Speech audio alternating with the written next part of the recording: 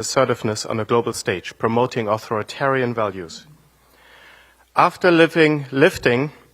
surprisingly lifting its draconian COVID restrictions late last year, Beijing has failed to jumpstart China's economy, which is suffering from a systemic and endemic loss of confidence, linked both to years of short-sighted economic policies and to the Chinese population's perception that they are captive to the whims of the state.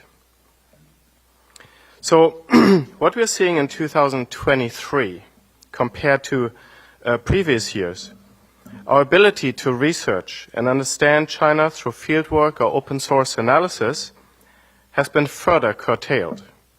Even seemingly benign investigations into China's economic development are now potentially framed as espionage. Western auditing firms have been raided. Foreign investors are increasingly cautious.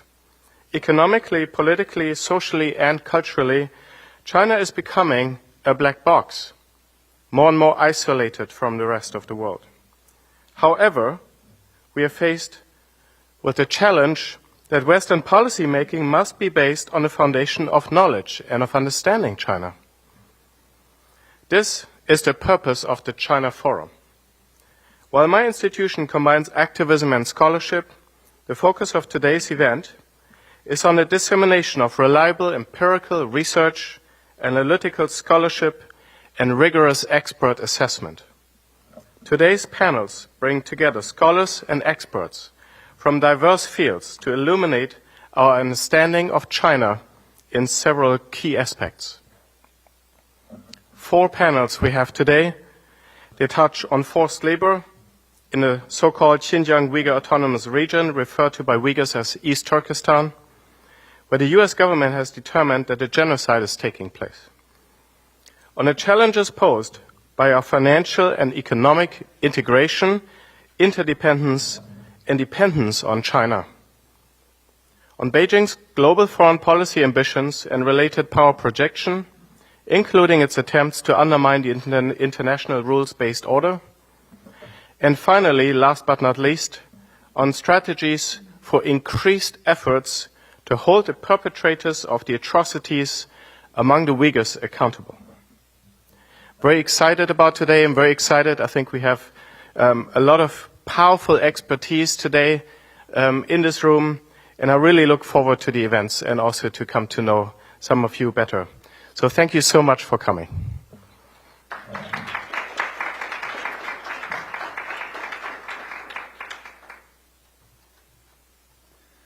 Thank you, Dr. Zenz. And next we will have a video message from the House Select Committee on China.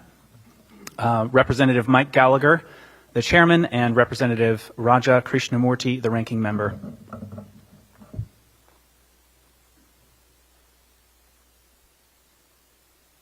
I want Americans to know that the Chinese Communist Party presents a threat not just to the Indo-Pacific region or a military threat to Taiwan, but a threat to American sovereignty here at home. And I also think that human rights are at the core of this competition, protecting our values. And I think we've seen that in a lot of what we've done on the committee, starting with events surrounding transnational repression, illegal Chinese Communist Party police stations on American soil, the coercion and assault of students on American campuses. All of these things should reinforce the fact that we need to defend our sovereignty and our values, and I think that's why human rights are a core part of this competition. I think that the other aspect of it is the Chinese Communist Party under Xi Jinping. Yeah. It's a different animal than what we've seen even in past incarnations of the CCP, because I feel like Xi Jinping, he is a Marxist-Leninist. I guess his idol is Mao Zedong.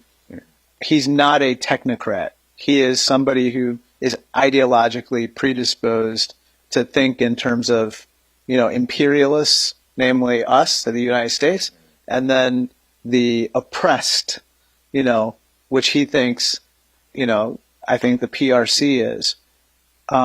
He views the world in a dichotomy, black and white, more than gray. or more than in a nuanced way. And that could be dangerous because, when you view the world that way, you start to categorize and you start to put people in pigeonholes they don't belong in. And so, the Uyghurs and the Tibetans and the Hong Kongers and any dissidents are like bad people, are threats to the country. Our way of thinking is totally different than that. We value diversity of thought, we value diversity of origin, ethnic origin, and we welcome different voices at the table. We focused on the business community recently, in part because I think what makes this competition so complex is that we are economically entangled with China. We've spent over 2 decades pursuing this hypothesis, which was that by integrating China into the global economy, by providing them accession to the WTO, it would moderate their political behavior. It was a logical bet that, quite frankly, both parties made, and it happened not to work. Mm-hmm.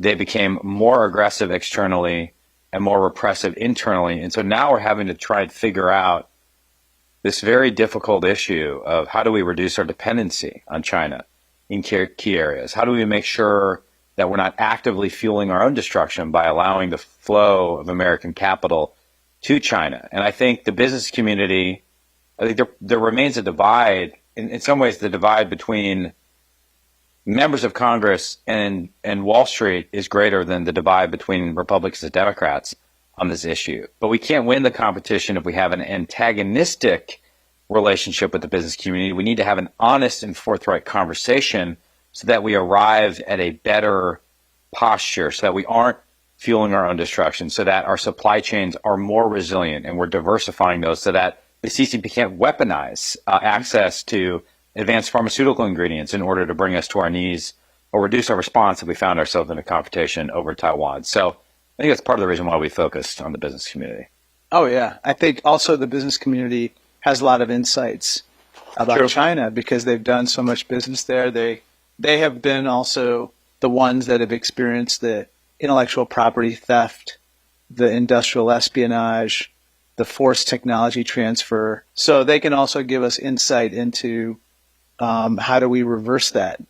But also, I think the business community has done surprisingly a lot to reduce its exposure with regard to CCP policies because they've reduced their footprint in China. They are moving some of that manufacturing back to America, which is a very good thing. And we have to talk honestly about how can we attract it here. What conditions do we need to create to get more of it to come to Schaumburg, Illinois, and other places? But the point is that it's the dialogue with the business community is essential for us to learn more about the competition. It makes me think too that like when we say business community, we're not just talking about big Wall Street, right, asset manager, right? We went to Stoughton, Wisconsin to visit a company called Stoughton Trailers, which makes trailers and chassis, to hear about the way in which Chinese companies cheating completely undermine their business. And this is just a manufacturing business in Wisconsin. And so business community also means, much more than just Wall Street. We put out 2 policy reports, which were bipartisan. We've been able, for the one on sort of military competition, we've been able to get a lot of our recommendations into the National Defense Authorization Act. We need to ensure that that passes, but we're hoping to put out a series of recommendations on the economic and technological aspect of our competition, as well as continue to do aggressive oversight and investigation. So I'm proud of that. Yeah, I agree. I echo your sentiments. And I think that I'm hearing a lot from people that this is one of those few places where they see real bipartisanship, but it's not groupthink either. Like, we have differences of opinion, not just between the parties, but even, within the parties, that's reflected on the committee. And I think that's a good thing. We've been, able to distill kind of the common denominators that unite all the different opinions. and come up with clear messaging. And I think that's really useful. I think that the CCP is paying attention to us. Yeah.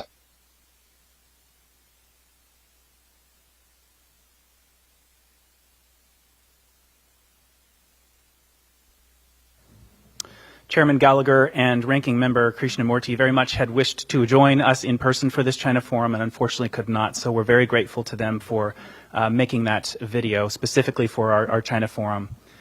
We were honored very much when the Select Committee was first formed to have been selected by them to host their very first public event at our Victims of Communism Museum in February of this year, a conversation with dissidents in our museum. And Chairman Gallagher has been very kind to note publicly how much VOC's China work has been used and read by policymakers and is influencing legislation on the Hill, something we're very honored and humbled to hear. Next, I'm pleased to introduce Matthew Pottinger as our keynote speaker. Matt Pottinger is a distinguished visiting fellow at the Hoover Institution and the China Program Chairman at the Foundation for the Defense of Democracies. Matt Pottinger served in the White House for 4 years in senior roles on the National Security Council staff and previously served as the Senior Director for Asia, where he led the administration's work on the Indo-Pacific region, specifically its shift on China policy.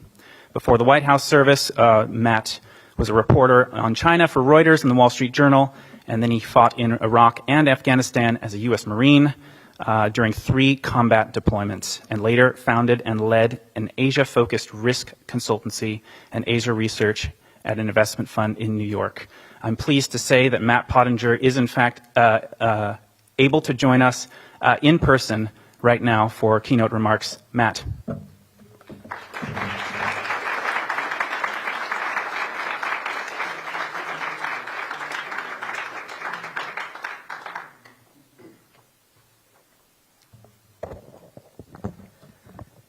Abraham, thanks for the kind intro, and good morning to everyone. Thanks also to my friend Andrew Bremberg for the fine service that you did when we were working together in the last administration. You were our ambassador to Geneva, covering a lot of the international organizations that you saw autocracies trying to co-opt and corrupt, and you did a great job defending our interests and the founding principles that all those organizations were founded on. So it's up to all of us to fight for the soul of those organizations, and you did that. So thanks for that. I'd like to congratulate the foundation for the essential work that you've been doing, and especially to recognize the work of Dr. Adrian Zenz and your colleagues who've done so much to document and expose Beijing's crimes against humanity, against Uyghur people, and other minority groups. Adrian, thanks. Looking forward to hearing more from you, and congrats on all the great work you've been doing. I've really long admired the mission of your foundation, and that mission is to educate future generations about the suffering inflicted on people by communist regimes. Your mission to never let us forget the atrocities of the last century is now compounded by new work, the essential task of documenting atrocities attributable to communism in the 21st century. Back in the 20th century, communist regimes inflicted 100 million untimely deaths worldwide. The Chinese Communist Party accounted for the majority of those deaths. I'm sorry to report that so far in the 21st century, the Chinese Communist Party appears to be on pace to meet or beat its 20th century death toll.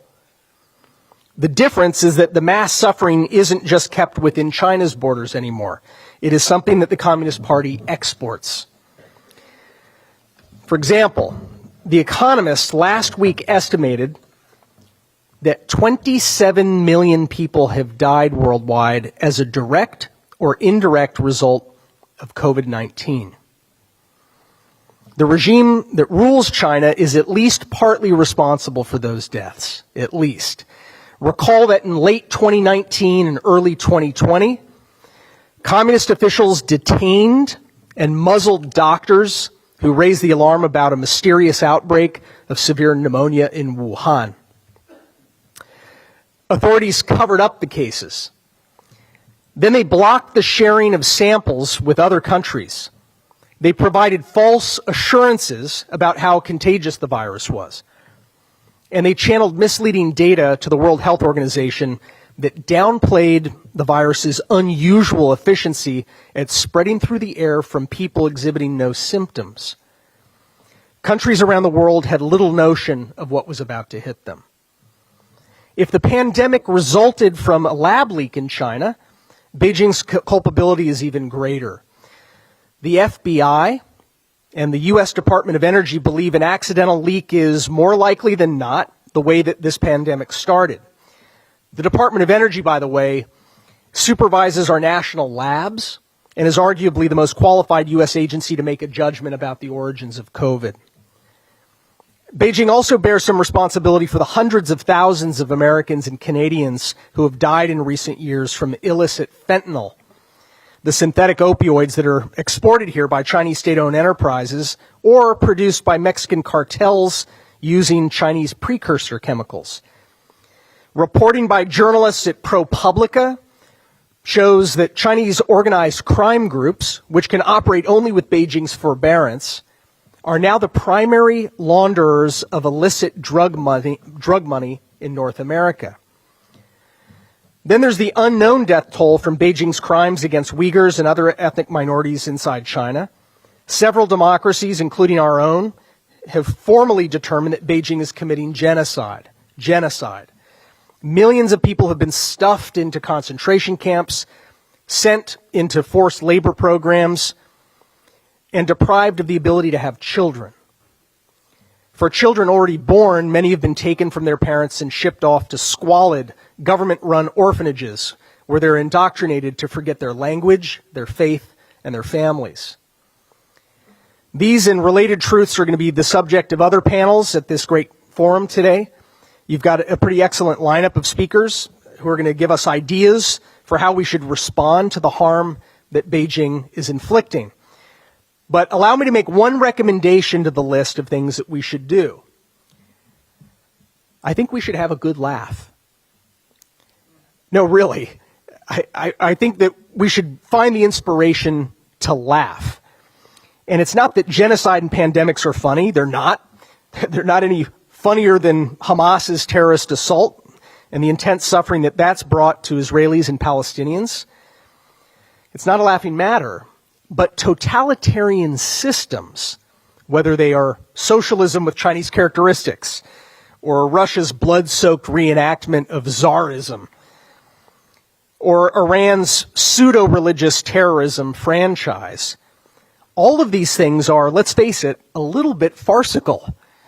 At the very least, these regimes and the humorless men that run them are worthy of our scorn, our satire, and yes, our laughter. So let me explain. The late Nobel Peace Prize laureate Liu Xiaobo once wrote, quote, "I see political humor as an important and widespread form of popular resistance in post-totalitarian society. It played a similar role in the Soviet Union and Eastern Europe before the great changeover that occurred there. Political satire in Chinese popular culture has shown a creativity," he said, "and an authenticity that the solemn face of officialdom lacks." He continued, quote, "The more serious the face of the government, the more people can only laugh." So what does this kind of political humor look like in practice in China? It's actually a pretty rich tradition. From folk rhymes and hilarious jingles, 顺口溜, and that skewer pretentious officials, things like 恶搞, which is very loosely translated the sport of creatively lampooning bureaucracy and other daily indignities online. And I'll just give you a small but telling example. Today in China, typing the name of China's supreme leader on social media can be almost impossible without getting censored. As a result, there's a cat and mouse game that requires ever more ingenious nicknames for Xi Jinping. Some refer to him as baozi, or steamed bun, after he made a choreographed visit to a food stall early in his tenure. But now steamed bun is an illicit term that can subtly vaporize like the steam from buns when you write that word in sentences, even if you're not referring to Xi. Lately, Xi Jinping has been referred to as that person, 那个人, and, quote, a guy in Beijing, 北京某男子, and also as you know who, 谁. He's even called simply, if somewhat ambiguously, him, 他. Some netizens tried to get around the censors by substituting numbers for letters, calling Xi 11, because that's what his surname would spell if it were a Roman numeral. That worked until it didn't. And then people started to use 242. And that's because it represents the Mandarin language tones that accompany the Chinese characters to Xi Jinping's name. So think about that. This would sort of be like the equivalent of writing, Morse code to approximate the number of syllables for Joe Biden. So even so, the Chinese censors eventually caught on and banned those numbers too. So writing numbers online in China can be quite risky, since so many combinations add up to dates when atrocities were committed by the Chinese Communist Party. Just a few weeks ago, China had to expunge from the internet a very nice photograph of two Chinese athletes at the Asian Games hugging each other to celebrate a victory. The problem was that one of them had the number 6 on her uniform, the other had the number 4, so when they stood together, it read like 6/4, June 4th, the date of the Tiananmen massacre back in 1989. Even writing 89 can get you into choppy waters in China. So when I think of Chinese censors, I'm reminded of the Syrian officials who early on in Assad's war against his own population had to scurry around picking up hundreds of ping pong balls that protesters would roll down hilly streets in Damascus. The balls had anti-regime slogans written on them.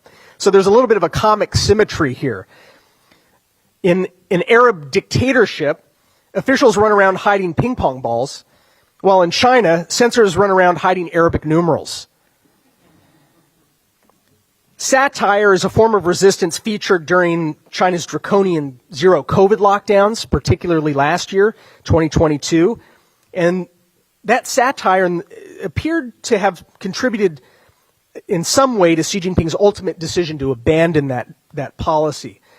In Shanghai, for example, there's a young cinematographer who was driven to the limits of his sanity by the incessant bedtime recorded announcements that echoed through his apartment and through his whole neighborhood, summoning people to report for daily COVID tests. So he decided to run an experiment. He typed out the text of dozens of these official announcements, and then he ran them through Google's random generator to scramble the words into entirely new and utterly nonsensical phrases. He then recorded and broadcast this gobbledygook, purely nonsensical phrases, throughout his neighborhood on loudspeakers. His neighbors were so conditioned to tune out the inane, real-world announcements that they didn't notice that the filmmaker's official-sounding announcements were in fact total gibberish. That video he posted online, and it quickly garnered cheers and approval across the Chinese web, according to a New York Times account. Chinese netizens don't have a monopoly on political satire, of course. When the dour and bloodthirsty regime in Iran boasted that its cabinet members had more PhDs than their U.S. government counterparts, Iranian citizens responded that in Iran, PhD must stand for passed high school with difficulty. I'm optimistic that there is subversive satire occurring even in despotic outer planets like North Korea, although I have to confess that I had trouble finding any evidence of humor while I was preparing this speech. So if we can't laugh with the North Korean people, we should at least laugh on their behalf as their proxies. Chinese netizens do sometimes step up and serve as proxies for the gagged masses of North Korea. In a phrase on the Chinese internet that skewers the regimes in Pyongyang and Beijing simultaneously, Chinese netizens refer to China as Xi Chaoxian, West Korea. So Liu Xiaobo, the Nobel laureate, cautions that we should be on guard against letting satire breed cynicism, but he says the risks of, quote, parody, mockery, ridicule, and insolence towards the state are, on balance, worth the costs. They're a powerful form of resistance. He said, quote, satire of what is wrong implies that something else is right. Satire tears down for the sake of rebirth. So we should laugh at totalitarian regimes, laugh with those who are living under those regimes, and in places that lack even an ounce of freedom, we should laugh on behalf of those who can't laugh for themselves. There are corners of the world so dark where the concrete cell floors are so thick that even humor can't sprout, but rather it goes dormant like grass in winter. The Uyghur poet Tahir Hamid Izgil described in a recent interview his journey, step by step, into deeper and deeper persecution and repression in Xinjiang, until finally he was locked up in a Chinese labor camp. Quote, after the mass internments began, Tahir said, we felt humor was lost. It was even hard to imagine beautiful things like writing poetry. In that nearly hopeless situation, he said, we chose silence. Now, Tahir eventually got out and immigrated to the United States. And he said his ability to experience humor gradually blossomed again. Humor, he said, quote, gives reality back to us. Reality is what an oppressive government is afraid of, close quote. Liu Xiaobo knew what those darkest corners of human existence were like. He was jailed repeatedly, and for more than a dozen years in all, as punishment for his clear and beautiful writing about human dignity and the need for a Chinese system of government that protects that dignity with rights. In 2017, Liu Xiaobo became the only Nobel Peace Prize winner ever to die while a political prisoner. The first was Karl von Ossietzky, who the Nazis arrested for his journalism exposing Hitler's secret military buildup. Liu wrote that, quote, some people say that political humor tore the Iron Curtain down.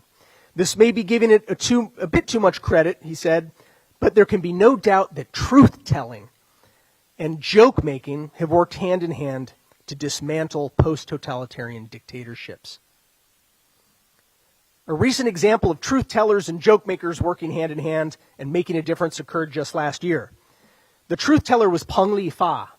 Peng Li-fa, a brave man who dressed like a construction worker one October day and hung a banner on a Beijing overpass that called for an end to zero COVID and the beginning of political change in China.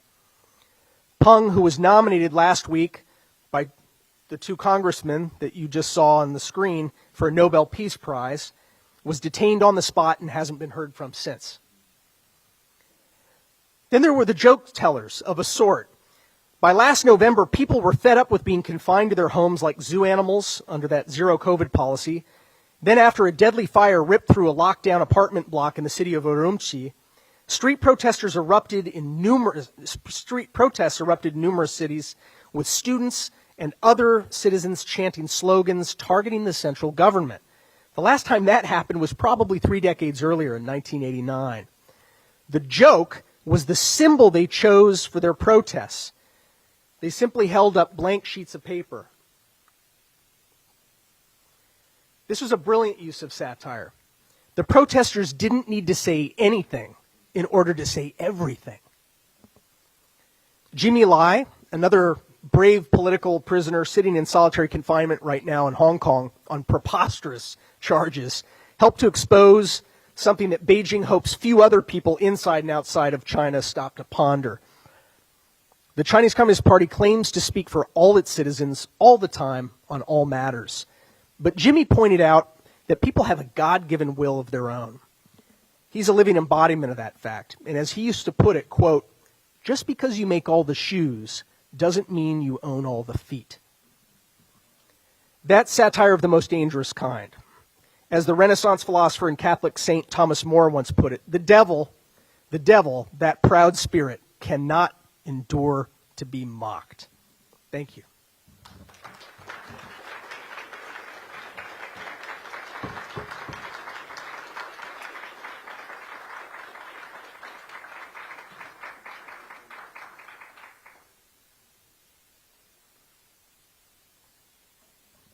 Thank you very much, Matt. Oh, thank you, Matt. You know, Matt, I'm not sure why you think everything's so bad in China. I asked my Chinese friends how it is over there, and they say, I can't complain. Every one of them. For next year's China Forum, we might have to try a stand-up session. With that, I'd like to introduce our first panel, focused on power and responsibility, how Beijing's human rights record is shaping diplomacy and foreign policy. If the panelists can please come forward and sit at the table. This panel will be moderated by Ambassador Andrew Bremberg.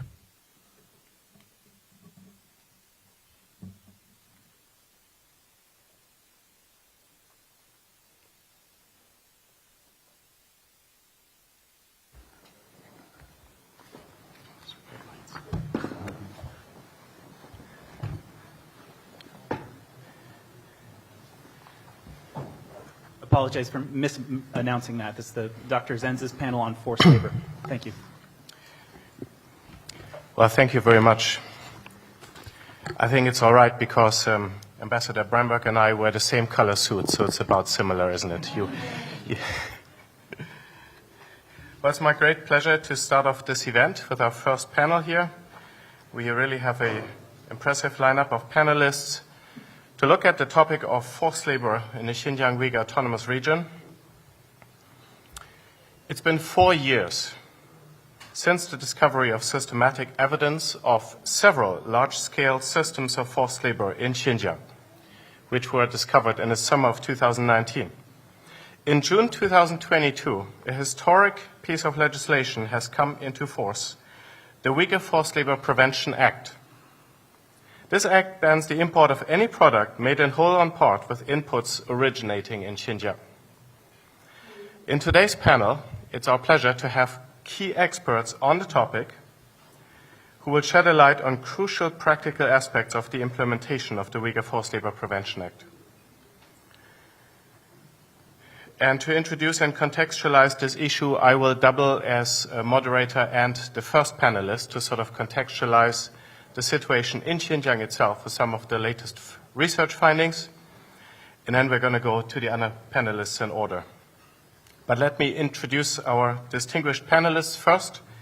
We have to my right here, Brian Hoxier. I hope I pronounced that correctly.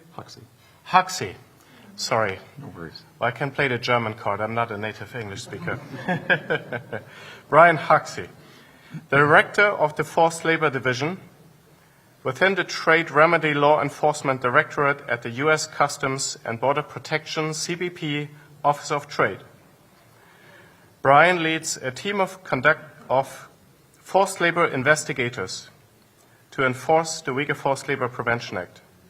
Prior to his current position, Brian was the director of CBP's Enforce and Protect Act investigations of anti-dumping and countervailing duty evasion and managed its e-allegation program. Before joining the Office of Trade, Brian served in several roles providing planning and risk analysis, support for CBP's trade, global engagement, and border security missions. After Brian, we're going to have John Foote. John Foote is a partner at Kelly Dry and Warren LLP. John is an expert on international trade law and policy with deep experience helping companies navigate U.S. trade rules and agreements. I think there's a lot in that sentence, but he's going to unpack that. John advises clients on tariff mitigation strategies and advocates for fair enforcement of trade laws. He represents companies in disputes before U.S. courts and agencies, including customs enforcement actions, on issues like classification, valuation, and country of origin. He's an expert on addressing forced labor through trade tools, including import bans, and USMCA Rapid Response Labor Mechanism. And last but not least, we're going to hear from Luisa Greve, who is Director of Global Advocacy of the Uyghur Human Rights Project. Previously, Luisa was Vice President for Programs and East Asia Director at the National Endowment for Democracy. She's an experienced non-profit advisor and an expert on human rights in China, having traveled and worked in China since 1980. Her first visit to Xinjiang or East Turkestan was in 1988. She currently also serves as a Washington Fellow for CSW, an advocacy group promoting freedom of religion and belief for peoples of all faiths. She has served on the Amnesty International USA Board of Directors, the Virginia Advisory Committee of the U.S. Commission on Civil Rights, the International Advisory Committee of the Coalition to End Transplant Abuse in China, and the Liberties Promise Board of Directors. She's the author of several book chapters on ethnic issues and human rights in China and has testified before Congress on democracy in Asia. Forced labor really is one of the most important topics, because if you are looking at, okay, we have identified all this evidence. We have evidence of mass internment camps. We have evidence of birth prevention. We have evidence of parent-child separation in Xinjiang or East Turkestan, in the Uyghur homeland. Forced labor is really one of the areas where there's some of the largest scope for practical action, to actually do something about it, because we have laws that make forced labor illegal. It's illegal to have products made with forced labor being used and consumed here, so that North American consumers become complicit in the genocide, in the crimes against humanity in the region. So I'm going to start with a presentation looking at some of the latest research on the area.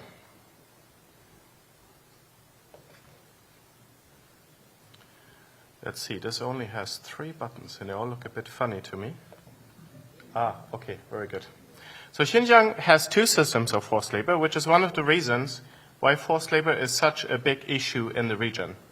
The one, and perhaps better known system, is directly linked to the camps of mass internment, where camp detainees are then placed into a range of labor placements, a comparatively limited range from what we understand from the policy evidence. In contrast, the second system of forced labor, poverty elevation through labor transfer, affects a much wider range of products and a much wider range of persons who were not in camps. It's very important to keep these 2 systems separate. Those, for example, major supply chains such as cotton, polysilicon, etc., are not currently linked to camp-linked labor. They are exclusively linked to labor transfer, poverty elevation, so-called poverty elevation through labor transfer policies, targeting so-called rural surplus laborers. Rural surplus laborers are defined as labor that can be transferred out of the agricultural sector without a reduction in agricultural production. And it's really something you have in all developing, emerging countries and economies. But in China, we have an artificially enlarged pool of surplus labor because of Mao Zedong's Stalinist development policies, where people were confined to their location. Peasants could not freely seek work in cities. And so there's an artificially increased pool of this labor. And of course, many of these sort of voluntarily migrated, but in Xinjiang, we have a very different situation where besides regular urban-rural migration, at some point, particularly in 2014, it was decided by the national government in Beijing that Uyghur underemployment is actually a national security risk, meaning Uyghurs who are just kind of idle or semi-idle, at least part of the time in the countryside through underemployment, pose a risk to Chinese national security because they're allegedly considered to be easily influenceable by extremist thought, so the government says. And so the primary motivation to get Uyghurs into full employment is more political than economic, even though economic exploitation is taking place, but it's primarily a political goal, which means it's harder to tackle with sanctions because it's not just for profit making, although that does take place. And also, the other ramification, it is harder to measure. It's more difficult to measure labor, forced labor, where the primary motivation is political rather than economic, because a lot of the indicators developed by organizations such as the ILO, the International Labour Organization, focus on economic exploitation, and that, of course, is the common sort of thing. I'm going to skip a little over this in terms of time, some of the developments we see.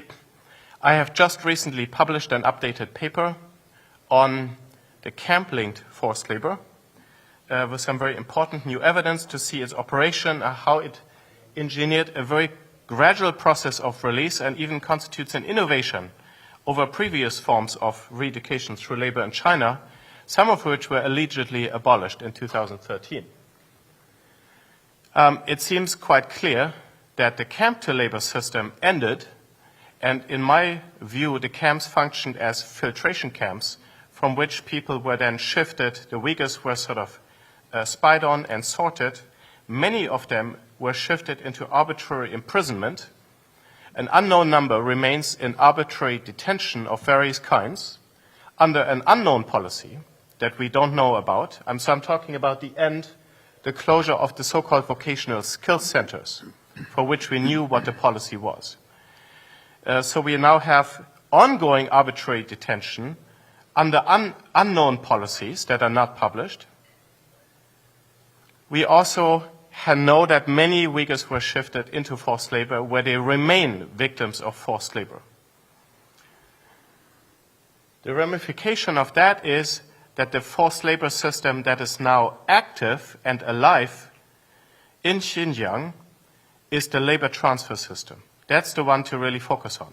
Not to minimize camp-linked forced labor, which continues to have victims, but also labor transfers are the much larger system of forced labor. A conservative estimate of those shifted from camps to forced labor would be at least 500,000, could well be more, but we also need to take into account that a very large and unknown number were shifted to prisons. So that should be considered a conservative estimate. Poverty elevation through labor transfer affects undetained agriculturalists, and those at risk of forced labor could be up to 2 million, or potentially more, because most recently, under the new party secretary, Ma Xingray, we see an intensification of the system of forced labor. Generally, China signed up to the ILO agreements this year, ratified 2 ILO forced labor agreements, and I think one of the reasons they're doing that is because they have desecuritized a lot of the camps, at least the ones that are more visible. They have probably started to desecuritize some of the camp-linked workplaces, many of which were in industrial parks, because everything kind of has now gotten into a certain routine. And they are normalizing and institutionalizing the coercive forced labor system of labor transfers, meaning that forced labor in Xinjiang has become less visible. And this has all kinds of ramifications should, for example, the ILO, who interestingly sent a team to China this year, and they also went to Xinjiang, to the ILO from Geneva, visited Xinjiang on sort of an informal visit. And one of the problems that we are seeing is that state-imposed forced labor is not necessarily that visible. Because if you look here, state-imposed forced labor creates an overall coercive environment where from the grassroots, you have a strong grassroots system of many, many tens of thousands, hundreds of thousands of officials, government employees, who mobilize people, who go from door to door, knocking on doors, who mobilize people into forced labor. So you have coercive recruitment, which is not that easy to observe. The workplace itself, you have the training and transfer, and then the worker management and retention. So you have a police state system where people cannot just leave their job.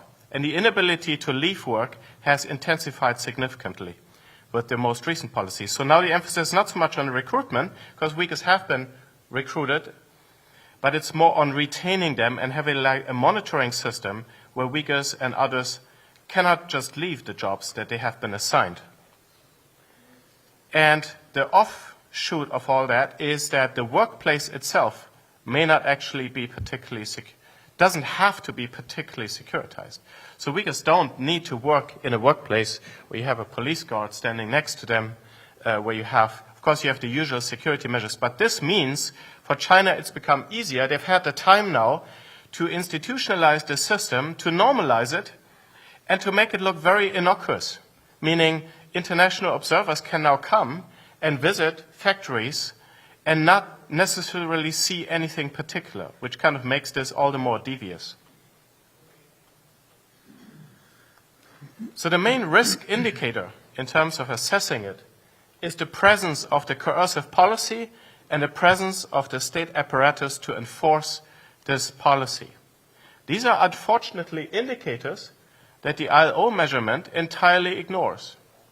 And this is something I've been looking at and study, looking at how the ILO has been developing indicators for measuring forced labor. And one of the problems is that they have not really focused on state-imposed forced labor because they've not seen it as a major issue.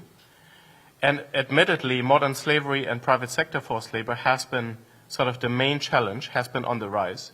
And therefore, that's been the focus of the ILO, but it means because private forced labor in companies and state-imposed forced labor, which operates in a whole society, are very, very different to try to measure, to evaluate, and so on.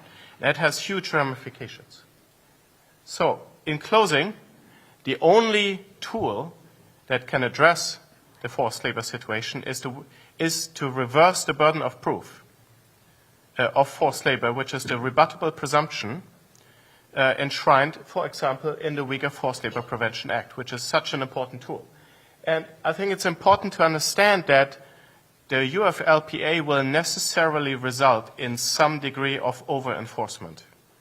Because if you place a rebuttable presumption of forced labor for an entire region, you are going to catch shipments that are not made with forced labor.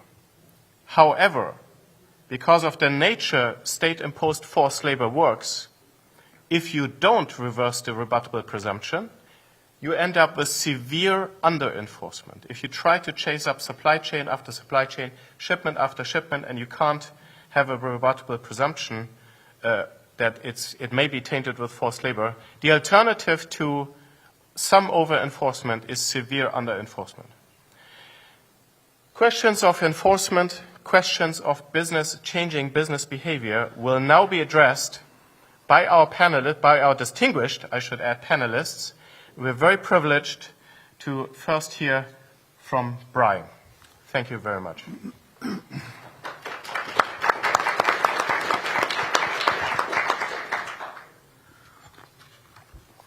Thank you. Let's see if I can you hear me okay? Thank you. Thank you, Dr. Zenz, for that and inviting me here to speak today on U.S. Customs and Border Protection's enforcement of the Uyghur Forced Labor Prevention Act.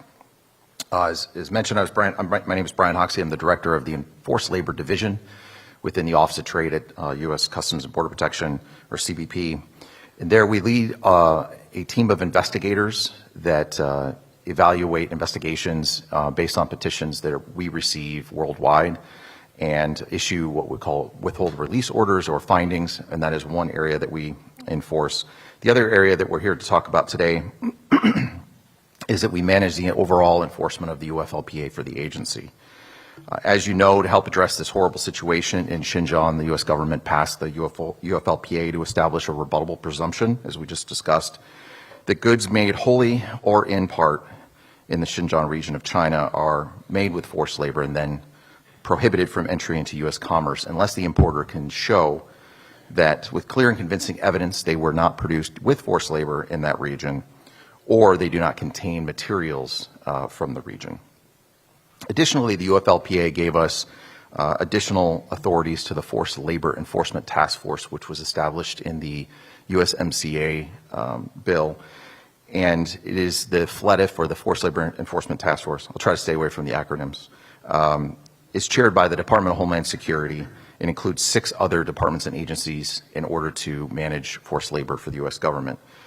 One of those things that they do is establish an entity list of entities that are involved in producing or exporting within the Xinjiang region, participating in poverty alleviation programs, and or otherwise engage in labor transfer programs. They can add entities to this list, and then our authorities require us to prohibit those goods from entry. CBP is a part of the FLEDF in an advisory capacity, but we continue to support our DHS partners and other government partners in this role. So how do we enforce UFLPA at CBP? When the law was signed, we, in the beginning of roughly 2 years ago, we established a task force quickly to stand up this capabilities and implement the law. We implemented in June 21 of 2022, and so that's roughly 15 months ago. To put that into a little bit of context, the quick implementation of this bill did not result in any slowdowns or port disruptions from overall implementation. And we view this as a significant success and illustrates that we can implement a strong enforcement law such as the UFLPA without overall affecting trade.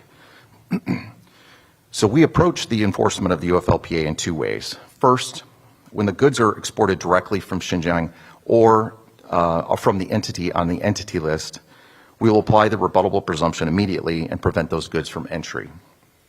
Importers then must request an exception to that ruling for a shipment to prove with clear and convincing evidence that those goods are not made with forced labor before it is released into U.S. commerce. If we were to grant an exception, we would also have to notify Congress, and that would be a publicly available notification. To date, we have only received 3 exception requests. All 3 have been withdrawn, and the goods were re-exported outside of U.S. jurisdiction. Second, for goods that are not directly from Xinjiang, CBP evaluates the risk that a producer uses good materials, either raw materials or parts that in part of the clause, in the final product, and we will stop any shipments that we deem with a significant risk of containing materials made with forced labor from Xinjiang. In this case, importers can either request to re-export their goods, which sometimes they do, or they can request an evaluation of the applicability of the UFLPA to that particular shipment.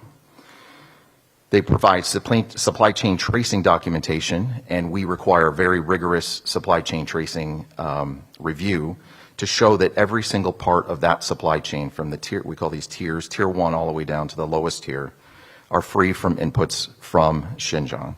So for example, if you are importing cotton shirts, then we want to see the information of the source of that cotton all the way down to where it was farmed. If the importer cannot show evidence or they do not have enough information, we will deny that from entry. The UFLPA is a major shift for the importers. It requires them to know their entire supply chains from the end product all the way to the raw materials, like I mentioned. Through our enforcement from June 21st of last year all the way to September 31st, we've stopped over 5,000 shipments of goods valued over $1.9 billion because of risk of forced labor and conducted enforcement reviews. Of those, 4,600 shipments made final entry decision, and of those, 53% were denied entry. Due to our enforcement, we are seeing some successes and some areas that I want to say on a couple main trends. First, importers are increasingly improving their due diligence efforts.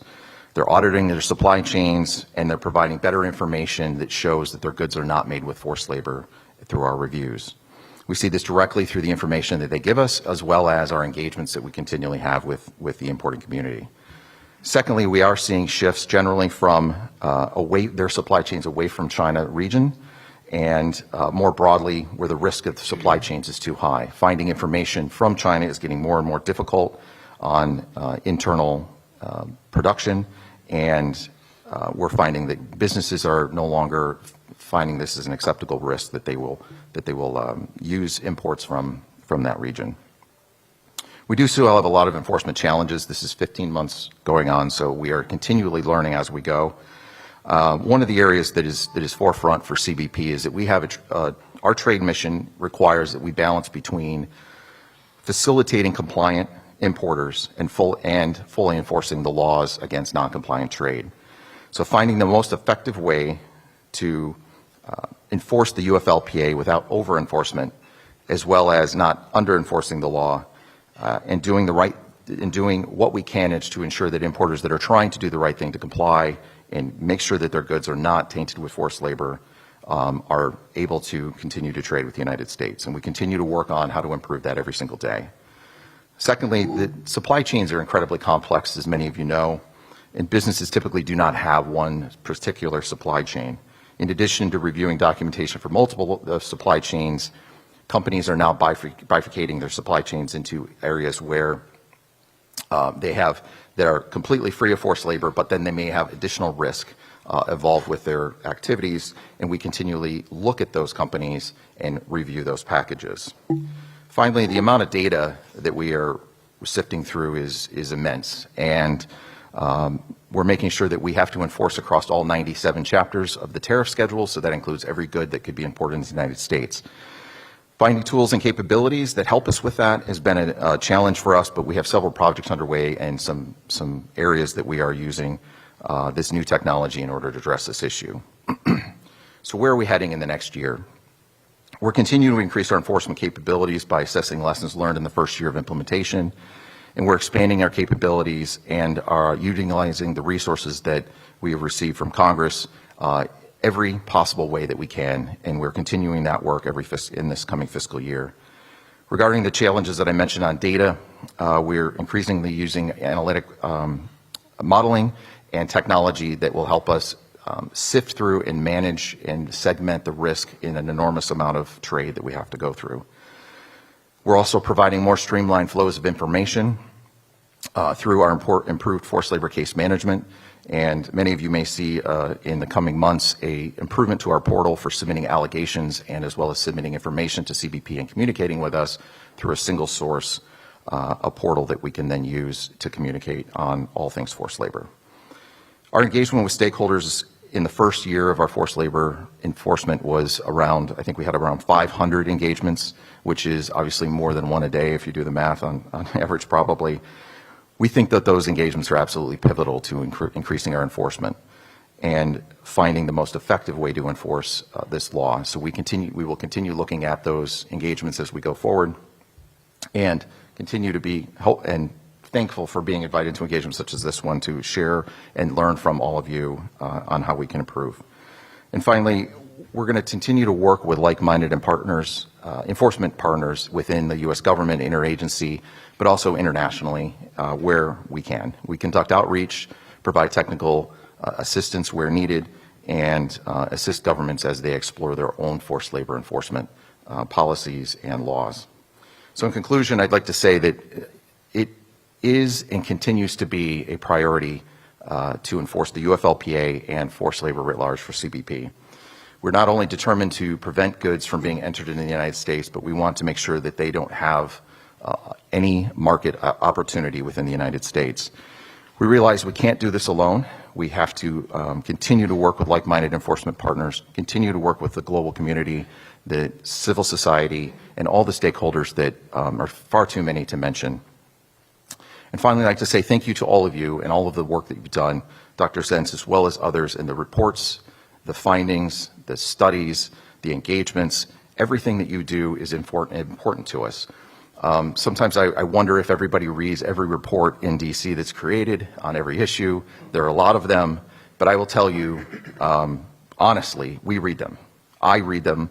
My team reads them. We all read your reports because we are looking for every single bit of opportunity in order to effectively enforce this law more strongly. And so please keep doing what you're doing. Please continue to invite us in these engagements and continue to engage with us and help us enforce this law. Thank you. Well, thank you so much. Thank you so much, Brian, for your availability, for your humility, and for sharing with us about this very important work. We're very grateful for the hard work that CBP is doing here. Next, we will hear from John. Thank you. Thank you, Dr. Zenz and Ambassador Bremberg, for extending the invitation. I love this dialogue. I really enjoy this event. I appreciate the opportunity to talk about this Uyghur Forced Labor Prevention Act. I'm going to offer you a different perspective. I agree with probably 95% of everything that Brian shared, but I'll share a slightly different perspective. As mentioned, I'm a partner in the international trade practice at Kelly Dry & Warren. My practice consists of advising corporations on how to ensure that they remain compliant with U.S. trade laws, particularly those governing the importation of goods. And sometimes folks have described my practice as being like in the weeds of international trade, and that used to bother me until I learned to embrace it, because it's true. In my line of work, I spend all day, every day, curating my expertise from within the rules-based international system. And it's from this unique vantage that I'd like to describe for you the Uyghur Forced Labor Prevention Act. Even if you think you understand what this law is or how it operates, I'd ask you to suspend your preconceived notions and just hear it from me anew. A few weeks ago, in a newsletter that I published on forced labor trade enforcement, I described the UFLPA enforcement as unfolding, quote, according to an extra-legal process governed neither by statute nor regulation, and so far without the benefit of input from the judiciary. Now, this provoked some measured disagreement, some strong disagreement even, from folks who believe that the UFLPA is a good and important law, who felt maybe it sent a wrong or at least unfair message. And while I agree that the UFLPA is good and important, I want to be clear that was not an expression of opinion. It was a statement of fact. The UFLPA is being enforced according to a process that is not contemplated in the text of the law itself. And while I firmly believe that Customs is doing its level best to enforce the law vigorously and fairly, my audacious claim holds water. Before I unpack that, I'll just highlight two critical features of the UFLPA that I agree are good and important. I'll explain how the rebuttable presumption works, how CBP picks targets, and what happens after CBP detains merchandise. This is the process that I described as extra-legal, because it is not described in any law, including the UFLPA. And I'll conclude with a couple of thoughts on why this matters and should concern an audience of policymakers or even lawmakers, especially those in favor of, quote, vigorous enforcement. When Congress enacted the UFLPA, it answered a question that only it could answer. Namely, so far as the U.S. is concerned, the labor component of China's state-sponsored programs targeting Uyghurs constitutes forced labor. The question might have proven difficult for Customs to resolve on its own, simply in the course of enforcing the forced labor import ban. If one major world power wants to spin the compelled labor dimensions of an ethnic elimination campaign with euphemisms like labor transfer and poverty alleviation, it is incumbent for other world powers, and especially those with commercial ties to such practices, to clarify what is actually happening. Ergo, the determination of Congress that such conduct constitutes forced labor for purposes of U.S. law was essential. And second, as a result of the state-sponsored nature of this forced labor, the pervasive quality of the ethnic elimination campaign throughout Xinjiang, it was necessary to define the scope of the law's coverage to include all of the affected geography, i.e. all of Xinjiang. And due to the labor transfer program, which moves forced Uyghur labor throughout the country, the adoption of the UFLPA entity list was also an additional important achievement of the law. Now, there may be some commercial enterprises within Xinjiang that might not be active participants in forced Uyghur labor, but the Chinese Communist Party's commitment not only to perpetuate abuses, but to lie about it, cover it up, feign shutting it down, and then declare the overall approach totally correct, all while running a surveillance state that makes free movement by outside actors and independent assessment of facts on the ground impossible, rendered the region-wide approach of the UFLPA a necessity. It's common for proponents of the UFLPA to talk about the law's important role in shifting the burden of proof to companies to prove their shipments aren't tainted with forced labor. Technically, that is a true statement, but it elides a distinction that is critical to understanding how the law works. The rebuttable presumption established by the UFLPA is a presumption about the condition of labor used to produce certain goods, namely those made wholly or in part in Xinjiang or by a listed entity. These are presumed to have been made with forced labor, and so are inadmissible under the U.S. forced labor import ban. But there's a conceptually prior question. Which goods are made wholly or in part in Xinjiang or by a UFLPA-listed entity? On this question, the UFLPA is silent. In some instances, the answer might seem fairly obvious. For example, goods might be shipped to the U.S. directly from Xinjiang, or CBP might open a container at the port and discover boxes of red dates, helpfully labeled Bingtuan red dates, the transliterated name for the XPCC. But even in these instances, where it's relatively straightforward to spot the Xinjiang goods, CBP found it necessary to make modifications to its data collection from importers in order not to miss the low-hanging fruit. But more often than not, in fact, in almost all cases, Xinjiang content isn't being shipped directly to the United States. And if you open a container at the port, goods made with Xinjiang content look exactly the same as goods made with admissible content. Now, this presents a quandary for CBP because the UFLPA and the forced labor import ban on which it is built are enforced against specific imported goods. For better or for worse, this is the power and liability of forced labor trade laws as enforced in the United States. It is therefore incumbent on someone to identify goods that are made with Xinjiang content, goods to which the UFLPA applies. Now, at present, the law doesn't even provide an importer the opportunity to make a voluntary representation about the UFLPA compliance of its imported merchandise, if it wished to do so. Therefore, CBP alone has to make the call. And because CBP does not know a priori which goods have been mined, produced, or manufactured in Xinjiang, wholly or in part, it has to make the best guess possible. Now, to say that CBP has to guess which imports to detain is not to say that CBP doesn't make an educated guess. It most certainly does.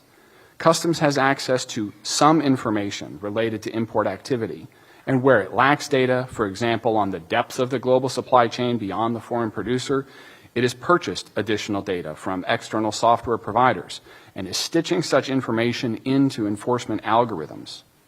But data alone, even purchase data, only gets customs so far. As I wrote a few weeks ago, informal inferential reasoning is the only true precondition to enforcement. It all starts here. Customs has to infer which goods from which final manufacturers are most likely to contain Xinjiang content. And that is why academic research outfits, NGOs and the like, have taken on such outsized importance in the UFLPA universe. They serve up juicy, well-documented enforcement targets for breakfast.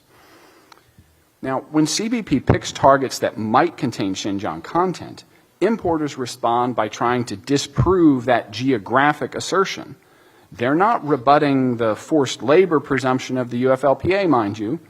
They're just trying to prove their goods aren't subject to the UFLPA in the first place.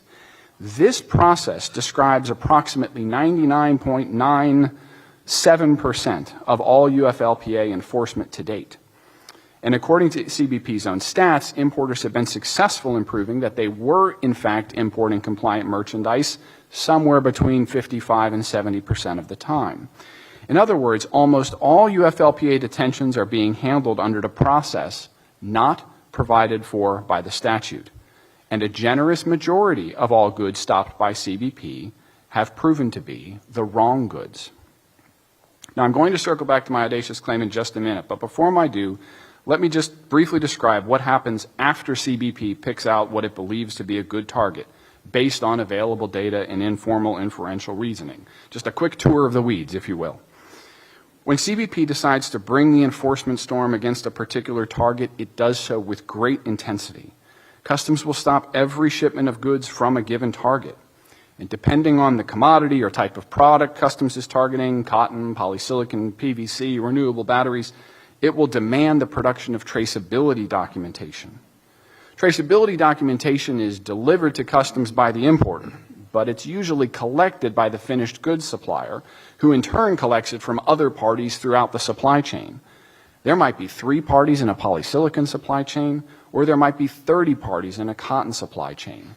All of them have to play ball. The documentation for traceability packages, as Brian noted, is extensive, and by CBP's own recognition, defies somewhat easy categorization. Customs will list exemplars, but cannot define the full extent of a perfect traceability package.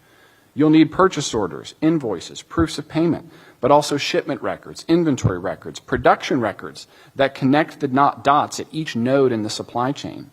Everything has to tick and tie back together. It needs to be summarized, translated, indexed. And technologically enhanced traceability, if it exists, is always subordinate to the paper. In customs view, actual transaction documents are king. A traceability package might consist of dozens of individual documents and be between 600 or 1,000 pages long. And the question presented to CBP is deceptively simple. Does this traceability package depict an actual supply chain, or does it not?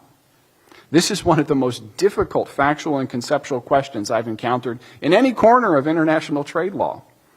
An importer might have to produce a traceability package for every type of product contained within a single entry.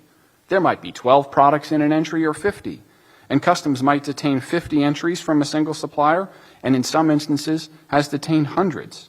No published standards indicate when customs will move the storm on from one finished goods supplier to a subsequent target. And the further you get away from the high priority sectors in the law, the more untethered the traceability demands have become. Customs started targeting imports that contain PVC after an NGO report documented PVC production in Xinjiang. But customs traceability demand included not just PVC, but every raw material in the finished merchandise, including many with no alleged link to Xinjiang whatsoever.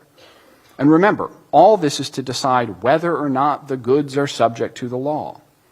CBP's traceability demand for renewable batteries contemplates traceability packages for 17 different components, many of which are not currently subject to an allegation of Xinjiang nexus, and for 13 different machines used in the production process, among other demands.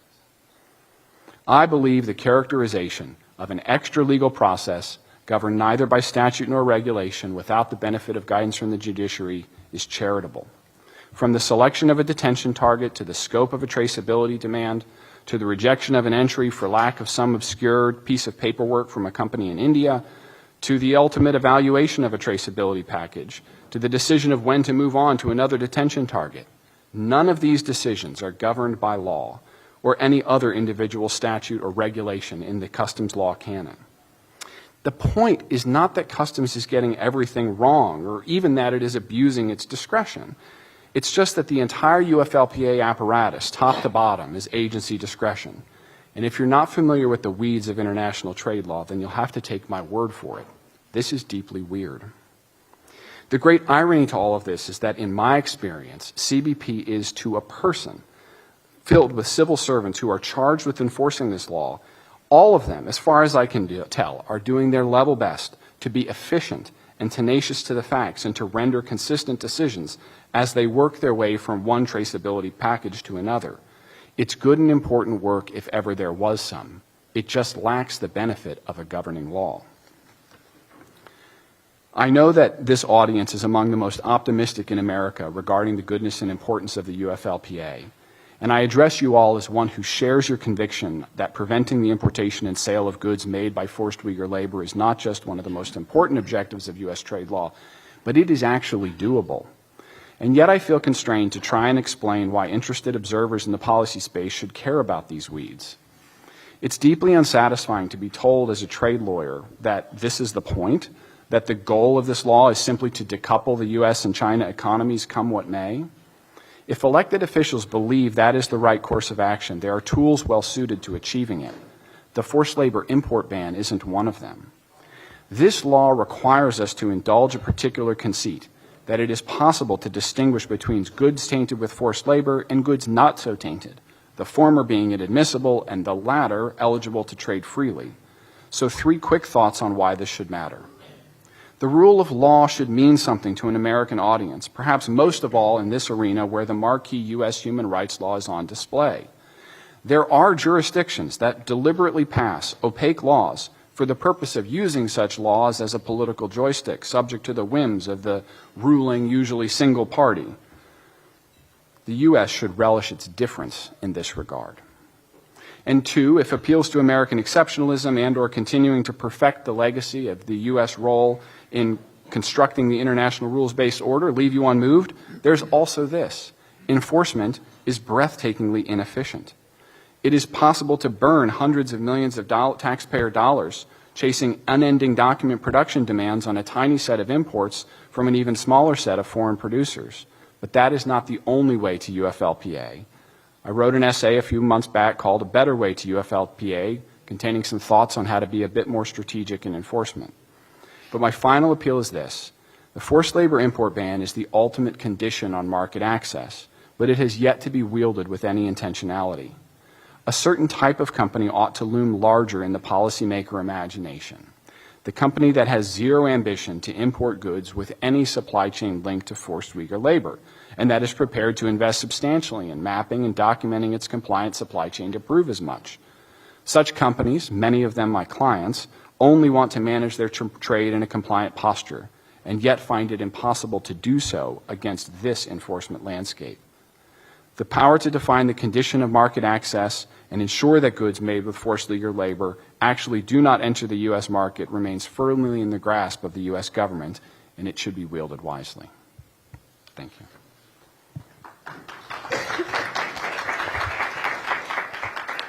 Thank you, John. It's always very interesting to hear your perspective as one of the practitioners, somebody who deeply believes in the value of the Uyghur Forced Labor Prevention Act and in countering state-imposed forced labor in Xinjiang, while at the same time facing some of the practical challenges that this very unique and unprecedented sort of step entails.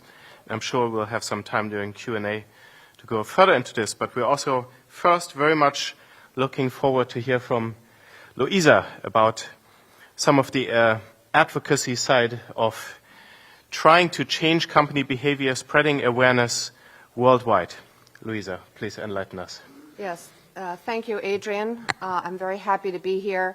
My organization, the Uyghur Human Rights Project, is founded by Uyghurs nearly 20 years ago and led by Uyghurs. So my job and our mission is to ensure that Uyghur human rights are documented and that there is a proper policy response to violations. And indeed, what is the proper policy response to genocide and crimes against humanity? I'm quoting U.S. government determination of the level of international crimes.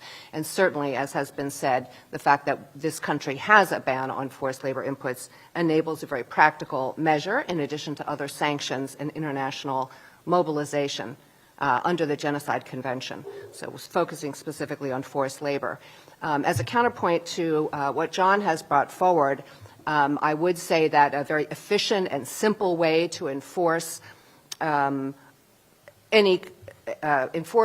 prohibition on U.S. commercial and consumer complicity or profits from forced labor in violation of U.S. law since 1930 could be something like a trade embargo, which was what was in place when Stalin had the gulags and when the Nazis put people into forced labor. That is not the case now, and so how do we reconcile some forms of trade with a regime that's committing a genocide and is targeting an entire ethnic group using forced labor as a major tool?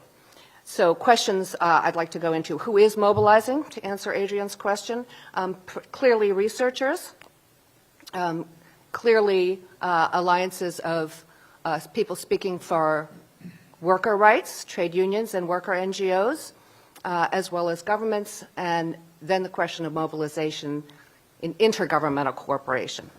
So certainly reports I've counted. We have the Coalition to End Forced Labor in the Uyghur region has a list of reports which is not fully complete. It has 25 NGO reports since the summer of 2019.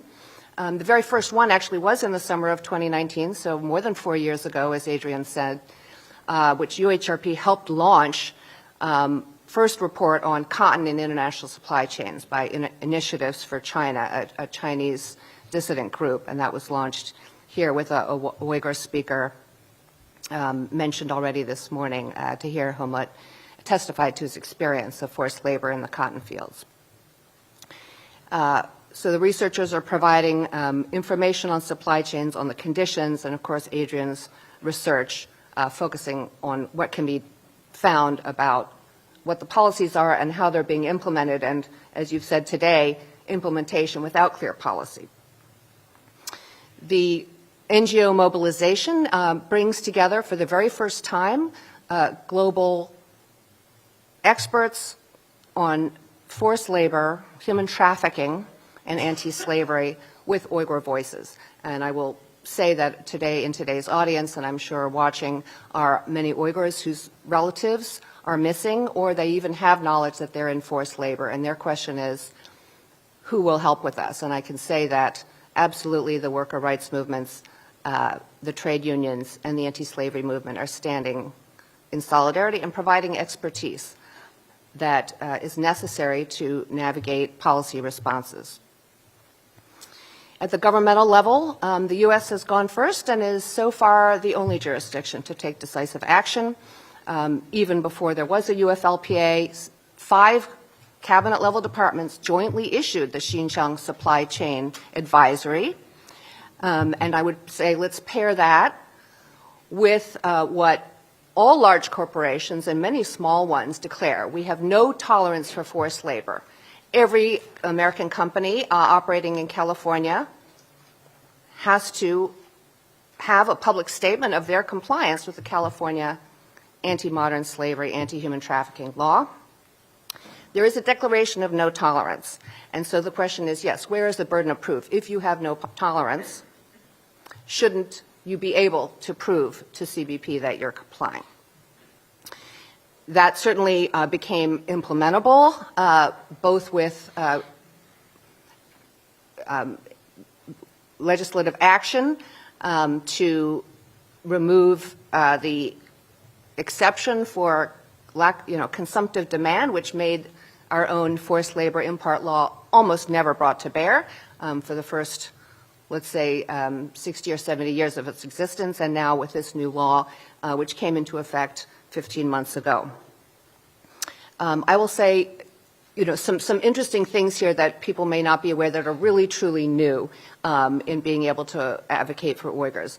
CBP had a 2-day expo on technical and research-based tools to know your supply chain, to understand raw material sources, to trace your supply chain, but both technical and in terms of data. And I can't remember the exact number, but for the first time you have private sector providers coming forward, joining their voices with the advocates who say, if you have no tolerance, why don't you know your supply chain? How can you implement your lack of tolerance if you don't know who's supplying your lower tier products? And that was really a turning point, I would say, where you have, by participating in the CBP Expo, 2-day Expo in March, you have the private sector very clearly saying, in a group, not just on their own business development materials, their own websites, you can trace your supply chain with their help. I'll go on to say, where have we seen industry responses changing? I will tell you also a story about when the coalition to form to end forced labor in the Uyghur region began mobilizing. It was after this summer of 2019, Adrian's research, other research coming out and being briefed to NGOs, to the National Security Council, to the State Department. The Cotton Campaign, which had worked for 9 years to get a voluntary business-wide agreement not to source Uzbek cotton because of the degree of state-imposed forced labor for the cotton harvest there, helped us form this coalition. And some of the people in our coalition who were already in touch with the ESG officers, the sustainability officials in some of the largest corporations in the textile and clothing space, we learned that as of about January and February 2020, right, so a few months after this research comes out, the very first hearing, which was held by Congressional Executive Commission on China, where Adrian testified, as did UHRP, top of mind supply chain risk issue that the textile importers felt was coming down the pike. So C-suite level risk alert was Xinjiang cotton. And then the pandemic closed down trade, and so it was a tremendous scramble to look at supply chains elsewhere. So we global crisis overtook a different global crisis, which was the crisis of genocidal targeting of Uyghurs. And so then it dropped off. So it was a burden on the advocates for Uyghurs and against modern slavery to, again, bring it to the attention of the companies. In the meantime, the chair and co-chair of CECC, there was a bipartisan introduction of the UFLPA, a version that was later modified in bicameral bipartisan negotiation, but that was March 2020, and then the coalition formally launched its call to action in July 2020, which was, we as a coalition of groups, we have 180 endorsements from NGOs around the world. We must stop sourcing from Xinjiang because of the high prevalence of forced labor there. And unless you know your supply chain, you will not be able to comply with the law or comply with your commitments to have no tolerance, and you should completely cut out Xinjiang sourcing from your supply chains as a moral matter. Let me say this about, I'll just say something about where does UFLPA stand in the response to the crisis of forced labor, and then tick off a few remaining undone issues, unaddressed issues. Really, the UFLPA is too little and too late. That's what happens in a democratic society. It takes time to enact a law. Elfadar Iltabil here with the Uyghur American Association, some of the survivors of the torture camps, they themselves were never in forced labor, but that prelude to the vocational training centers, stood in the cold in December 2021 with a big banner, "End Uyghur Forced Labor," past the UFLPA. We need some kind of response other than a policy determination and a few WROs. It was very disappointing, actually, for Uyghurs who felt such a crisis. American commitment to democracy, other jurisdictions not taking any action between March 2020 and December 2021. However, once it passed, it's still difficult to enforce. It takes time, it takes resources. The CBP had to stand up expertise. All the 7 agencies in the forced labor enforcement task force had to get up to speed and frankly are still not fully staffed. They don't all have fluent Chinese speakers. They don't have enough staff by their own presentation to truly do a good job of processing what they're asking of companies and to understand the priority sectors fully. So I would say on the agenda yet are how can we deal with de minimis imports under 800. This is a much higher threshold than in any other jurisdiction in the world. Many clothing products, of course, come in through the brand name direct-to-consumer shipments that you all know from Shein and Temu. Honestly, for Uyghurs to see Temu have a television ad during the Super Bowl was really quite shocking to see, an appeal to a broad global audience without any recognition that so much cotton, right? It's still 20% of the global supply of cotton is grown in Xinjiang, and to say all of these things should be coming into the U.S. without the CBP's ability to truly police the contents of these small shipments coming in directly to consumers. Be happy to talk more about that. We have not yet seen any penalties for importers who may have knowingly and willfully violated Section 307. It may be that none are doing that, but we would like to see a clear statement by CBP or DHS about the authorities that allow them to do that and what would constitute cause for a penalty. Our organization, the coalition, strongly endorsed what Chairman Gallagher said about the need to ensure it's not just about imports. It's also about profits through investment and, frankly, asking investors who are perfectly happy to provide working capital to some of the companies that are engaged in supporting the state-imposed forced labor,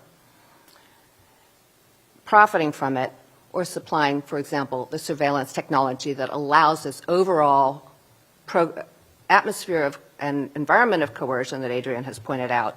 And there are some investment bans, and the U.S. deserves credit. President Biden imposed investment bans starting more than a year ago.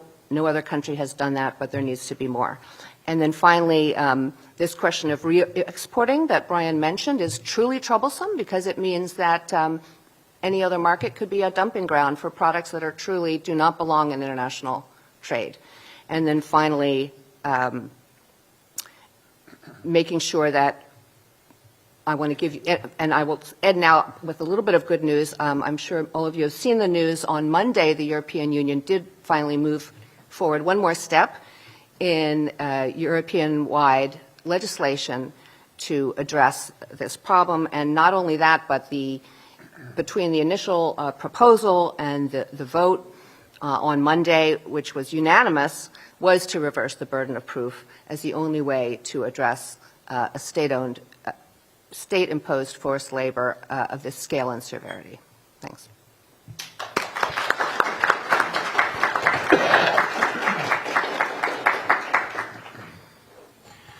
Thank you very much, Louisa. We are going to have a time of Q&A, and this is going to be facilitated by persons going around with note cards, and you can write your questions on note cards. I hope that's being done. I don't know if people need to raise their hands, but yes, they do. So we're going to write down questions, and then I will have the authority to selectively. I'm the dictator, and I will. Do we have to laugh at you? Yes, you're welcome to make fun of my dictatorship, by the way. While that is being done, I just want to firstly emphasize how much the United States, of course, there's always shortcomings of some kind, but the United States really is a leader in terms of combating video forced labor. If you look by comparison at other countries, if you look also at the process of the European Union, the time frame we're taking, Louisa mentioned some progress is being made, a vote in the European Parliament on an import ban. And finally, I've had several conversations with members of the European Union and Commission, and to try to convince them that there has to be the rebuttable presumption. It's such a difficult task, and in those terms, it's really commendable how quickly by comparison, too slow for the Uyghurs, of course, too slow for the Uyghurs, but by comparison, the US was willing to go and take on something very unprecedented, to reverse the presumption of forced labor. And so, by comparison with other countries, the United States really is to be commended on its action in that respect. And I can tell you that conversations with other countries are not always very encouraging on this topic. One of the things that certainly has been achieved is greater awareness among companies of the need for greater traceability. But then we're facing some real challenges. I mean, 90% of cotton in China is made in Xinjiang. So Western companies are claiming, Western companies who draw on Chinese cotton in some way are effectively claiming that they are using cotton from the 10%. And that's with traceability within China, shipments within China traceability is close to zero. So we're facing, in some sectors, effectively a need to get out, to say cotton from China, and that's 90% from the Uyghur region, that's really a poor option here. I would like to use the opportunity to ask the first question as questions are being collected. And Brian, you are, I think, one of the most important persons here on this panel, for better or for worse. And it's just really, no, it's really, thank you so much for coming and for being willing to be here, because this is so important, I think, this dialogue. And it's a very constructive dialogue, and as you will have gathered, everybody here is just very supportive of the Uyghur Forced Labor Prevention Act. And of course, we all know that there are enforcement challenges, and it's not easy. But at the same time, my question, again, comes from a slightly academic perspective. and I had argued before that to tackle state-imposed forced labor, you will end up with some over-enforcement of necessity. Although one, of course, will end up having to release. So we hear, of course, there are some shipments detained that are then going to be released. But I also want to ask at the question, can you assess, do you have an estimate, do you have an idea, sort of an honest opinion on the degree of under-enforcement that we might be facing? There is that dependence on, of course, NGO reports. There is the dependence on extremely complex and obfuscated global supply chains. Do you have an idea of where are areas of under-enforcement, and what are sort of your thoughts? Where is CBP what is kind of CBP's strategy with areas where you kind of know there might be or there probably is under-enforcement? So what are some of the strategies going sort of forward? So super easy question right out of the gate. Thank you. On the question of an estimate of under enforcement, I think that would be very difficult to do. I'll say that I'll focus in on our strategy more on this for making sure that we do enforce. We utilize a number of the tools that we utilize are able to, like I said, leverage all the different sources of data that we get, and they're continually updated. And so that's one of the areas that we start with, and Louisa mentioned the technical expo that we had. The tools that we're using are the same tools that are available to the industry, and so that that is for a specific reason, because we want the industry to be able to comply and conduct due diligence in a fair way. And so on enforcement pieces of that, we continually look at all of the different supply chains that we can find. I want to highlight one key distinction we talk a lot about goods, and CBP is not focused specifically on the goods that are imported into the country. We're focused on the entities that are involved in forced labor. And so if the entity is a company that is a chemical producer, for instance, and they produce 7 different products, all of those products are something that we're going to be looking at. It's not specifically, we do have our priority sectors of polysilicon, tomatoes, and cotton that is in the strategy that we look at. So we're constantly looking at entities and information that we can provide on entities. A strategy going forward to making sure that we're the strongest, we're being the strongest we can in our enforcement, is we've expanded, like I said, the technology that we're using in trying to develop more robust models that boils down, I guess, the multitude of data points that we have in order to look at just the specific things we need to analyze. Additionally, one of the areas that we've begun to start already is leveraging our staffing resources more broadly across the country and working more with our field representatives. You may if you don't understand the kind of the inner workings of CBP, we have what are called centers of excellence and expertise that are industry specific to things like base metals, agriculture, textiles enforcement. And so those groups are focused on accounts and shipping accounts of importers that are specific to those particular commodities. And so we're working directly with them to find different areas that we can increase our enforcement and become more efficient in the data that we find and the information that we're looking at to target. So I think over the next year, we're continually working on additional opportunities to do enforcement. And I do want to bring up one thing that Louisa said, and you asked a question, and I will say that we will get you an answer on the penalty piece. We are imposing penalties that are related to forced labor. We do not have a specific, these are typical penalty statutes that we have available to us under traditional trade law, and we will work on more transparency on that. I believe we're beginning to update our website on penalty actions that we, at least from a notification standpoint, we can't go into super detail a lot of the times on the penalties that we take, but that's an area that is also an area that we're looking at in enforcement, so that we can continue putting pressure out there that this is not allowable, that the UFLPA is a law that we're strictly enforcing, and when it comes to under enforcement, we're doing everything we can to strengthen our capabilities across the country and working with partners and using the information that we have.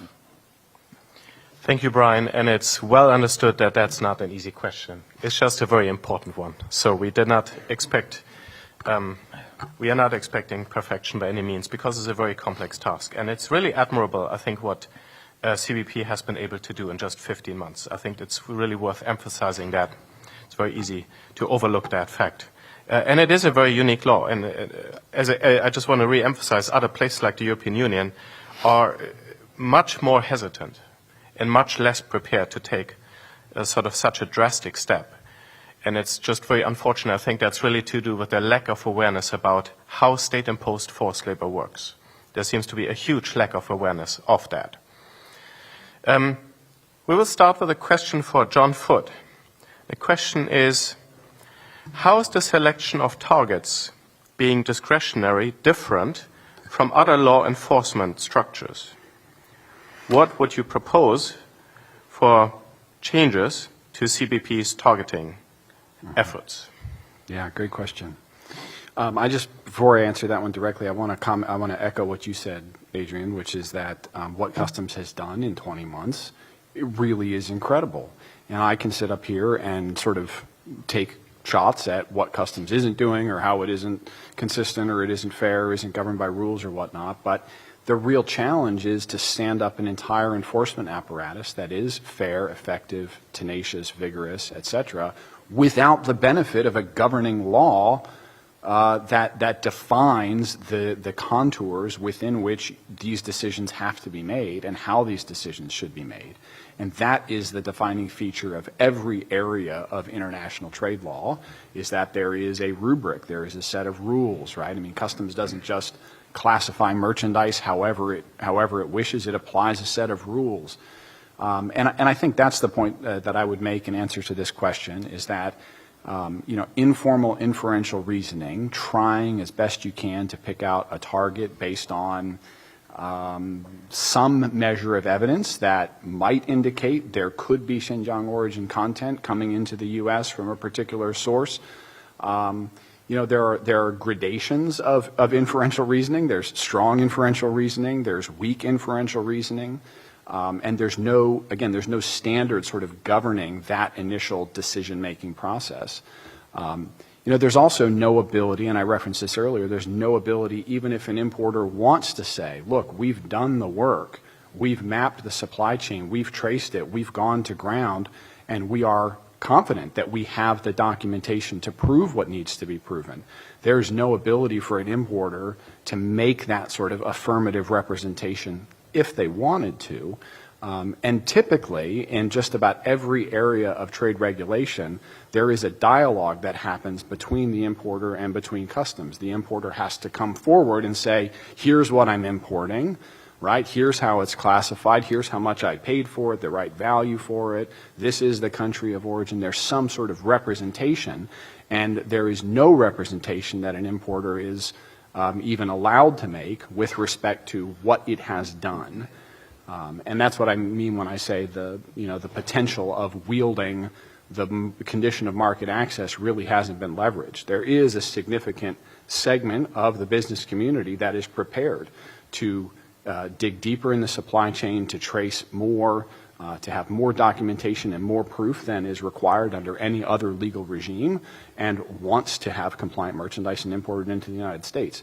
And the fact that those companies cannot find a clear path to understanding and predicting how they can do that is a real missed opportunity for the law at present. Thank you. The next question is for Louisa, and it really, this could be a 10-minute reply, but I think we need to limit it a little bit. So let me word it this way. What are some of the key successes of the work of the Coalition to End Uyghur Forced Labor in the struggle to tackle this challenge? Thank you, Adrian. The first success is that Uyghurs are not alone. So, the Uyghur nation is a proud nation with a long history, but I know that I would say even if you go back a decade, there are some people who work deeply on China policy would not know how to pronounce the name of this group.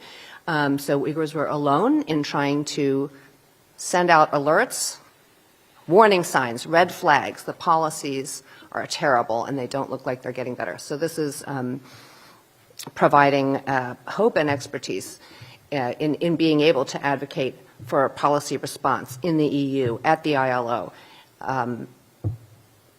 at what we hope sometime, the OECD. And so in multilateral bodies where small NGOs, a diaspora community is not going to be able to have access and provide the information and their views on the correct policy response. That's what the coalition provides. I would say in terms of outcomes, we've gone through companies, particularly the cotton and textile, the clothing companies, the brand names, realizing they couldn't get away with agnosticism. They were under pressure in the spring of 2020 after your research came out and the other reports. It's not enough to simply say we have no tolerance. And then they went into the maw of the Chinese government's response, which was to organize so-called consumer boycotts, retaliation against brands. H&M in particular will come to mind, if everyone recalls. And recognizing that, again, a state that's ready to retaliate capriciously, not under the color of law, through deception. We know that when there's an online, sustained online netizen response to something that is approved, it will be approved by the state, and therefore it represents a state wish to have this go forward, to retaliate against foreign brands that actually state, we have no tolerance for forced labor, we will not be sourcing products that are at high risk, because that's our company policy and our internal ethics. To have that kind of consumer, commercial market access retaliation against their brands should be a big wake-up call. And so that happened because companies realized they couldn't stay silent. Yes, absolutely. Just one of the things that, due to the work that so many people have been doing, such as Louisa and others on working with companies on due diligence, one of the things that we're seeing more and more, as I mentioned, is the increase in auditing and increase of supply chain tracing and due diligence. I think I was in Malaysia a few weeks ago, and it was held by an alliance that, the Responsible Business Alliance, for instance, which I'm not endorsing but I was invited to speak for them. They are taking on more roles on auditing. There are other associations and other companies out there that are taking a role in auditing their supply chains, providing opportunities for their members. So we're seeing a shift of that everywhere in the associations that we meet and the other groups that we meet with. And I think that that's in a direct reflection of a lot of the outreach that groups have been doing on this issue. So I just want to mention that.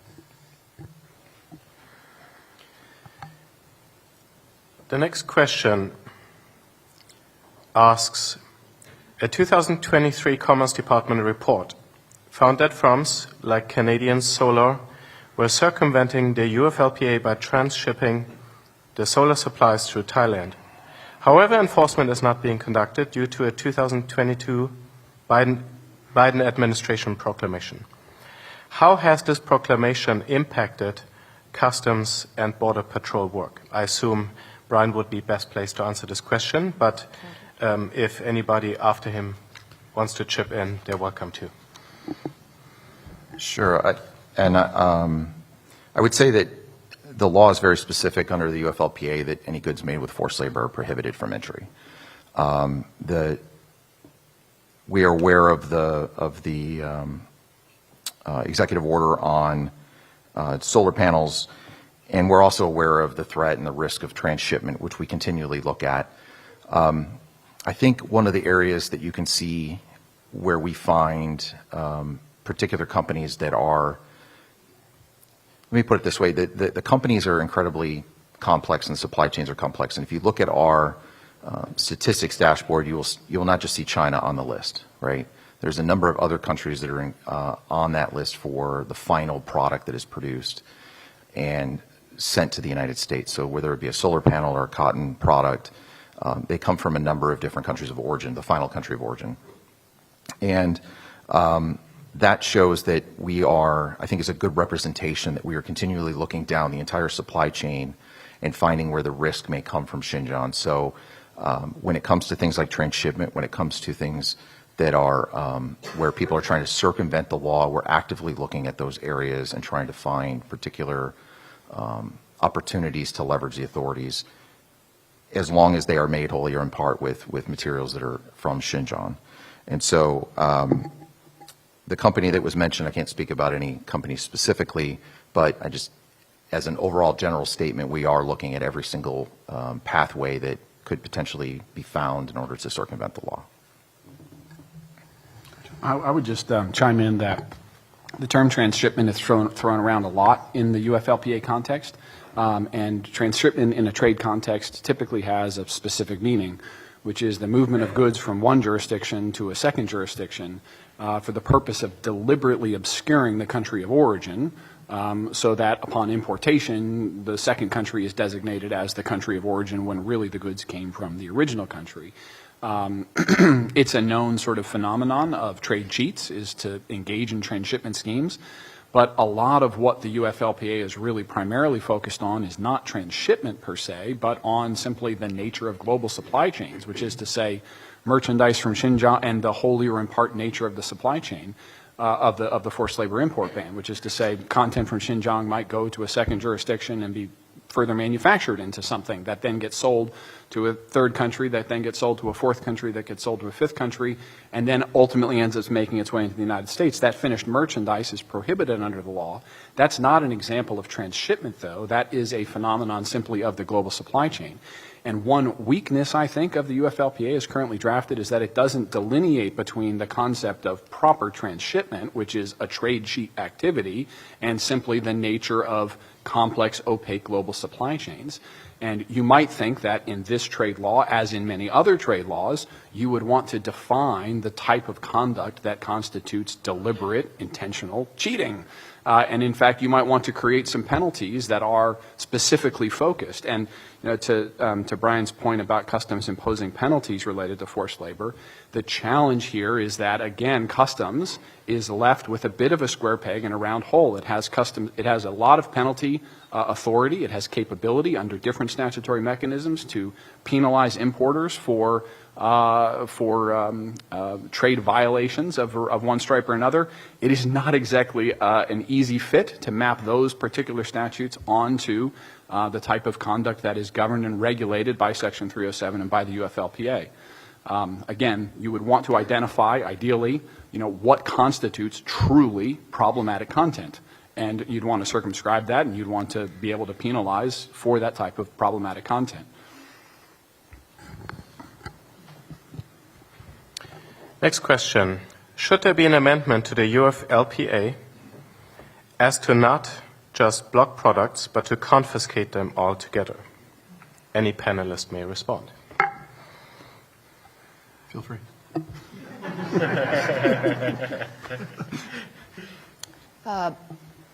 Certainly, in order to have real leverage over the Chinese government decision makers and business decision makers, and then the international market and trade partners of those Chinese entities, it has to be the case that you can't make a profit. Now, does that change the Chinese government's mind? As Adrian and many others have pointed out, the Chinese government wants to put Uyghurs in factory situations, take them away from their homes and their orchards where the government says you're idle because you're not drawing a wage. You might have a perfectly fine household economy, or some of your family have a wage and you don't.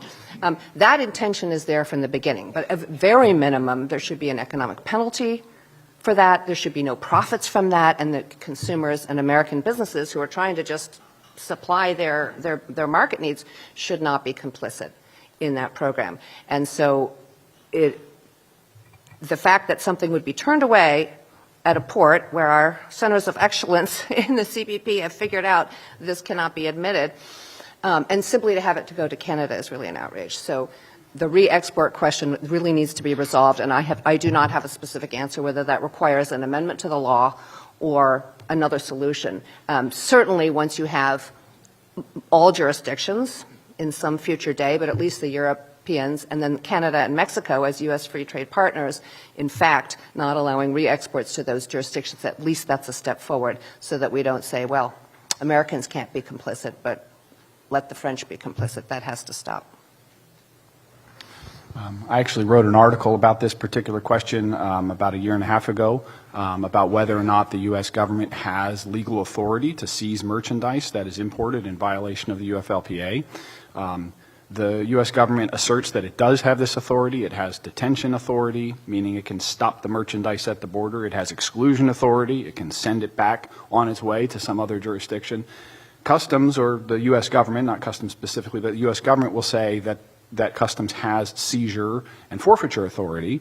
But if you actually go in and read the whole statute, all the different categories of merchandise that Customs can seize and forfeit are itemized. And there is no category that governs prohibited merchandise generally or merchandise imported in violation of the forced labor import ban specifically.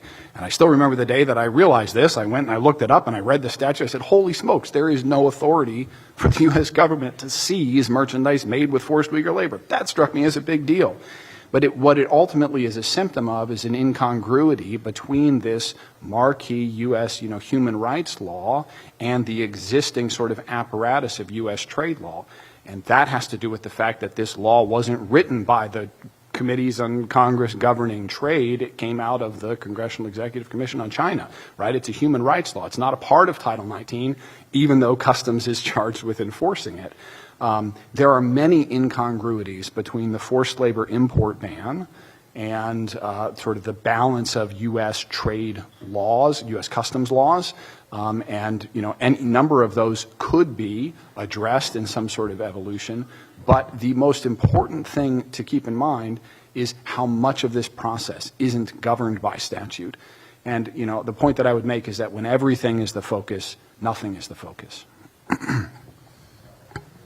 So on that, I'm not aware, I'll have to check with our lawyers, that we have actually stated that we have seizure and forfeiture authority under UFLPA, but we do have seizure and forfeiture authority under 1307, which is the law that UFLPA references and applies to. In that case, where I mentioned earlier, where we do investigations on allegations of forced labor, and then when we find, we have two different decisions that we can make on that. One is a withhold release order if we find reasonable suspicion of forced labor, and then the other is a finding if we find probable cause. And in a finding, we can actually seize the goods, and they're not subject to export. So there are authorities related to forced labor where we do have seizure authority, and it's an interesting question, I think, but I think it's more of a legal question that we'd have to coordinate on. Thanks. Sounds like there's interesting scope for follow-on conversations and potential follow-up on this question.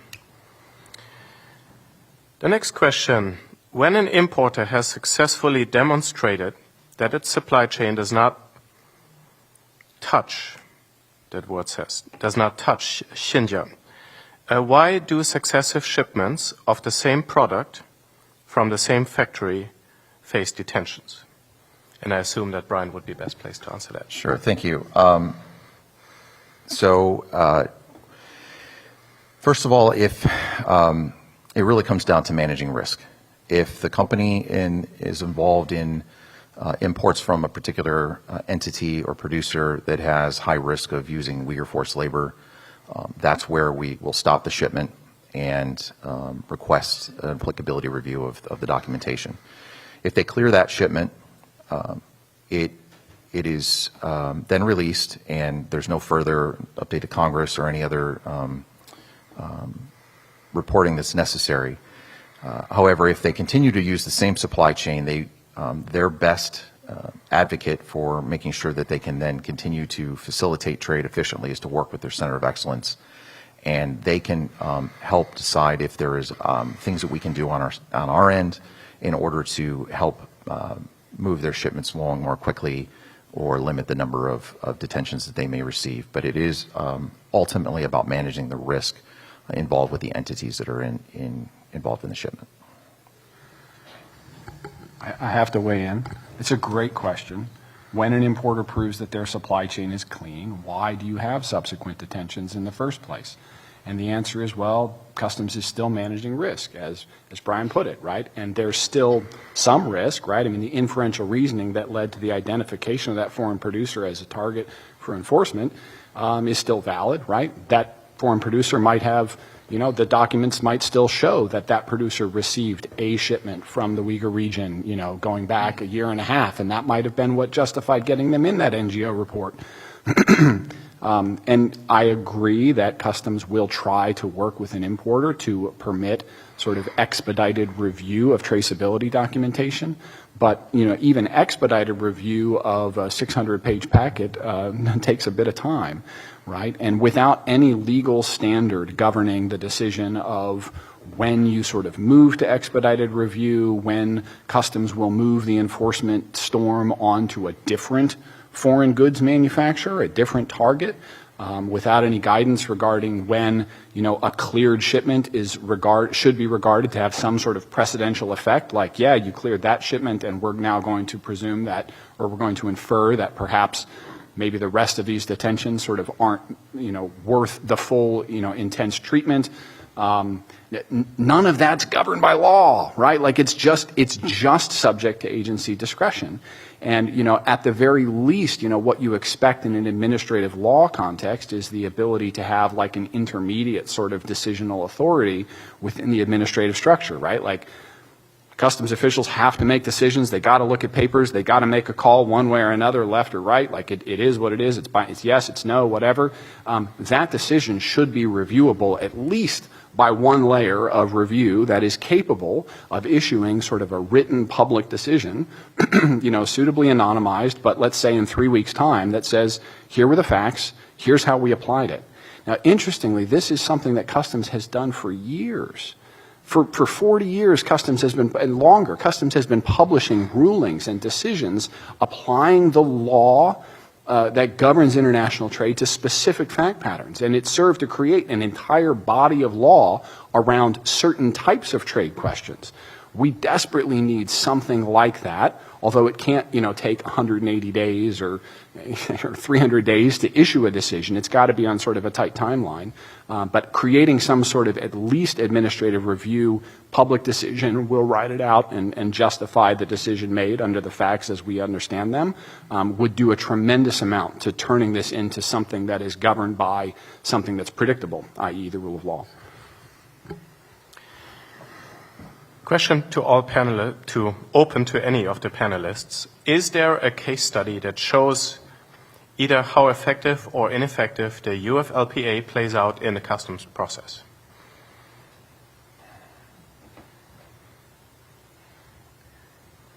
I'd like to give a case study, which is the report about the red dates. Thank you for mentioning that earlier. So again, Uyghur Americans, in particular UAA, worked in concert with a Uyghur researcher with UHRP, and literally took pictures of these Xinjiang Production and Construction Corp, Bingtuan products. The report title was Sanctioned Products on American Grocery Store Shelves. And by sanctioning, we weren't actually referring to UFLPA, which does govern policing the ports, right? That's what CBP has to do. Things are not allowed in the port if they're not allowed in America. This was about Magnitsky sanctions, global Magnitsky sanctions, which is the modern tool for freezing the assets and refusing visas to perpetrators of serious international crimes.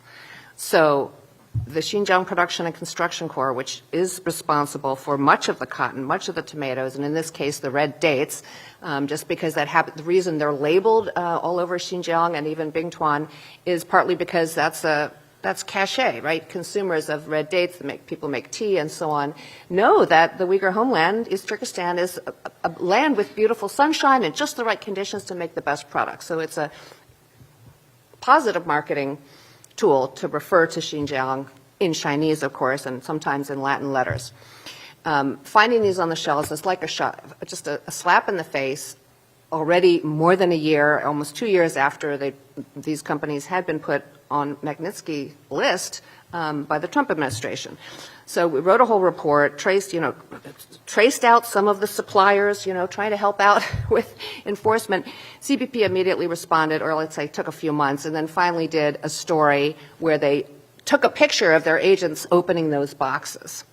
And anyone who reads Chinese can say, I can't believe that these are the exact same brands that we found in the grocery stores in March, April, May. Wired China did a whole story. They saw them on the grocery store shelves and said, hey, what's going on? So Customs was able to say, now that we have UFLPA, absolutely, what might be on a shelf, since it's a shelf-stable product, see how much we follow the rule of law? If it's a shelf-stable product, it's possible those products could have been sitting in that grocery store in Sacramento for 18 months, and therefore it wasn't at that time CBP's job to apply the rebuttable presumption to every Xinjiang product, because dates, unlike Xinjiang cotton, was not under a WRO at the time. So we were looking at the enforcement. So that photo, we put a report out in August. In January, the CBP employee newsletter put out a story. And then now people can see, yes, indeed, you can see pictures of Customs stopping these things. But we tried to get a meeting with Treasury, and I would like to invite anyone who's watching this, we would like to know why the Treasury Department is not imposing penalties on wherever that money changed hands. No sanctioned entity under the Magnitsky sanctions should be allowed to use the U.S. banking system. Their assets should be frozen. So how is it that these grocery distributors are able to somehow be paid and pay for goods with a sanctioned entity? So there's more than one entity, more than one issue going on, and there's a lack of enforcement on many actions, even when the American government has taken action, which is, there are 117 U.S. sanctions and written policies that are responding to the Uyghur genocide, including forced labor. In all of the rest of the world, there are 5 Magnitsky sanctions. And then now this EU law is coming in. So I will agree with Adrian that the U.S. is by far the leader. I mentioned that I publish a newsletter. It's on Substack. It's forcedlabortrade.substack.com. I've been thinking of creating sort of a running subsegment about sort of days without a XPCC red date sighting in the wild. I was in Asian grocery store 3 weeks ago, and there was a big, crate full of Bingtuan red dates for sale right by the checkout register here in the DC metro area. Forced labor trade enforcement is hard. It is hard to spot even the lowest hanging fruit, literally, even if that fruit is red dates. It's hard. It's hard to do it. You asked for a case study, an example. We'll change the jurisdictions and anonymize and say, we had a client that was importing goods from Thailand. The producer in Thailand had been named in an NGO report for having had one prior shipment in the days preceding the UFLPA taking effect from Xinjiang to this location in Thailand. And there were no ownership affiliations to the Xinjiang region by this Thai producer or by the importer. We had auditors go into the Thai facility and look at all the documentation and the production records and confirm that, in fact, no shipments of Xinjiang origin merchandise had entered the facility since January of 2022, which was 1 month after the UFLPA was signed, but before it had taken effect. There was no Xinjiang content, and we produced traceability packages that were, in my view, impeccable. We traced all the way to raw materials for PVC in multiple components. We traced all the way to raw materials for every other non-PVC component, and we turned in what I thought in 90 days was an incredible piece of work. And the shipment was rejected. The petition was rejected. And no reason was given. And I asked for a call and I asked for an explanation, and the explanation was, well, some importers in their submissions have included blank papers. And I said, well, I didn't include blank papers in my submission. And they said, yeah, well, we're talking about other folks. And I said, well, what about my submission? They said, well, why don't you take another look at it and maybe you can see what we didn't like in it. And that was the end of that answer, right? That was the end of the answer. So, there's a first-person sort of experience. I don't know if I call it a case study exactly, but forced labor trade enforcement is hard. It's a fascinating topic. It's a complicated topic. There are many different perspectives on it, which we were able to shed some light on in very limited time, but a highly interesting panel, and I'd really like to thank all the panelists for coming, and a round of applause.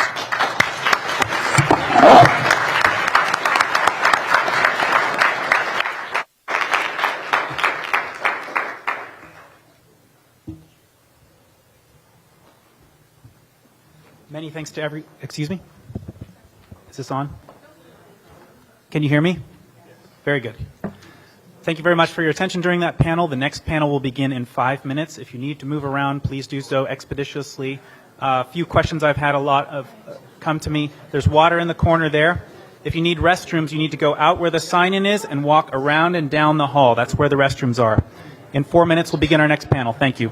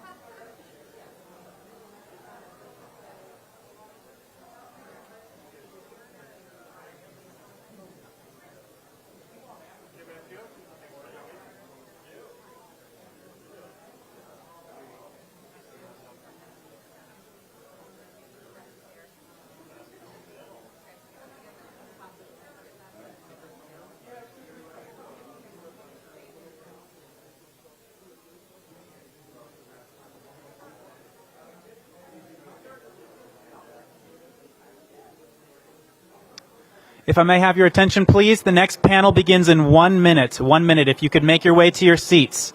The next panel will begin in 1 minute. Thank you.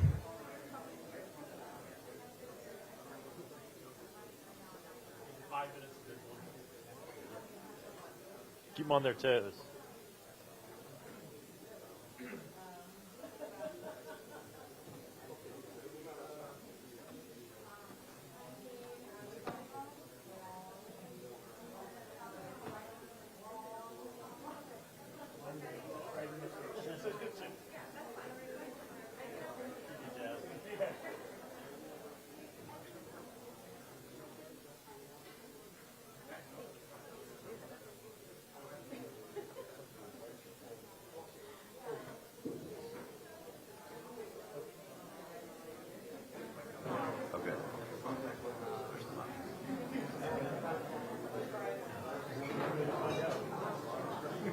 Good.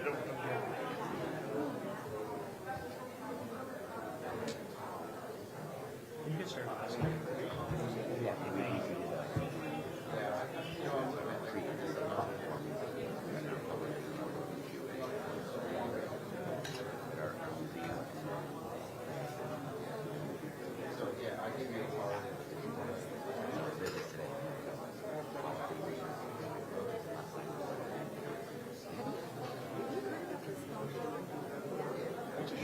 Yeah, I was moderating.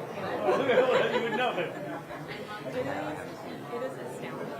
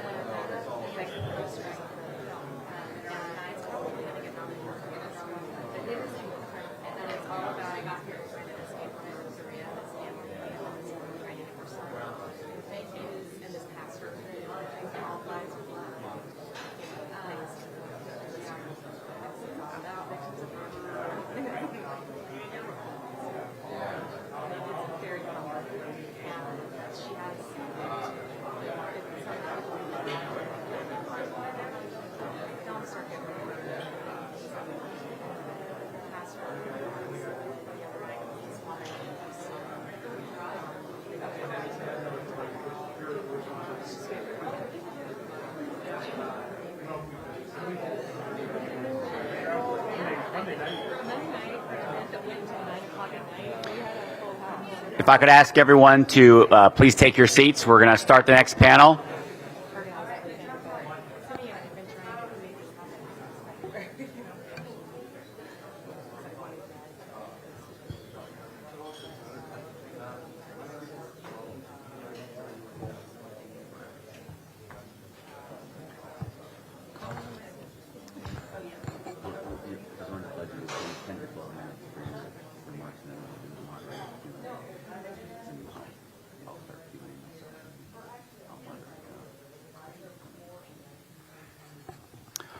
All right.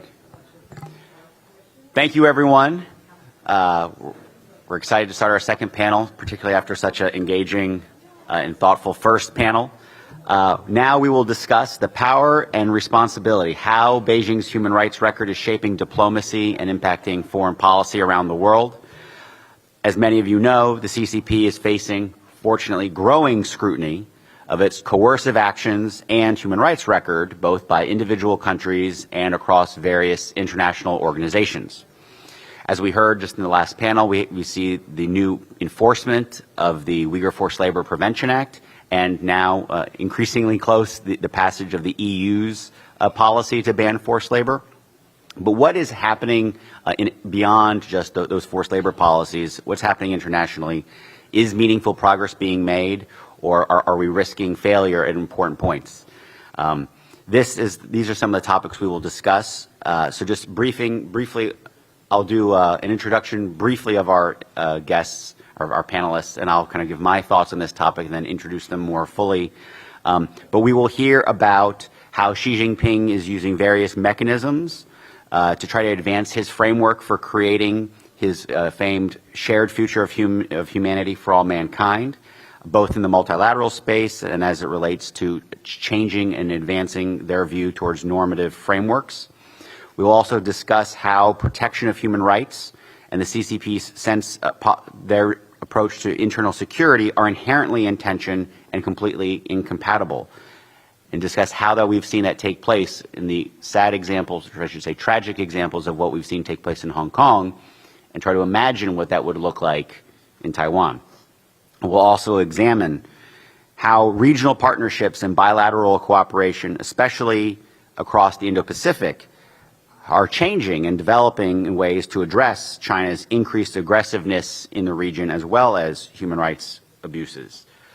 Joining me on the panel are Jude Blanchett, Ambassador Kelly Curry, and Matthew Turpin, and I'll give a brief introduction for them in a moment.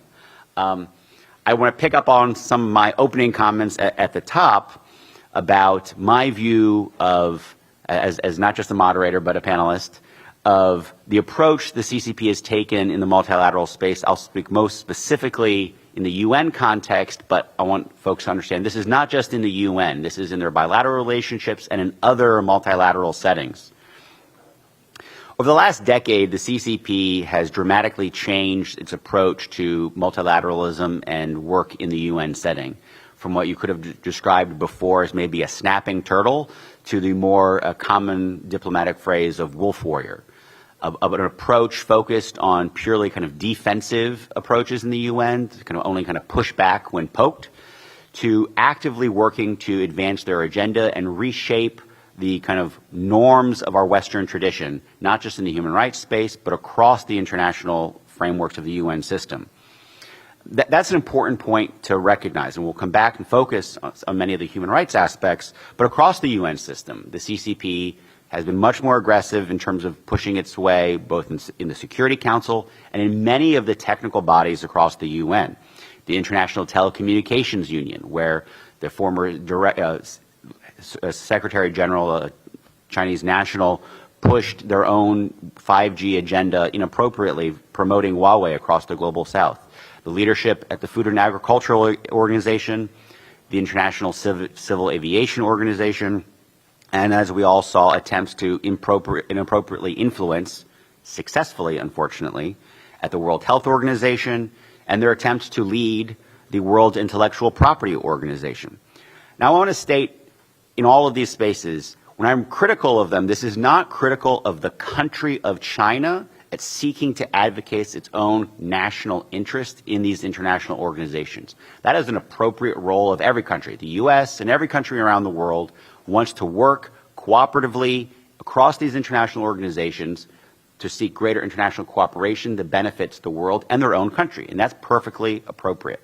What I'm talking about is the use of Beijing's leadership to undermine the structural and policy framework of these organizations, particularly as it relates to human rights. And as we've seen across the UN space in the human rights setting, the CCP has been not just defensive but offensive, and we'll talk more about that as we go on, not just obstructing the work of the Office of the High Commissioner for Human Rights and the many special rapporteurs who are established to examine the human rights abuses, but also trying to change the narrative and language around what are human rights, to do everything they can to downplay the importance of individual human rights and to focus on collective rights. I could complain at length about the previous High Commissioner for Human Rights, Michelle Bachelet, and all her many failures. And we have more hope in the new High Commissioner, High Commissioner Turk. But we would make a mistake, a very serious mistake, if we thought any one individual or any bureaucracy within the UN was actually going to be a locus of change or power. The UN and all of these multilateral systems are member state organizations. It's the role and actions by governments, by countries, not individual bureaucrats that can do a better or worse job, that ultimately matter and drive any kind of change we want to see around the world. And I'll just briefly go through one example that many of us, I'm sure, are aware of just from this last year. Of course, about a year and a half ago, when we released, through Dr. Zenz's incredible work, the Xinjiang police files, this coincided, quite coincidentally, with the former High Commissioner, Michelle Bachelet's famed trip to China and to the Xinjiang region. This was a failure on her part to allow herself to be used as a puppet by the regime in going to Xinjiang. And upon, right at the last minute of her departure of her tenure, fortunately, her office was able to release this important report by the Office of the High Commissioner on the human rights abuses taking place in Xinjiang. I thought it was extremely gratifying to see the evidence not only developed by Dr. Zenz, but scholars around the world, and the evidence presented in the Xinjiang police files prominently included in this report. I'll just add, that was a report that the U.S. and many countries had been demarching her and her office to release for years, but that report came out, and that was a really important landmark, that again you had under the UN banner factual evidence presented against China's human rights abuses and a condemnation of the atrocities taking place. And then we saw just over 1 year ago a vote to have a discussion of this report in the UN body, which makes perfect sense. And that vote failed. Well, I have and I would criticize the effort made to actually win that vote. I'll at least, and having been a former policymaker, maybe I'm too deferential sometimes, but, I try not to Monday morning quarterback, when people are in those jobs trying to do that work. It's hard, it's difficult. That vote shouldn't have failed. I don't believe it. I think the United States could have won that vote, but let's move beyond that point. At least they tried. At least we tried. And we've done nothing for a year. I assumed at the next session of the Human Rights Council in the spring that this would come up and we'd win the vote this time. But then maybe that wasn't the right time, so I thought, okay, maybe in the summer session they would hold the vote and win the vote this time. And having worked in the UN and Geneva, I know there's this kind of normal flow that a lot of the diplomats like to follow where you don't do things over and over again. You kind of wait for like the next year. Because the next year at that time is when you bring up a similar topic again. So of course, at the Human Rights Council session that just ended, it would be brought up and the vote would be cast this time. No. We did nothing. Now, I'm not saying the work of the United States or other countries to address human rights abuses around the world have been nothing. Obviously, we saw the expulsion and then the non-selection of Russia from the Human Rights Council. That is a meritorious action. Congratulations. you managed to do maybe what you describe as the most minimum necessary to not put a murderous regime, engaged in an offensive war on the Human Rights Council. What about the evidence of the Chinese Communist Party? And of course, we've reelected them to the Human Rights Council. Where was the effort to stop that? I say this because in my introduction, I said hope is not a strategy. It takes real work, diplomatic action and efforts educating the public and educating other countries about the threat posed by the CCP, but most importantly, the threat that it poses to undermining our Western democratic values across these multilateral UN settings. There's lots of discussion about the merits of these organizations across the UN, the Human Rights Council in particular, but a failure to use these mechanisms, particularly the Human Rights Council, but it can be the ILO or other elements of the UN system, risks undermining any sense of legitimacy that they may have, especially when they are mute in the face of the worst human rights abuses we see today. Every day that goes by that the UN system, and really, I mean member states in that system, because our governments are the ones ultimately responsible, fail to act, we undermine the very nature of our support for the Universal Declaration of Human Rights. We put at risk a signature human rights accomplishment of the 20th century here in the 21st. So I want to stop with my kind of opening remarks and introduce our panelists who will continue this conversation. I'd like to introduce Jude Blanchett, who is the Freeman Chair in China Studies at the Center for Strategic and International Studies. Previously, he was an engagement director at the Conference Board's China Center.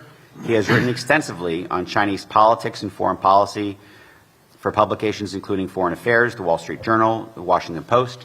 His book, China's New Red Guards, was published by Oxford University Press in 2019, and he holds an MA from the University of Oxford and serves on the board of the American Mandarin Society. Jude, thanks for joining us. Great. Ambassador Bremberg, thank you very much. Thanks to Adrian and for the invitation, and Abraham as well for facilitating this. I'll be brief because I'm sharing the stage with two other illustrious guests and speakers who I'm more interested in hearing.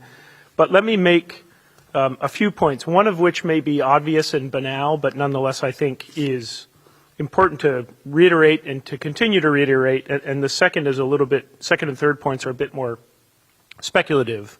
But the first point is appreciating how fundamentally incompatible, or I guess we could say in the most polite version, at tension and at odds are the types of institutions, rules, and enforcing bodies we would need to protect the dignity and rights of individuals, and what the Communist Party sees as necessary for the maintenance of internal stability and what it needs to be able to project power globally. Those two things are you could say incompatible, or again, if you want to take the more polite end of the spectrum, at odds. We've seen not only what Ambassador Bremberg was just mentioning, but we have seen that as basically the Xi administration came to appreciate what it believes was a state of the Communist Party that was on the verge of collapse, or certainly was at the verge of instability, it had to reassert control. And with that has come a necessary movement from the snapping turtle to the wolf warrior, from purely defensive to much more offensive position.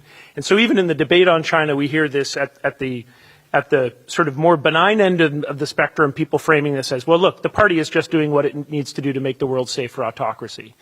Even if you're in that world of Beijing doing what it needs to do to make the world safe for autocracy, that means necessarily an evisceration of, manipulation of, undermining of, destruction of what we think of as the types of multilateral institutions and bodies, but also it is a threat to have these same institutions and protections and mechanisms like a free press existing in other sovereign states like the United States. I don't think the party sees boundaries at play here when it considers the threat that, say, the free press plays in the United States or Canada or the UK or Europe, those are also existential threats to the party as well, and it has an interest in undermining these.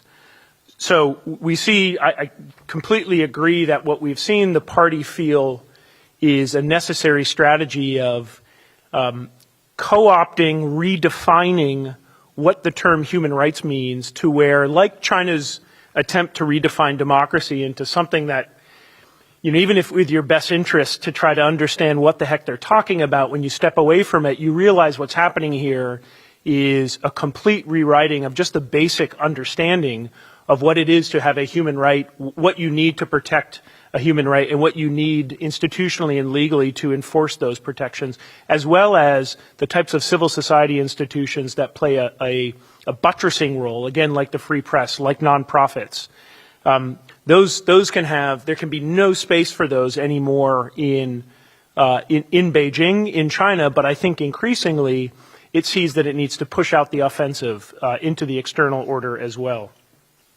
Which brings us to, I think, two of the more discrete issues I was going to discuss here today. One is an actual case study. We have a real-time case study of watching what happens when we move from a world in which Beijing is having to negotiate as somewhat of an outside actor to actually controlling and dominating the institutional arrangements. And this is thinking about the trajectory of Hong Kong since 1997, but certainly since 2019.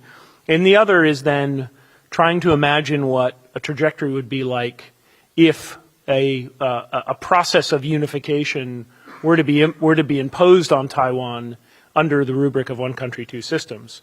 So first, you know, on Hong Kong, and I was there recently, what strikes me about it is, in some sense, we're focused purely on the national security law, right? So this physical, tactile, legal architecture, which is what the party imposed on Hong Kong in the summer of 2020, after the social movement and protests broke out in 2019 over the proposed extradition law. But more importantly, it was a convening moment for residents across Hong Kong who had deep and wide grievances about the trajectory of the city and concerns about its relationship with the mainland to come together and vent those frustrations.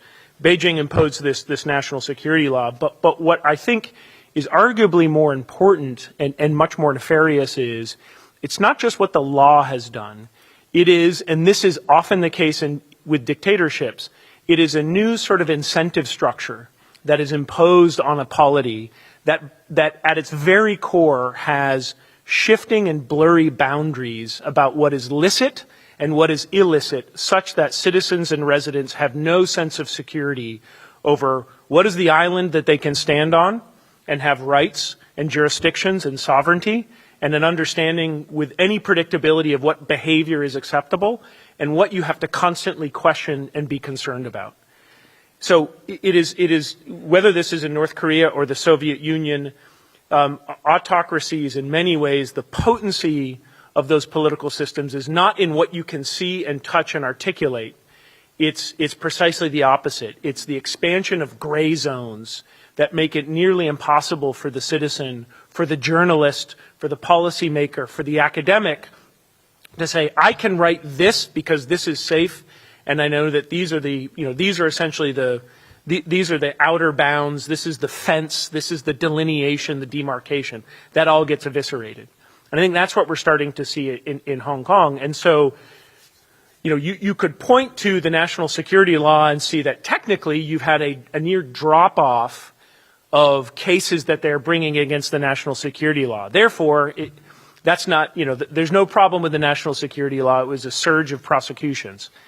And that's why I think looking at that data misses the point, right? In the Chinese, the proverb is you kill the chicken to scare the monkey, right? You set examples. You pick out a few quote-unquote bad apples. You over-punish them to try to essentially create an ecosystem where there's self-enforcement, where there's self-censorship, right? Where there's ratting out family members or other academics. That's the real poison of what these political systems can do when they want to impose a will. So it is the formal structure.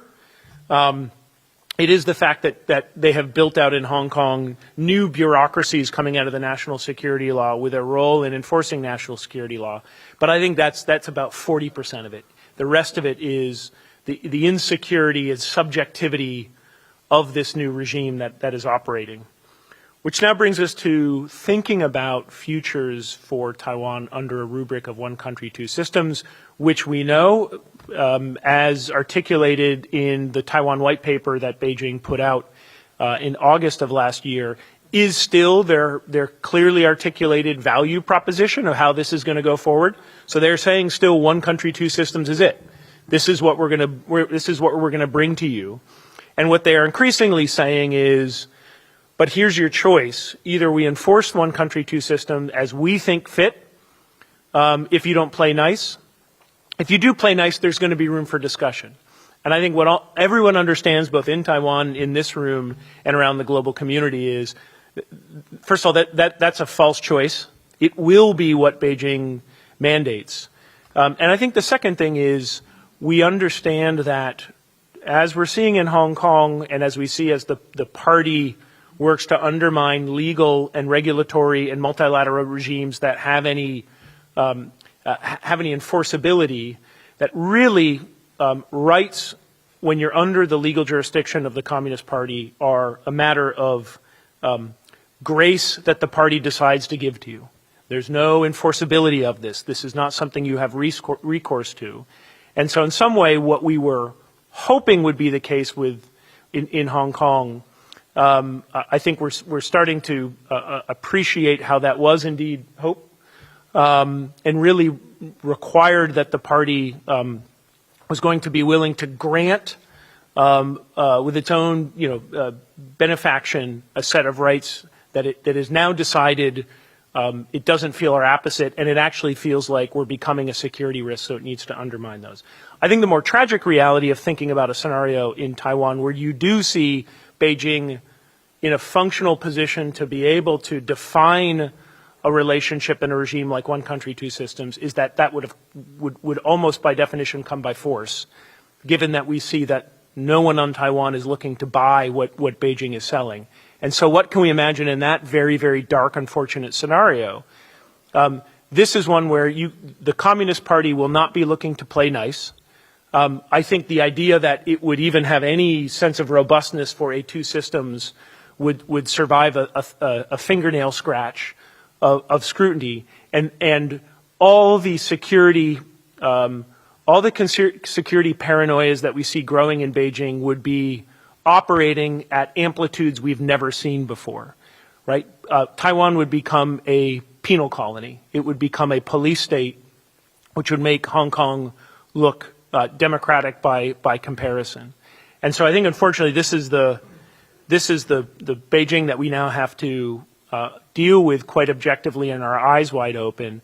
This is not the place to litigate previous U.S. policy on China. I think, to the armchair quarterbacking comment, I certainly if I were in the room in 1996, I'm not sure I would have thought at that moment, given the signs and signals we were getting, that it was realistic or even the right strategy then to sort of shut the door and try and close Beijing out. So I'm appreciative of what you would do with the information you had in the mid-1990s, but let's put that debate to rest. And now let's deal with the debate in 2023 is we have a political system which is, the German foreign minister got in trouble for saying this, but I don't know how else you can look at the trajectory of the political system, the lack of any of the power constraining mechanisms or norms that imperfectly existed for some of the post-reform and opening period. Those are all gone. And so you have something which is or hurtling towards a dictatorship, where there's an ideology. I'm less worried about the Marxism ideology. I'm more worried about the national security ideology, which has now infected the way that the Chinese state thinks about the world.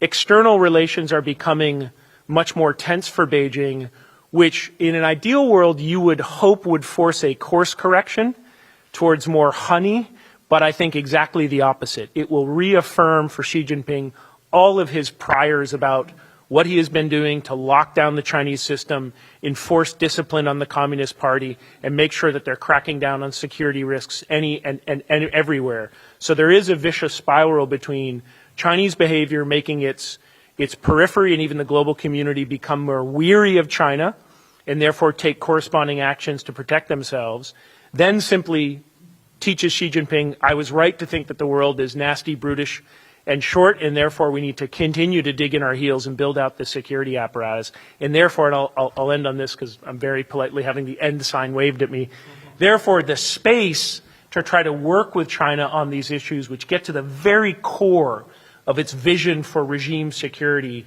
is becoming infinitesimally small. Not impossible, but I think infinitesimally small. So on that optimistic note, I will stop. Thank you, Jude. Next, I'd like to go to Ambassador Curry. Ambassador Kelly Curry is a senior fellow at the Atlantic Council and founding partner of Kilo Alpha Strategies.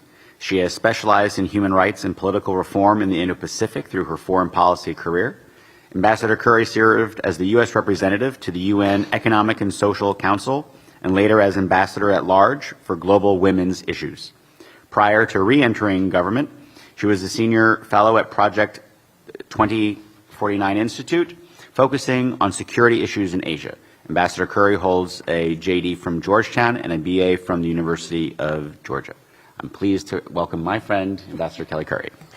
Thank you. Thank you, Andrew. And I am really honored to be here and to be on this panel with folks who I have consumed their work to inform my own thinking about these issues, and so it's really, really fantastic to be with this on this great panel and to be at this important forum again this year. You've continued to outdo yourself with the China Forum year after year and build on success here. To pick up on some of the things that Jude has said, I think that it is really important for us to, and that Andrew said earlier, I think it's really important for us to understand the lattice work that that Xi Jinping and the party state are building, that they are relying on as they work their will within these international institutions that the international community relies on to deliver global public goods, and how they think about this system beyond their kind of innate suspicion of it, but what they believe they need to do in terms of how to make it, their utilitarian approach to it, I guess I would say.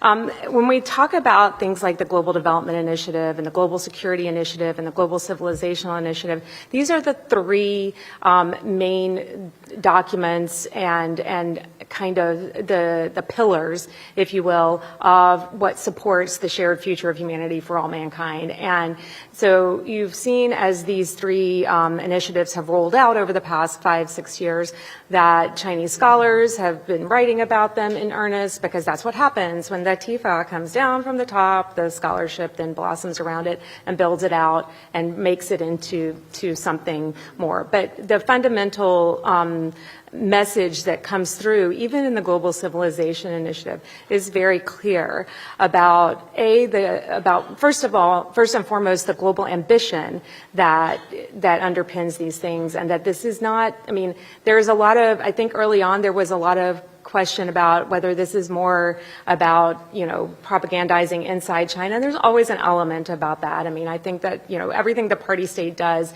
is about preserving the party state. Its right to continue ruling China. That's always the first and foremost priority of the party state, is its self-preservation at the ruling heights. But the fact that Xi Jinping sees a need to go out, as Jude said, and work within these institutions and reshape them in ways that make them more conducive to China's success and to the party state's success specifically, is indicative of how they're thinking about this. And so I think that when you look at this global ambition and this lattice work that they're building, that is both ideological and programmatic, it's not just speeches and papers that they've written, but they're implementing it through on-the-ground activities, both inside the UN system and inside the multilateral system, as well as developing new multilateral institutions that we all are familiar with, whether it's BRICS or SCO or these other China-centric, the AIIB, their multilateral bank, the things that they're doing to build, not only infiltrate and rewire the global existing system,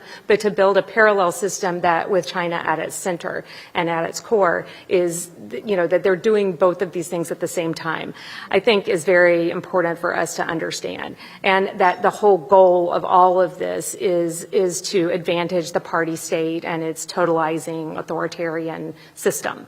And it goes beyond just, as Andrew and Jude both said, being defensive and rejecting the premise, but they are trying to rip out the existing wiring and inject a different way of thinking about these issues, whether it's human rights or development. And I'll give some pretty specific examples. And I think, when it comes to, for instance, development, which is a really important, they've tried to elevate the right to development as the most important human right. And in doing that, they've also worked very assiduously within the UN system to conflate the Belt and Road Initiative with the Sustainable Development Goals that are the lifeblood of the UN and everything that the UN is supposed to be doing right now. And this effort goes to, more than about 30 MOUs with UN agencies, funds, and programs that were secretly done between Chinese government agencies and institutions and UN bodies that have still never been disclosed to other member states. Special slush funds that they set up to basically bribe the Secretary General through things like the UN Peace and Development Fund, and the way that Chinese nationals who work in the UN system take the direction from the party state and not from the system itself as international civil servants, which is what they're supposed to do. And so you can see, we in the U.S. policy context, we talked a lot about the 3 C's and also in the domestic policy space about how Chinese influence operations work, that through co-optation, corruption, and coercion. The same thing happens in the UN system. They co-opt people and member states, and they corrupt people in member states, and if that doesn't work, then they turn to coercion. And they do this across the system. When it comes to the human rights pillar, which is, what we've been talking about and what we're supposed to be focused on here, you see this with the replacement of the norms of human rights, the fundamental idea that human rights attach at the individual level, which is what the whole human rights project primarily since the end of World War II and after the Holocaust has been based around this idea that human rights attach at the individual level. They are not something that states give. They are, they belong to you because you are a human, not because the state sees fit to give them to you. China has now decided that no, we reject that. And they've always rejected that idea, let's be very clear, because of Marxist-Leninism, as did the Soviet Union at the time, but they were kind of pressured into going along with it because they were the outliers and they got what they wanted with the inclusion of economic and social rights in the UN's, penumbrum of rights. But what China has done is say, we don't like this, so we're going to just fundamentally replace the whole concept with this idea that rights are something that states control, that states decide what your rights are. States give you your rights. States can take your rights away. And when we're talking in the international context about human rights, that it is not for civil society or the victims of human rights or the survivors of abuses to say what a human rights violation looks like, or even experts to say what it looks like. It's for states It's for governments to decide, and only for governments to negotiate among themselves and with each other about what the measures of accountability is. It's a very state-centric view. It's an exclusively state-centric view of human rights. And you can see where that runs into, as Jude notes, how this is diametrically opposed. I'm going to be very, very undiplomatic. This is diametrically opposed to the way that the United States, democratic countries, and the whole human rights project sees the idea of human rights. So it's a huge problem, but they've been very successful because there's an appeal to this. And I think we have to recognize that this does appeal to a broad swath of countries, governments in particular, especially authoritarian and wannabe authoritarian governments. They don't need to be co-opted into this because they believe it. They don't have to be communist. They can be left-wing. They can be right-wing. Doesn't matter, but if they do want to be able to, abuse their people with impunity, then they're going to buy into China's narrative about human rights. They're also going to buy into its state-centric, state-led model of development because that allows them to control public goods and the means of being able to control the population. So there's a huge appeal out there, and often Beijing has numbers when it comes to votes in the UN because there are a lot of authoritarian countries out there, and we're in a democratic recession that's been going on for now 18 years, where democracy is under stress and under attack around the world through coups, and it's no coincidence that this has been escalating and happening at a time when China is pushing out this ideology together with partners like Russia and Iran. So I think we do have to recognize that this is what is happening and be more alive to the nature of this threat. I think that, one of the things that I will go back and, give everybody a little bit of grief about from the 90s when I was working on the Hill doing human rights, and I don't know if Sophie Richardson's still here, I'm going to name check her, but, we've been doing this for a long time. And I will say that from the beginning, that going back in the mid-90s, the human rights community saw very clearly what the Chinese Communist Party was all about, and was always very concerned about this idea of change through trade and had real reservations about it. And, I think that to understand that, but over the past, my experience of nearly 30 years working on these issues in U.S. policy, the human rights community is routinely dismissed as a bunch of, bad wedding activists who just, are a bunch of, unrealistic people, when actually I feel like the human rights community tends to be the most realistic because they see what these regimes do. And I think it's really important for policymakers to center these, to listen more to human rights communities and human rights activists and to communities that are being threatened by these regimes in order to really see more clearly what these regimes are all about. And so I think that that's really got to be an important part of how we address this. The other thing that I think that we need to do is really accept the fact that we have some fundamental asymmetries when we're operating inside the international system here. China is willing to throw whatever resources it needs to things like the Human Rights Council and other bodies in order to work their will and achieve their goals. Whereas we often, as Andrew very pointedly noted, do not do that. There are so many nodes and places within the international system that they can find these, technical bodies and all of these, obscure entities within the UN that otherwise we don't care very much about, but China goes into these bodies and is able to co-opt them and take them over just because they show up and are active and throw resources at them. We can't duplicate that, but we've got to be smarter about how we engage these systems, figure out what our priorities are, where we do need to put resources, and if we're going to actually do things like call a vote and put forward a resolution, we've got to be serious about it. We've got to put in at least a similar level, if not the same level.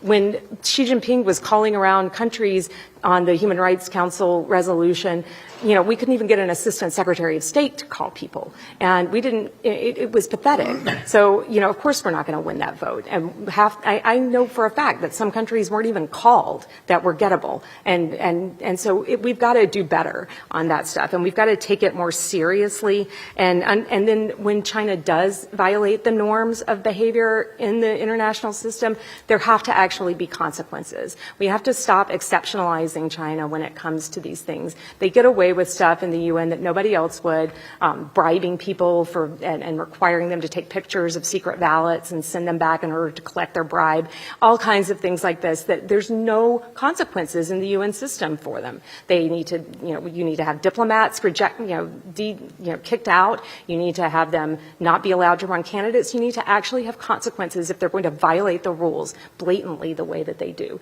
And that's got to be, something that we all have to, and we've got to find ways to communicate with countries outside of our little bubble of the US, the EU, Japan, and get them to understand that this damages them in ways that they don't see because they're getting something up front from the Chinese, but they need to understand that how this damages them, that if these institutions don't work, that they're the ones that suffer for it. And I'll end with that. Well said.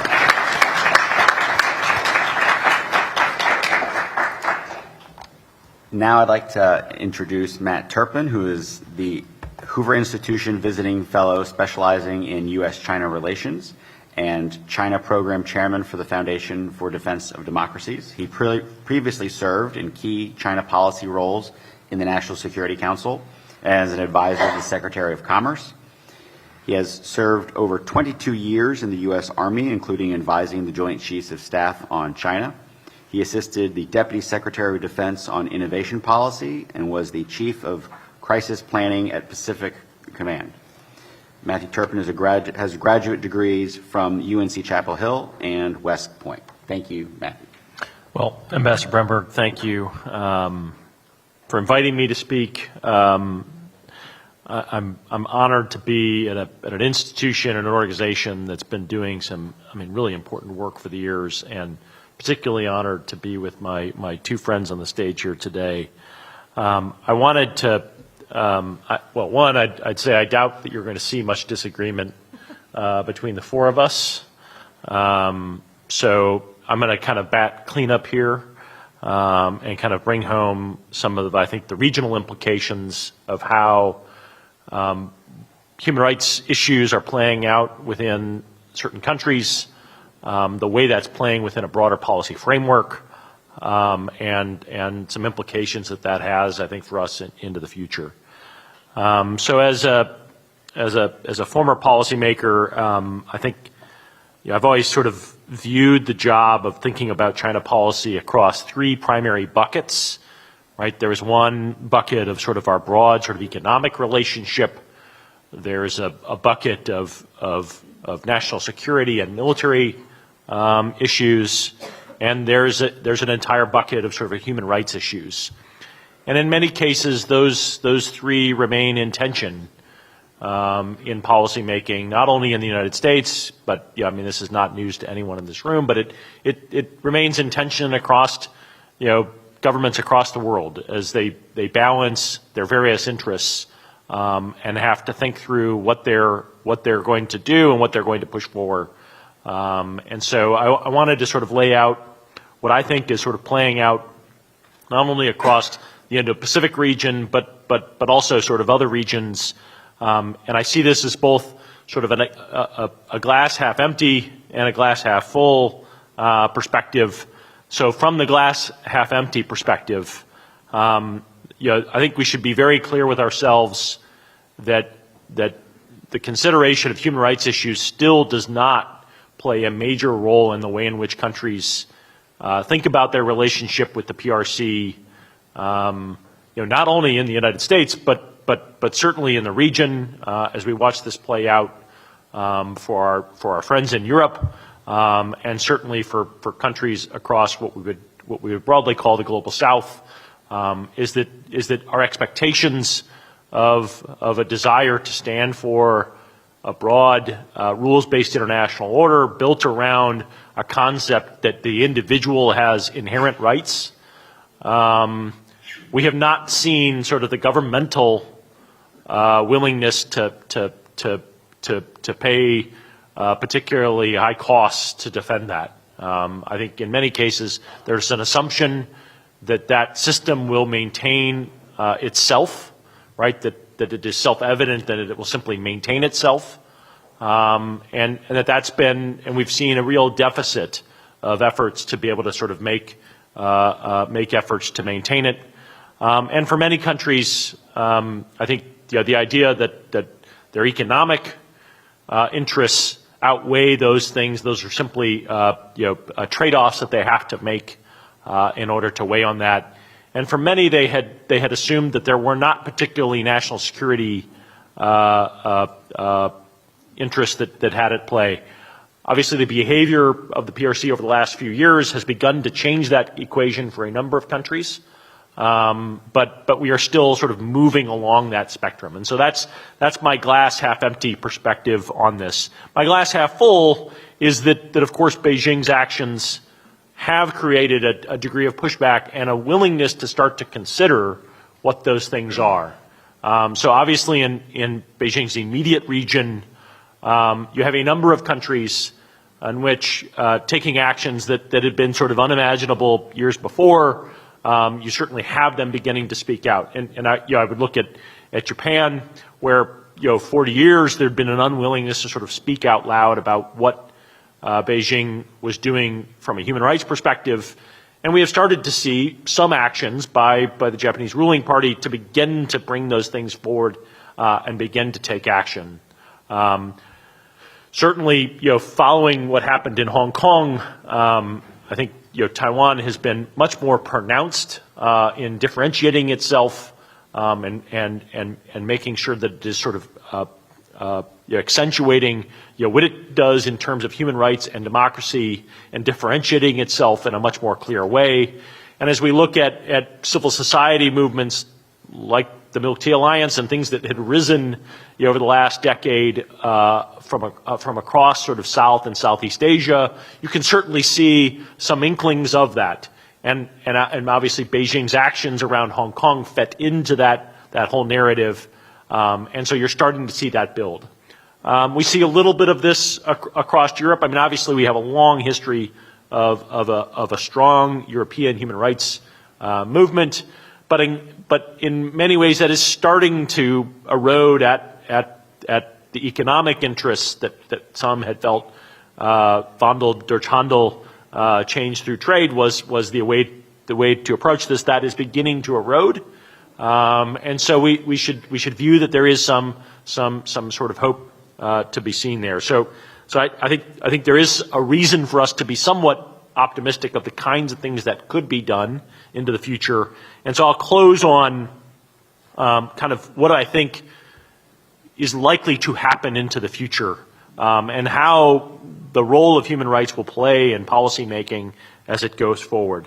I think one of the lessons I would sort of draw from this is it is unlikely that efforts in the human rights domain is going to have a direct impact in changing Beijing's behavior. I think we should be very clear that we are unlikely to play that kind of direct role in convincing the Chinese Communist Party that its most deeply seated and deeply held beliefs about how it should rule and how it should operate, that they would question that and reverse that based upon our persuasion, right? I think we should be very clear that's unlikely to happen.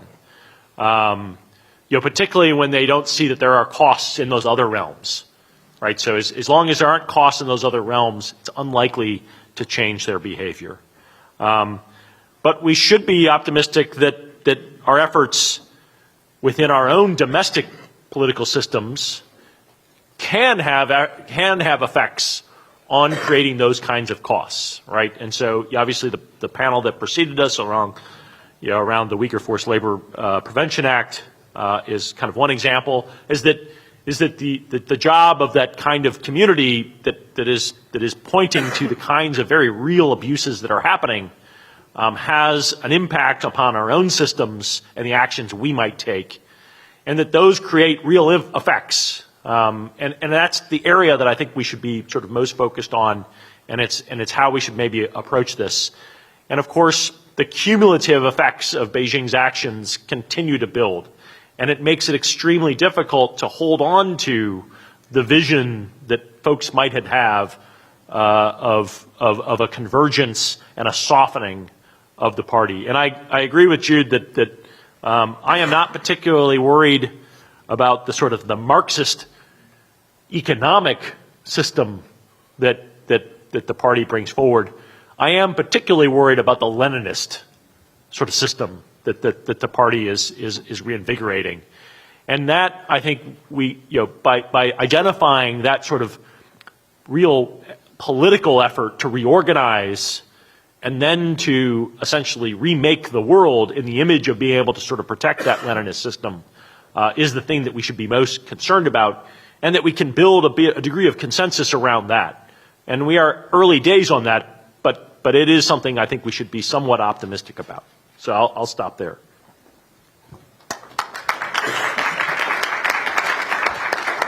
All right. At this time, we're going to go around again and invite participants from the audience. If you raise your hand, we can give you a note card to submit questions. But in the meantime, I'm going to take my moderator prerogative to ask questions of our panelists today. And I'm going to be honest at the outset. I'm going to look for really specific tactical answers. And I'm not joking. I'm not letting you off the hook. Okay. All of us have had opportunities to serve in public policy or observed how policy is made. So I've got a different question for each of you, but just know I'm looking for real point here. And this is all timestamped. This is not policy answers from 3 years ago, and this is not policy answers that might be the answer 3 years from now. But this is 2023. Where are we? What's going on? So, Jude, one, I just wanted to say, I'd never heard anyone say the idea that if you imagine what happens in Taiwan after seeing what happened in Hong Kong, it would actually be worse. I hadn't heard that articulated, and that really hit me. So, when we watched the implementation of the national security law in Hong Kong, obviously I think that was a deep policy issue that the CCP has driven towards for years. My personal belief is that the timing of it may have had something to do with the global pandemic and the world being very distracted to limit, criticism. But my belief is that we saw a failure of an opportunity by, I'd say, the United States and much of the international community to actively respond that there would be consequences for a violation of their, Sino-UK agreement of one country, two systems, and that the consequences were not real or not substantive. So you're going to get an opportunity to answer this one of two ways. So either if you want to Monday morning quarterback and look back at what happened after 2020 on the national security law, what should or could the United States or in partnership with other countries we should have done, or my more interesting one is, what do you think is something we could or should do today to actually send a response signal that the lessons they may have learned from that, they shouldn't apply in their thinking about Taiwan going forward? That, any approach they take to that is going to actually meet with something. So what's something you would have done or think we should do now to correct that framing? This is why I don't like very specific questions, because I don't have as much room to fudge. Let me, door number 3 is I'm going to sort of combine the first two, because these are just sort of my observations rather than a grand theory of the case. So number one is, we had heard data points from companies operating in Hong Kong in the lead up to the announcement of the national security law by the MPC Standing Committee, that they were getting some pings from Beijing and local Hong Kong officials basically saying, by the way, something's coming. Don't worry, it's not about you. It's for the rabble-rousers. We want you to stay. We're going to hold your hand through this whole process. I take a few things away from that. Number one is, I sometimes think we do ourselves a disservice and overestimate where we can impose costs by sometimes just saying, look, Beijing doesn't care what the world thinks about these things. Right? Or they don't care. They're just going to do what they're going to do. I understand why we're saying that, and there is an element of Beijing fundamentally when it feels like its security is at risk. Yes, then it is less concerned about global reaction. But in this instance, I think those little anecdotes indicate to you that actually Beijing's calculation was, we might not actually pay much of a cost for this, right?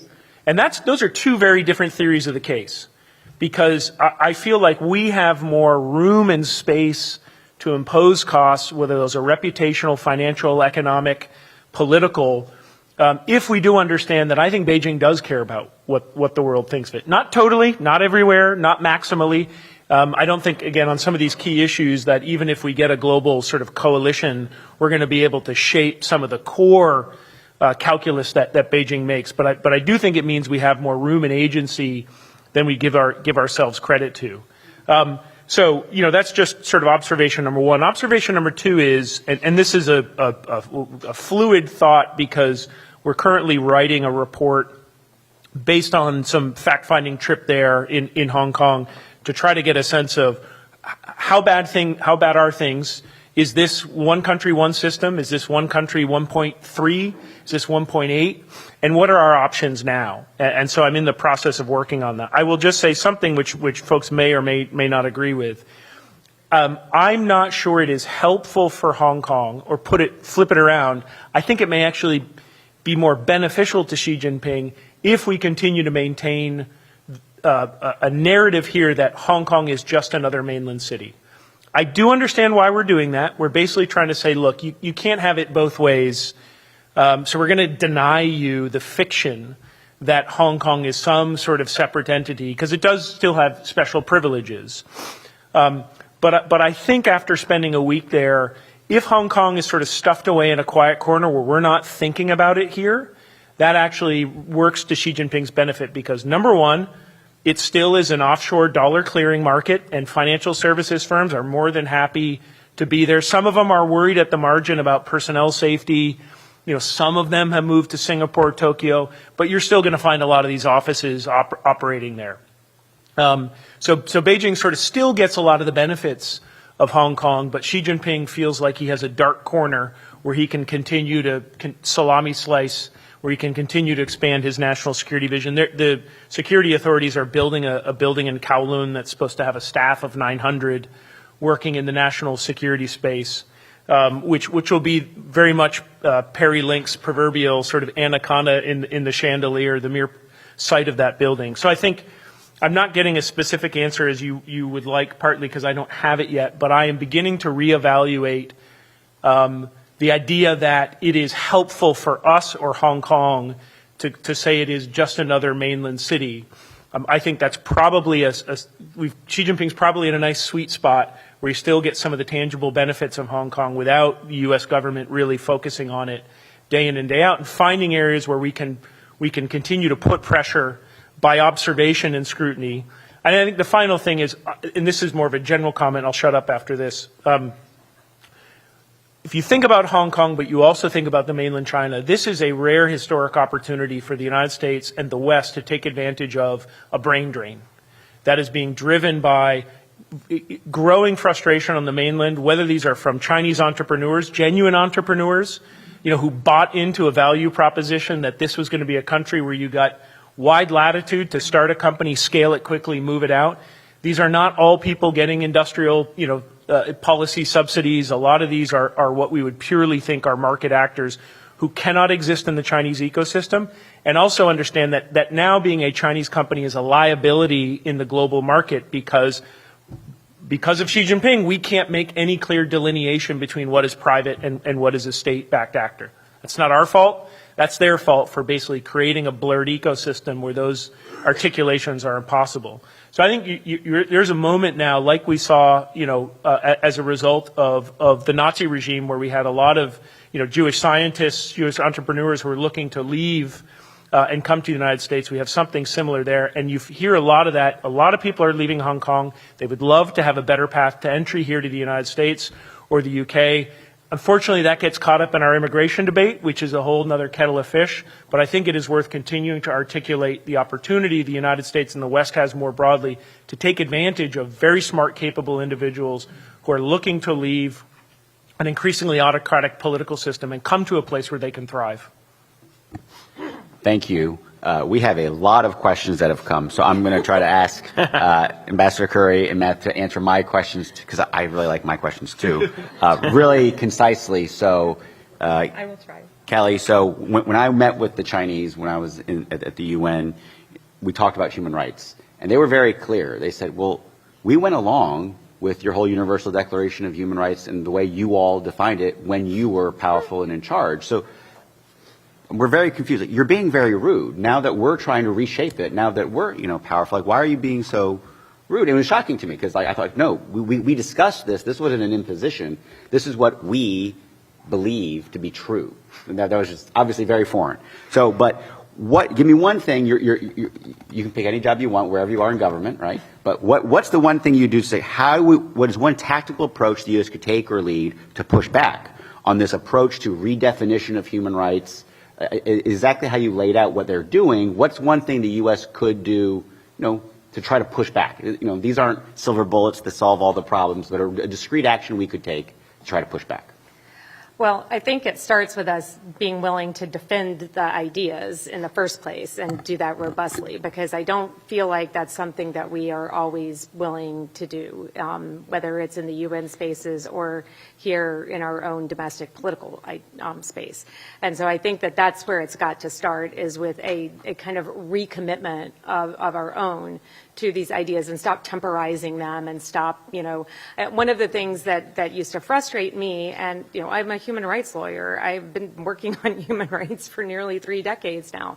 And one thing that frustrates me about the human rights movement is for years there was this lack of awareness that the citadel of human rights, the fundamentals, these basic idea that these rights are inherent and attached at the individual level, has been under attack from the Chinese Communist Party. And instead of recognizing that and rallying to defend against that very existential threat, the human rights community has been splintering into ever more specific and more targeted. And there have never been more people working on human rights in the world than there are at this moment, and doing pardon me, piss poor job of actually defending them.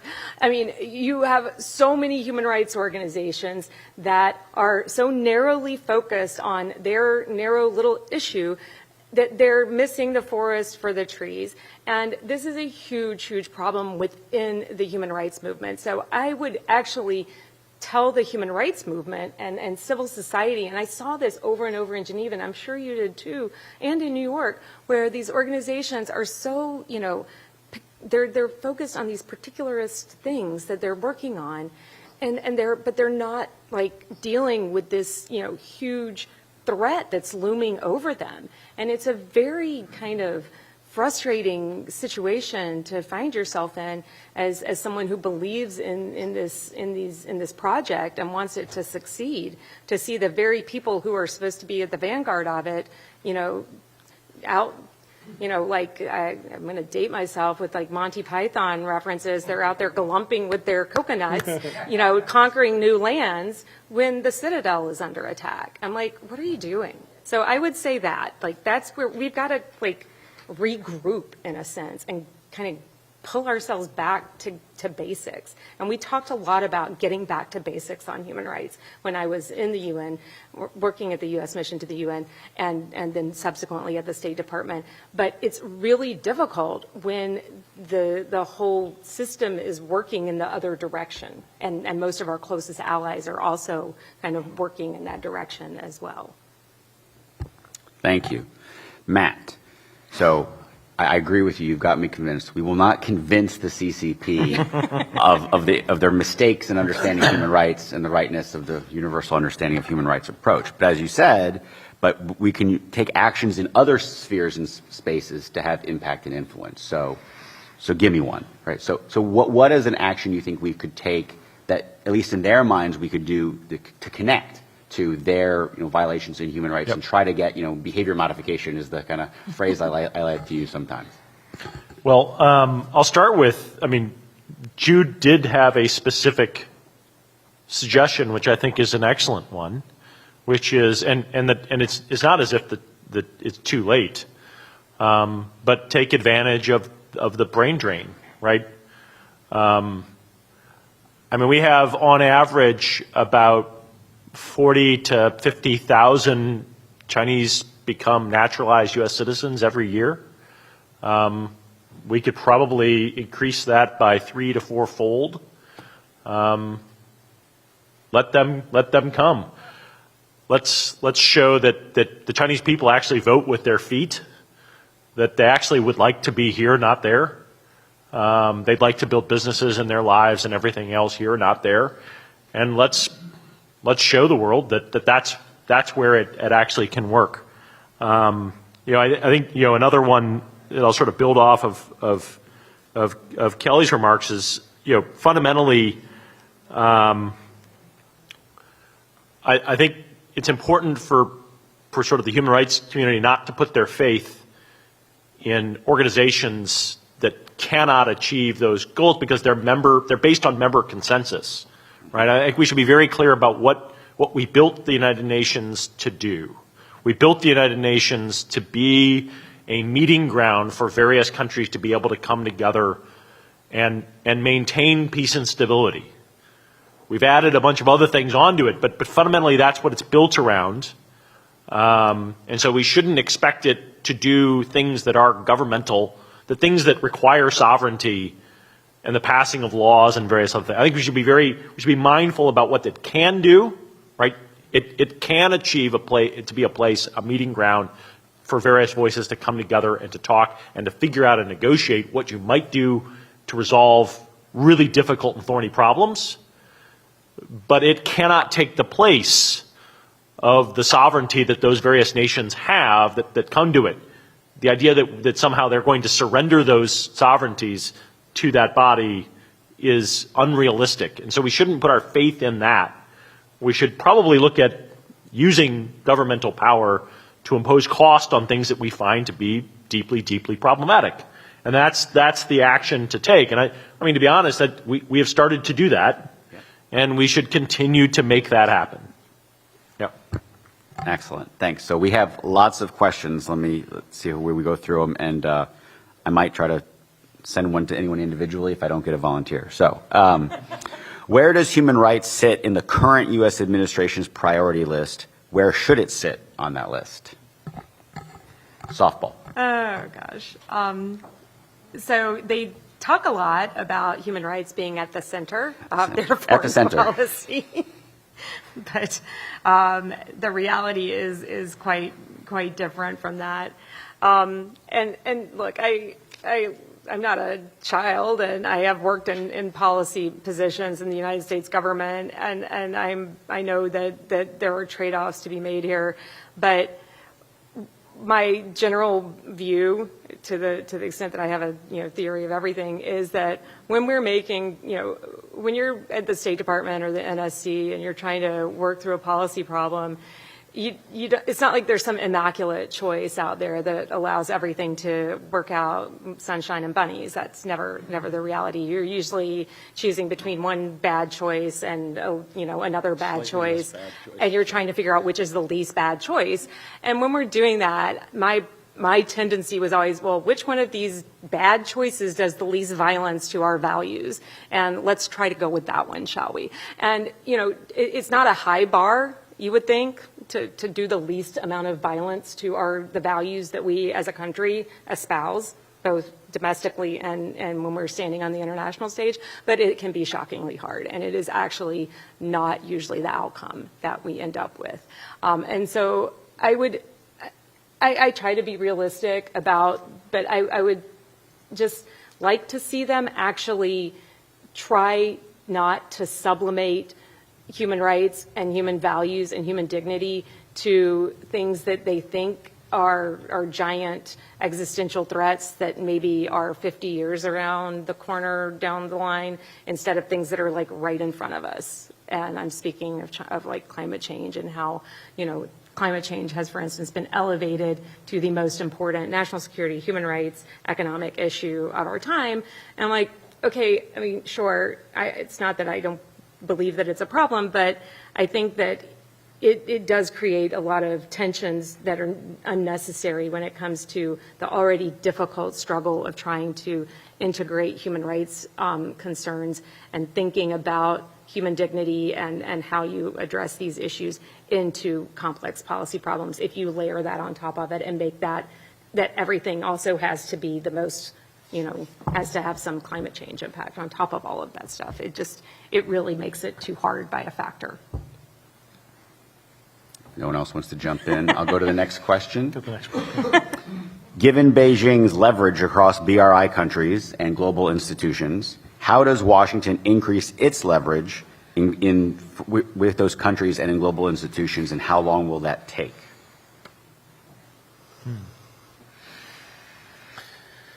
Why don't you start, Jude, and I'll jump in. So, one thing is, and although we've have right now the BRI forum in Beijing, and they've cajoled a large number of countries to come. I think one first point is the conversation on BRI and China as an investor is shifting, and a lot of this is a little bit of nudging from the West to try to bring more transparency, and the media doing a lot of reporting. Matt and I were talking about this earlier today. A lot of this is local journalists in Africa and Sri Lanka who just with very little resources are trying to tell stories to educate and shape the discussion there. This is also because China can't help itself and always gets greedy, and so has become its own worst enemy.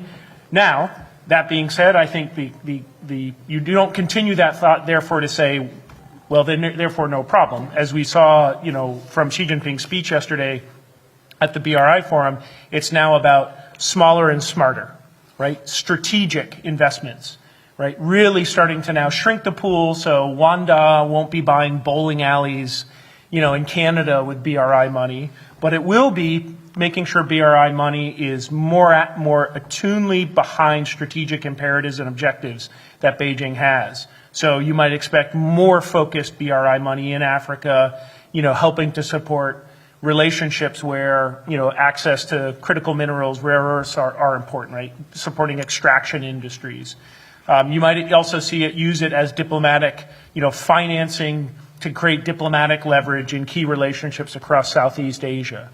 I think our problem is, again, to reference a conversation Matt and I were having this morning, where the administration will say, on the one hand, like we saw in Secretary of State Blinken's speech, that China is this massive, critical, the most important challenge for the United States, but we don't really have a trade strategy, and we can't because domestic politics.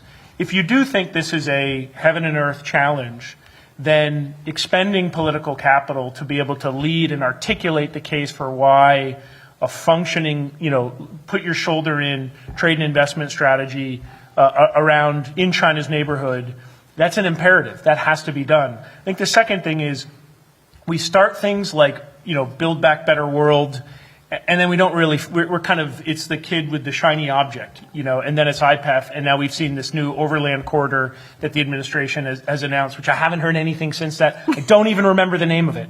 Yeah. I don't even remember that. We have the Blue Dot Network. GPII, I think. And there's a war in the middle of it now. So. You had the Blue Dot Network, which again came out. There was some press release. So part of this is also just picking a strategy and reinforcing it and staying behind it. If it's IPEF, fine, it's IPEF. That's all we're going to get. For now, I could understand that.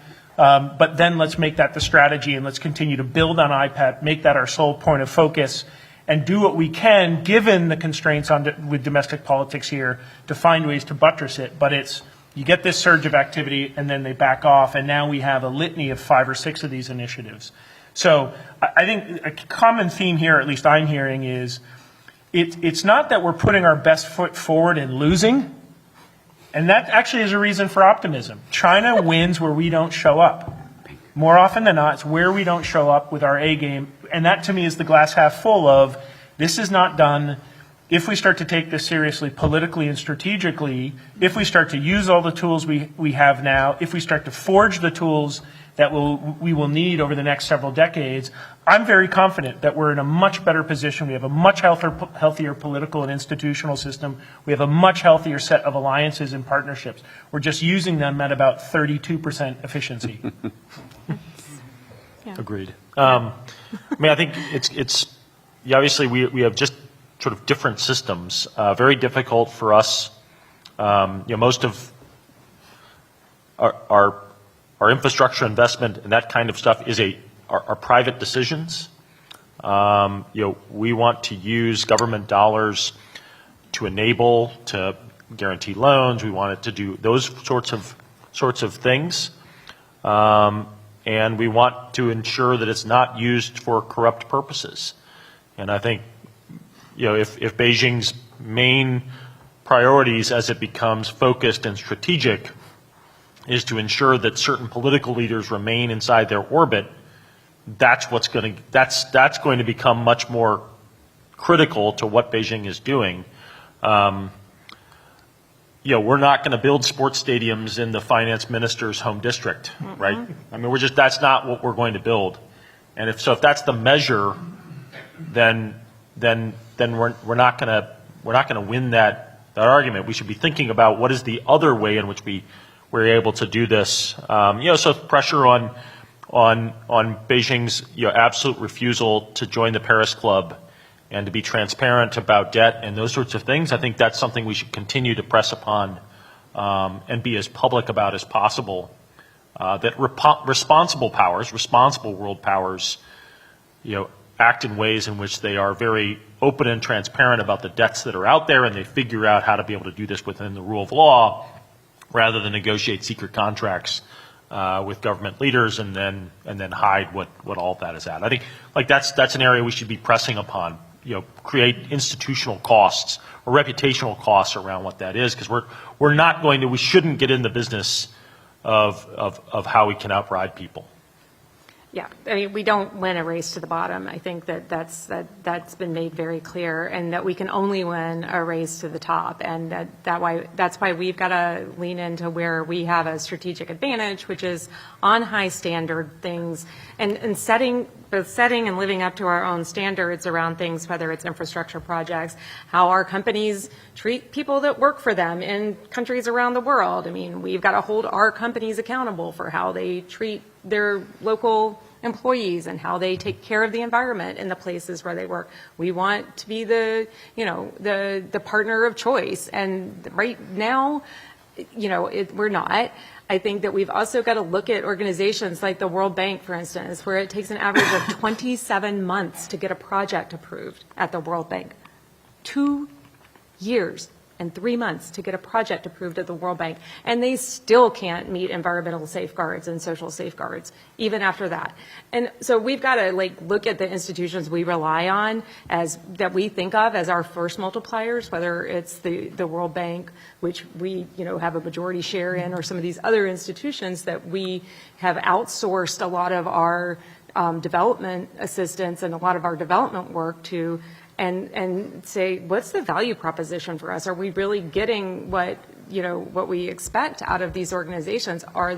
Or have they, in the case of a lot of the international financial institutions, become subsidizers of the Belt and Road, where they're going out and doing these projects after 27 months, and Chinese companies are winning all the bids, and having all kinds of issues around that, and that's U.S. taxpayer dollars paying for the Belt and Road. I mean, it's really quite a thing that the Chinese have figured out. It's quite a racket they've managed to establish. But talking to countries, talking to our partners about what one of the simplest, smartest things we ever did was sending lawyers to countries that were negotiating Belt and Road contracts so that they would be able to do a better job of negotiating their contracts with the Chinese. We did this in Burma, and it had a huge impact. And these countries often, they don't have the capability internally to get themselves in a better position to use their own leverage. They have, and I think that's the other thing, is that we have to recognize, and they have to recognize, these developing countries have to recognize they have leverage. It's not a one-way street with China just dangling money in front of them. They have things that the Chinese want, and they need to understand that they have leverage and use it and push back on adhesion contracts and bad deals.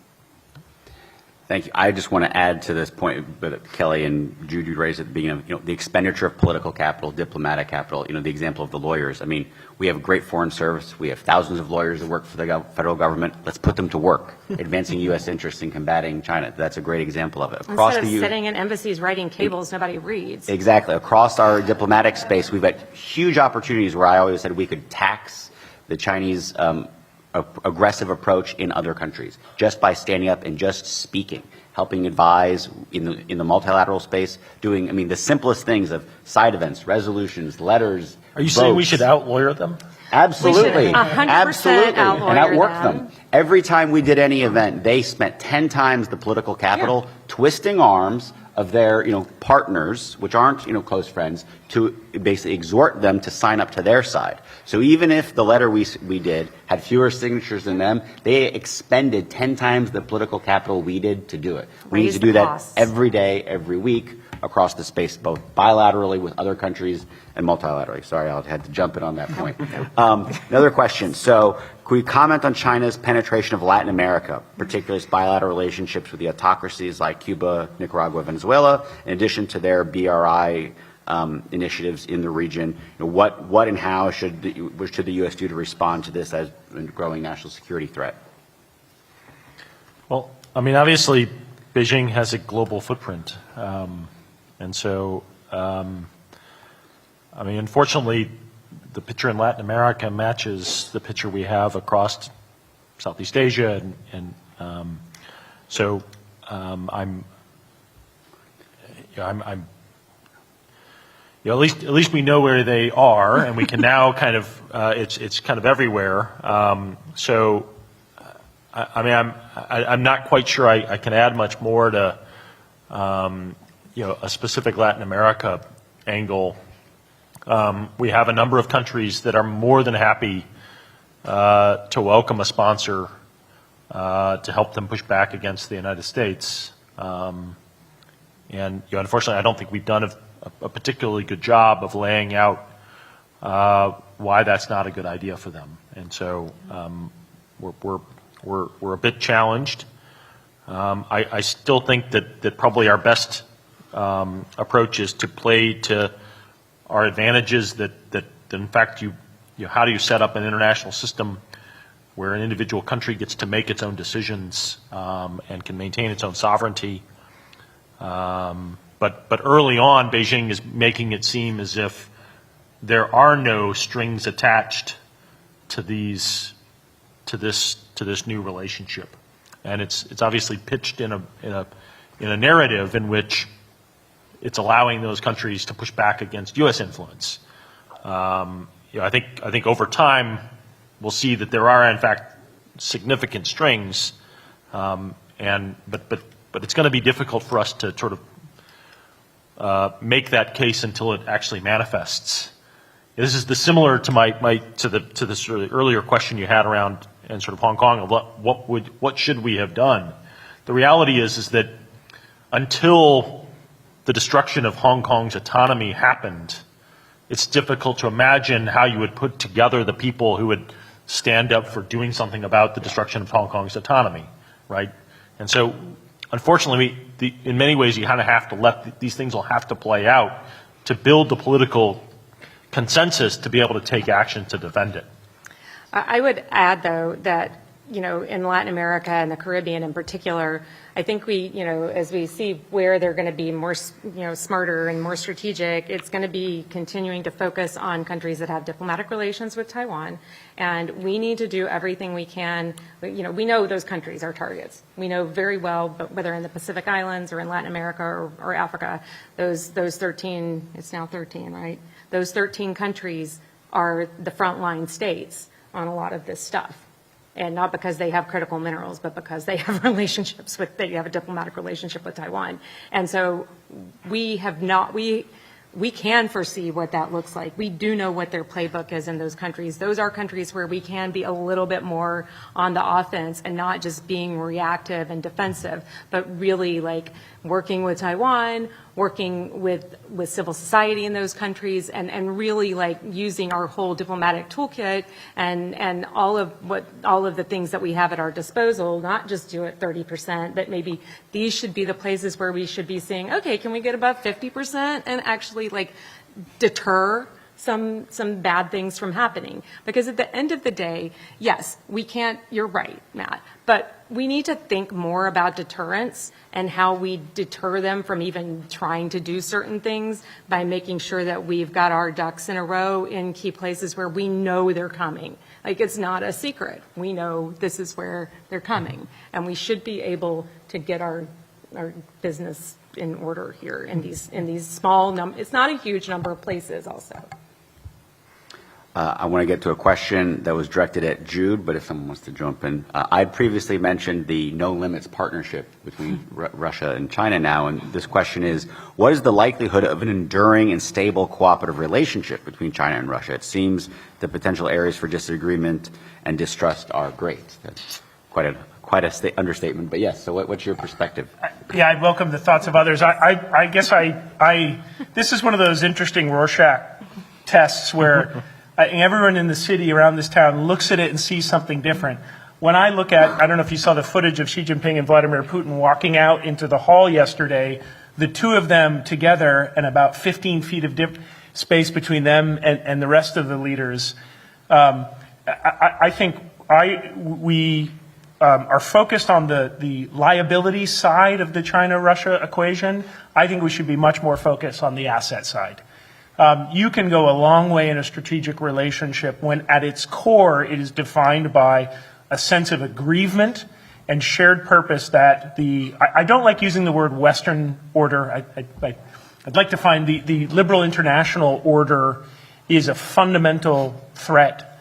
And that will gas the car for a very, very, very long time. Also, I think it's important to remember that this relationship has been going better for longer than the Sino-Soviet split lasted. Since 1989, the Russia-China relationship has been steadily improving as they've been able to solve border issues, right? Sign a treaty in 2001.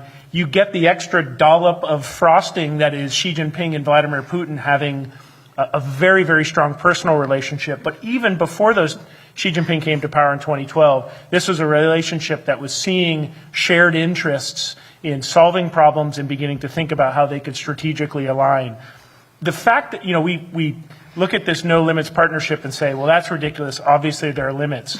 Sure. The fact that they're willing in a big diplomatic statement to say that there are no limits is more important to me than the fact if there are actually no limits. They're sending a strong signal to everybody, including people within their own system, to say that we have a strong shared strategic rationale to coexist and to find ways to play a more active role. As Xi Jinping said to Putin when he was in Moscow, comrade, there are profound changes unseen in a century going on right now, and we're going to be the ones to drive them. And of course, both Vladimir Putin and Xi Jinping have read their history. They understand that if they allow themselves to be divided, that really bad things happen to both of them. Yeah, I mean, we're openly talking here about whether we can split them as if they can't hear that. Or that they haven't or they don't know what that looks like. They don't understand what happens when that happens. I mean, so it just seems to me that we are not thinking through we're being very wishful about what we would like to see happen. Yeah. We would love to see them divided. But of course, they know that and will do whatever they need to do to paper over those sorts of things to come to some sort of a consensus, to look at what they both view as the principal adversary. Yeah. A marriage of convenience can last a very long time. And I would add, they've got a couple deeply problematic junior partners that they can, keep spinning up to cause us problems and tie us down in Iran and North Korea, not to mention our little friendly neighbors down here in Latin America. And so they've got a lot, being spoilers, being pains in the butt, they can do a lot to really screw with us. And we need to recognize in a lot of cases that's what is happening, that they are spinning up problems like, treating us like Gulliver and just trying to tie us down and benefiting from us being tied down. Now, I'm not going to go all Bridge Colby here and say we need to pull back and only focus on China, but sorry, that was not a very nice thing to say about my friend Bridge. But I think that we do need to understand what's going on and have a strategy that accounts for this and is not a blinkered kind of wish casting approach that thinks, oh, well, they'll break up eventually and this can't go on, so it won't. That's more faith-based foreign policy and hope being their strategy. It's not real. I know we're almost right at the edge of time. There are a couple questions that just pointed to the ideological framework. For 1 minute, does anyone want to jump in on the ideological aspect, both in terms of how they're using it internally within their country, how they're attempting to export that in terms of what we see in terms of inside the United States, any aspect just on how there's this idea, people have talked about the nationalist, the Marxist or Leninist components of it, but does anyone want to Well, I'm more afraid of the Stalinist components of it, That- frankly. count me into that. That's right. I mean, it's a deeply anti-liberal, Yes. right? This deeply anti-liberal manifestation of ideology.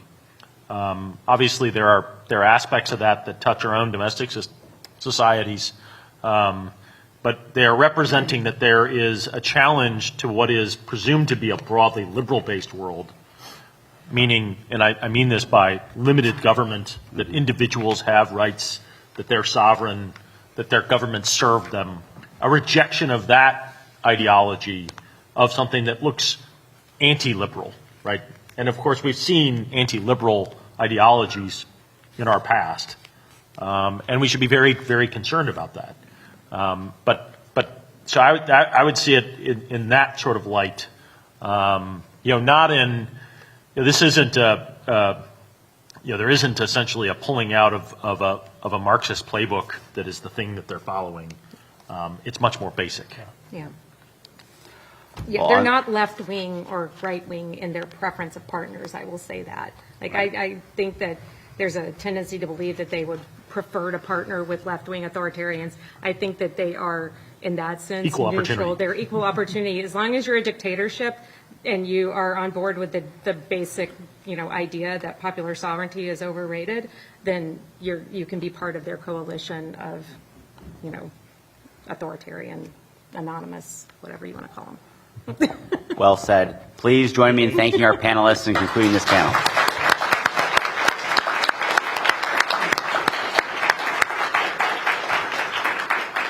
Thank you all for your incredible attention this morning. We now have lunch served over in this corner here, so please enjoy. Bathrooms again are around and through the hall down this way. Thank you.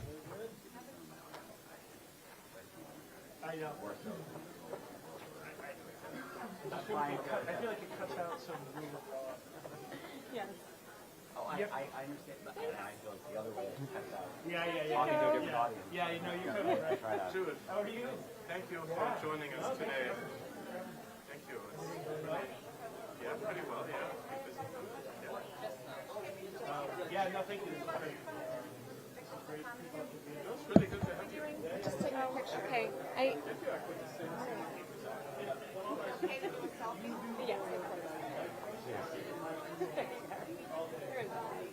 Oh, man, it's bad. I don't know. I have to be on this side. Okay. Yeah, that's good. Okay, so great. Thank you. Thank you, Kelly. The picture, if you... Oh, yes, please. All right.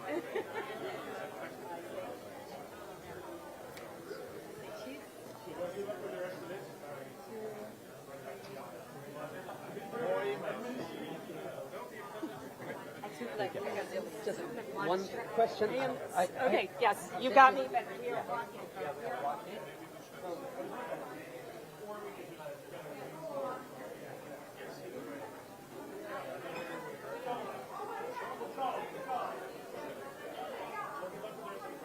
Thank you. All right, see you.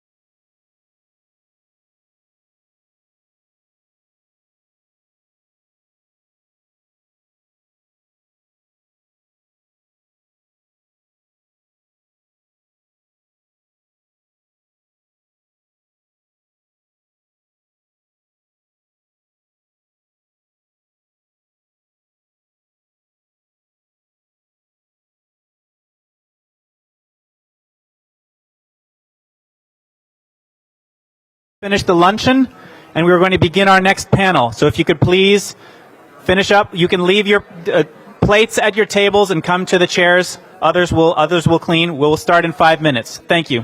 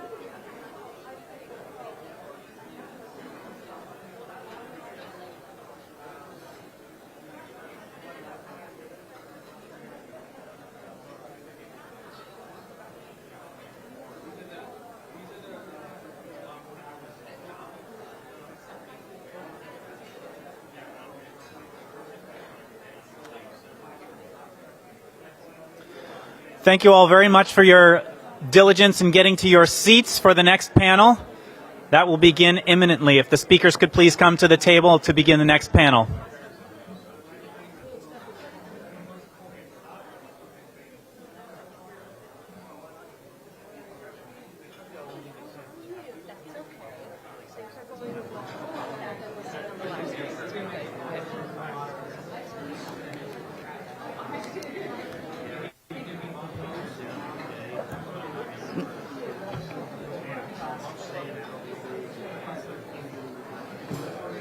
First time at this event as well? My second one.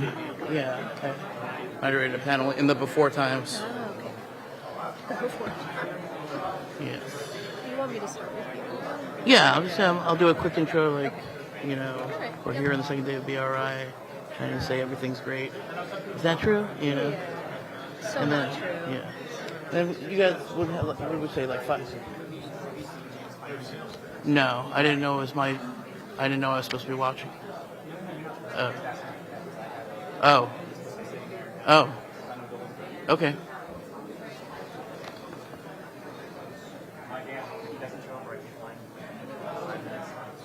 Okay. Okay. Are you introducing me to, or am I just cold opening? Okay. Sure. She's gotta be around here somewhere. I don't know what he looks like, actually.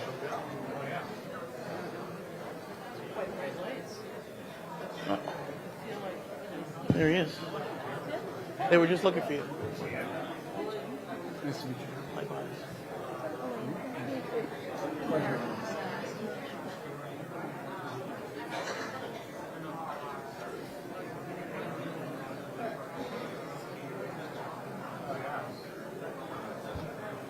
I had a 2-hour class this morning, and then I had to attend the China-related on many campus direction, Los Angeles. Professor James Feinerman, if you're in the room, you are needed at... Oh. I apologize.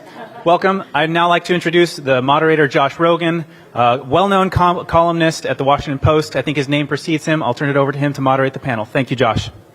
Thank you so much. Thank you, everyone, for joining us. So nice for me to be back here at the China Forum in person with all of you. I know you guys are all following the news, and I don't know if you have the same TikTok algorithm as I do, but mine is all about the BRI summit in Beijing. It's the second day of the summit, and according to all of the official announcements and pronouncements, BRI is going great. That's what the Chinese government says. Apparently, China is open for business, something that I've heard a lot on my social media and in my official statements. Is that true? Is that really the case? You know, I think we should unpack that a bit. I think we should take the next hour or so and just kick the tires on this idea that, you know, everything's fine with regards to the Chinese economy and the business environment inside of China and the investment climate inside of China and the relationship between our financial institutions, our banking institutions, our business institutions, and our government institutions, and how they interact with the Chinese Communist Party, the Chinese government, and the Chinese private sector, which are increasingly all becoming intertwined. And, you know, maybe there's some evidence that maybe the official statements don't actually match the facts on the ground. I mean, again, I'm not the expert. We have a great panel, but just from my cursory sort of amateur look at the news coming out of China, I noticed a couple of things. Foreign minister disappeared. The defense minister disappeared. The top bankers are disappearing. The top tech executives are disappearing. The economic data is disappearing. Foreign businesses are being raided. Foreign executives are being arrested. The State Department, again, just sort of coming through my inbox, I noticed this, issued a level 3 travel advisory for the entire country of China, which encourages Americans to reconsider even going there for any reason because of the threat of unlawful arrest. hoarding of commodities, manipulation of data, the economic numbers, the unemployment numbers. I don't know. Again, I'm not the expert, but even I can sort of see that maybe there's another side of this story. Perhaps we should, as a community and as a country and as a sort of society, think about what it means if it's not true. What if the BRI is not the rousing developmental success that they claim? What if the Chinese economy is not as stable as they assert? And what if the business environment inside of China is not as riskless as American institutions and executives and Wall Street firms seem to want to say it is? So we have the perfect panel to talk about that today. And we're going to start with an expert on BRI, Elaine Dzenski, a senior director at the Center on Economic and Financial Power at the Foundation for the Defense of Democracies. We also have with us Jim Feinerman, a professor of Asian legal studies and faculty director at the Georgetown Center for Asian Law. And of course, Mary Kissel, the executive vice president and senior policy advisor of Stevens Inc. and the vice chairman of RXO and a former senior government official. Elaine, let me start with you. Based on what I said, do you think we might want to take a look at this whole BRI thing and what does the data show you? Tell us what you see 10 years in. Thank you so much. Oh, thank you. That's the perfect entree. We have a report coming out in the next couple of weeks on BRI at 10 years that will go into these issues in a lot more detail. So we'll have that up on our FDD website. I would encourage you to have a look at it. I've been following the BRI for more than 3 years now. It started in 2019 when I was doing a lot of work on the anti-corruption agenda and realized that BRI was using corruption as a component of its model of coercion, of extension of Chinese influence, and undermining Western rules and norms, particularly in the development space, at an alarming pace. And unfortunately, I think that has continued despite some rhetoric from Beijing to the contrary. The BRI is anything but what Xi Jinping has described it and how he set this out 10 years ago, which was an infrastructure development program that was going to be clean, green, and transparent. It's really none of that. It's a debt-inducing mechanism to extend Chinese influence around the world. And it's happening through different vectors. Infrastructure is a very good way to extend influence because it involves a number of things. First and foremost, ostensibly providing infrastructure that many countries need and need urgently. Secondly, it's an opportunity for Beijing to export the implements of construction from steel to Chinese labor to technology that can be used not only to support these projects but also to build surveillance capabilities in other countries and turn civilian infrastructure into dual-use infrastructure. So it's very crafty in terms of a strategy and an approach. But if we're going to hold the program to account based on the aspirations of the program, as she put them out, it hasn't really met any of those objectives to be clean, green, and transparent. What it has been is a huge success for Beijing in terms of wielding political coercion and to some extent economic coercion. COVID put a bit of a dent in that strategy in the sense that Chinese debt added to balance sheets all over the world that were already in peril, and now we have a situation where many BRI countries are facing levels of debt that are untenable.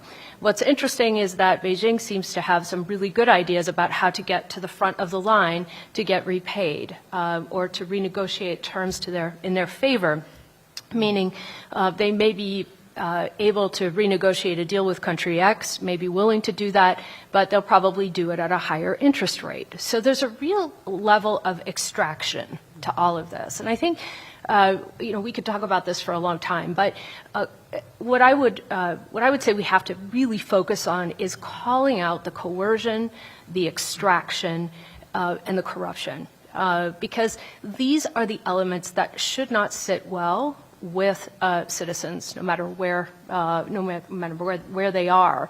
Have we done a good job of engaging in that narrative, discussing that narrative from the U.S.? I'm not sure it's where it needs to be. And I know in the last panel there was some discussion about some of the initiatives that have moved forward in the last couple of years, whether that's the launch of the Global Partnership for Infrastructure Investment, the Blue Dot Network, some other things.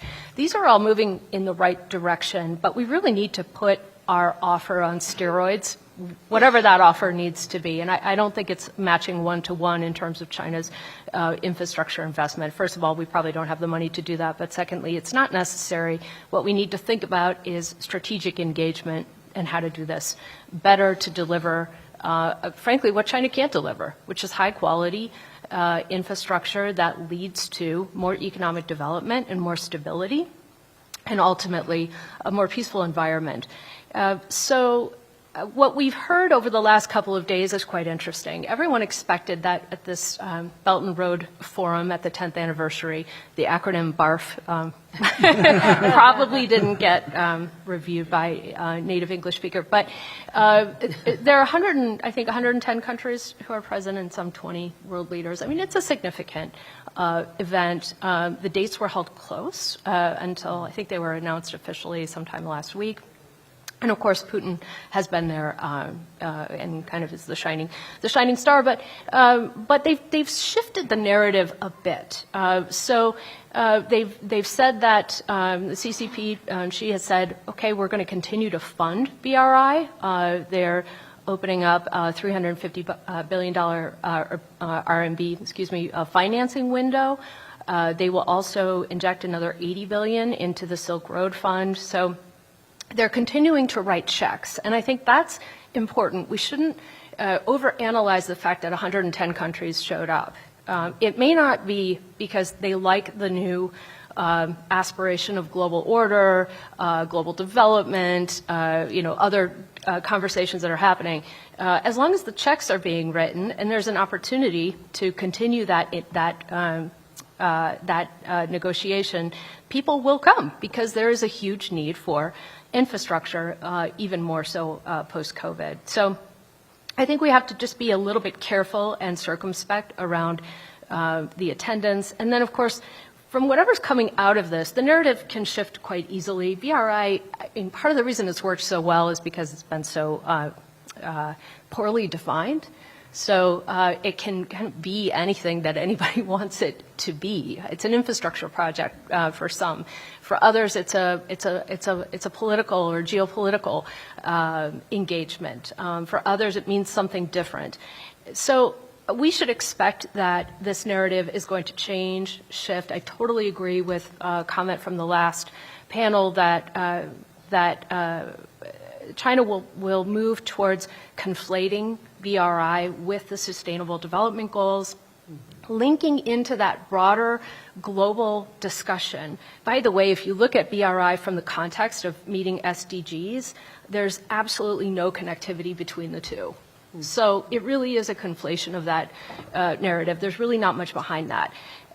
There's also now more conversation, or at least coming out in the last day, around creating a system of compliance around BRI projects, ostensibly to build integrity. We haven't seen much of that over the last 10 years. I don't know how that will shift. But as Beijing looks to push the BRI into a space where it's more broadly owned, potentially by the UN, other countries coming forward, the problems within BRI become everybody's problems. And maybe that's part of the strategy, that it's not just China's corruption, it becomes everybody's problem. So those would be my initial thoughts and reactions from what I've seen. Well, thank you. I'm not sure if that's scary or reassuring or both. But let me, before I move on, follow up on one thing that you said. You said that we should put our offer on steroids. You know, I've covered it a little bit. It's called the Indo-Pacific Economic Framework. you know, when I travel to Asia, and I have 4 or 5 times in the last year, they're not that enthusiastic about. I find a lot of like, you know. And what do you think? What's your take on it? Is it an alibi for a real economic investment strategy? Is it a small step in the right direction? Is it the beginning of something? Does it hold any value that you can detect? I do think it holds some value. I think we have to start somewhere. It's going to be a multi-pronged strategy, and it's not just a response to BRI. It's really a response to a shift in terms of a global rewiring of trade, of alliances, the role of democratic rules and norms. All of these things need to be considered. It's not just about responding to infrastructure. So I think there is some potential. We need to look at these trade engagements and alliances in different ways. I've done a lot of writing on this concept of ally shoring. So bringing democratic rules and norms along with a rethinking of supply chains, moving out of authoritarian regimes for critical capacities and moving elsewhere. It can be somewhat painful. It depends on what sector and what technologies we're talking about. But being able to rely on other partners in other regions, particularly in the Indo-Pacific, will become that much more important. Excellent. We'll talk more about that in a little bit. And I do want to say that we're going to leave some time for questions, so start percolating your questions now, and so they'll be good ones. Let me skip over you, Jim, and go to Mary next, because I think this segues really well into sort of the... Sorry, Jim. I thought that was the order. Yeah. So don't worry, we'll have plenty of time for all of you. So the U.S.-China economic relationship, this is something that you worked on under Secretary Pompeo, and now you're working on the business community.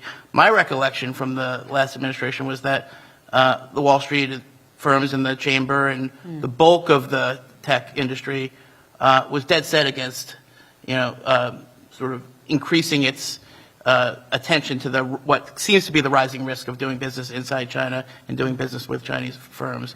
Now that you're on the other side, tell us what you have seen from your interactions with the U.S. business community, what you're telling them, and what your analysis is of the investment and economic climate inside mainland China right now. Small questions.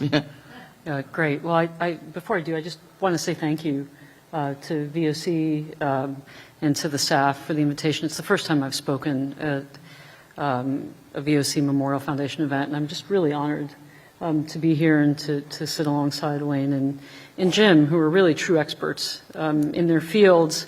I'm here, if you're wondering, because it doesn't seem to make much sense. I'm here, as Josh said, as someone who's had a lot of practical experience, especially with China, as an editorialist like Josh, as an observer, as a policy maker behind the scenes, and now back where I started in the investment community. And I just want to follow up really quickly on what Elaine said, because there was an enormous amount there that was fascinating. But, for us in the administration, we saw BRI as the beginning of the alternate economic system that China was attempting to build. And one of the things that we really struggled with was, what is the right response that plays to America's strengths? And we didn't want to become China, and in fact, American private investment vastly outstrips the total BRI investment around the world, which we never really talk about, but that's true. So the question was, okay, how do you properly align incentives so that the business community will be incentivized to come in and build those bridges and roads? And it was very frustrating to us because we'd go to places like, for instance, we stopped in Ethiopia and Senegal, and they had these just trash Chinese projects. I mean, really terrible. No one liked them. They broke down, awful. But they said to us there were no American companies that came in to bid. So we didn't really have any choice. We needed to build the road. We have domestic political incentives. And so that's something that, Elaine, I think you're absolutely right, that we haven't really grappled with. The Blue Dot Network is not going to solve this problem. And we don't actually want government to solve this problem. Anybody who's worked in government knows that's never going to work. And anybody who's worked at the State Department knows that the economic part of the State Department is probably, well, that's not going to work either. So just as we've done in the past, I think when we confront these complex problems, As a democracy, we work through them in stages, like we did with the Patriot Act. Everybody thought that the world was ending, and then Obama came in and he tweaked it, and then we never heard about it again because we had a bipartisan consensus on how to attack it. And we just haven't gotten there yet, I think, with the BRI. Jim, you're nodding. That's a good sign. But I think, we will. The question is, do we have enough time to do that? Now, Josh, I'll just say this briefly. I don't want to talk for too long. So you asked me, how does the business community view investment in China? And in fact, the title of the panel is The Price of Profits. I just want to say really quickly, I'm very pro-profit, like very pro-profit. Yes, thank you. I might even get a clap in the audience. I'm just not pro-profit with enemy states. So that's really the core of our problem here. And the United States government has not deemed China an enemy. We have a ridiculous nonsense of a policy, which is cooperate, compete, and confront.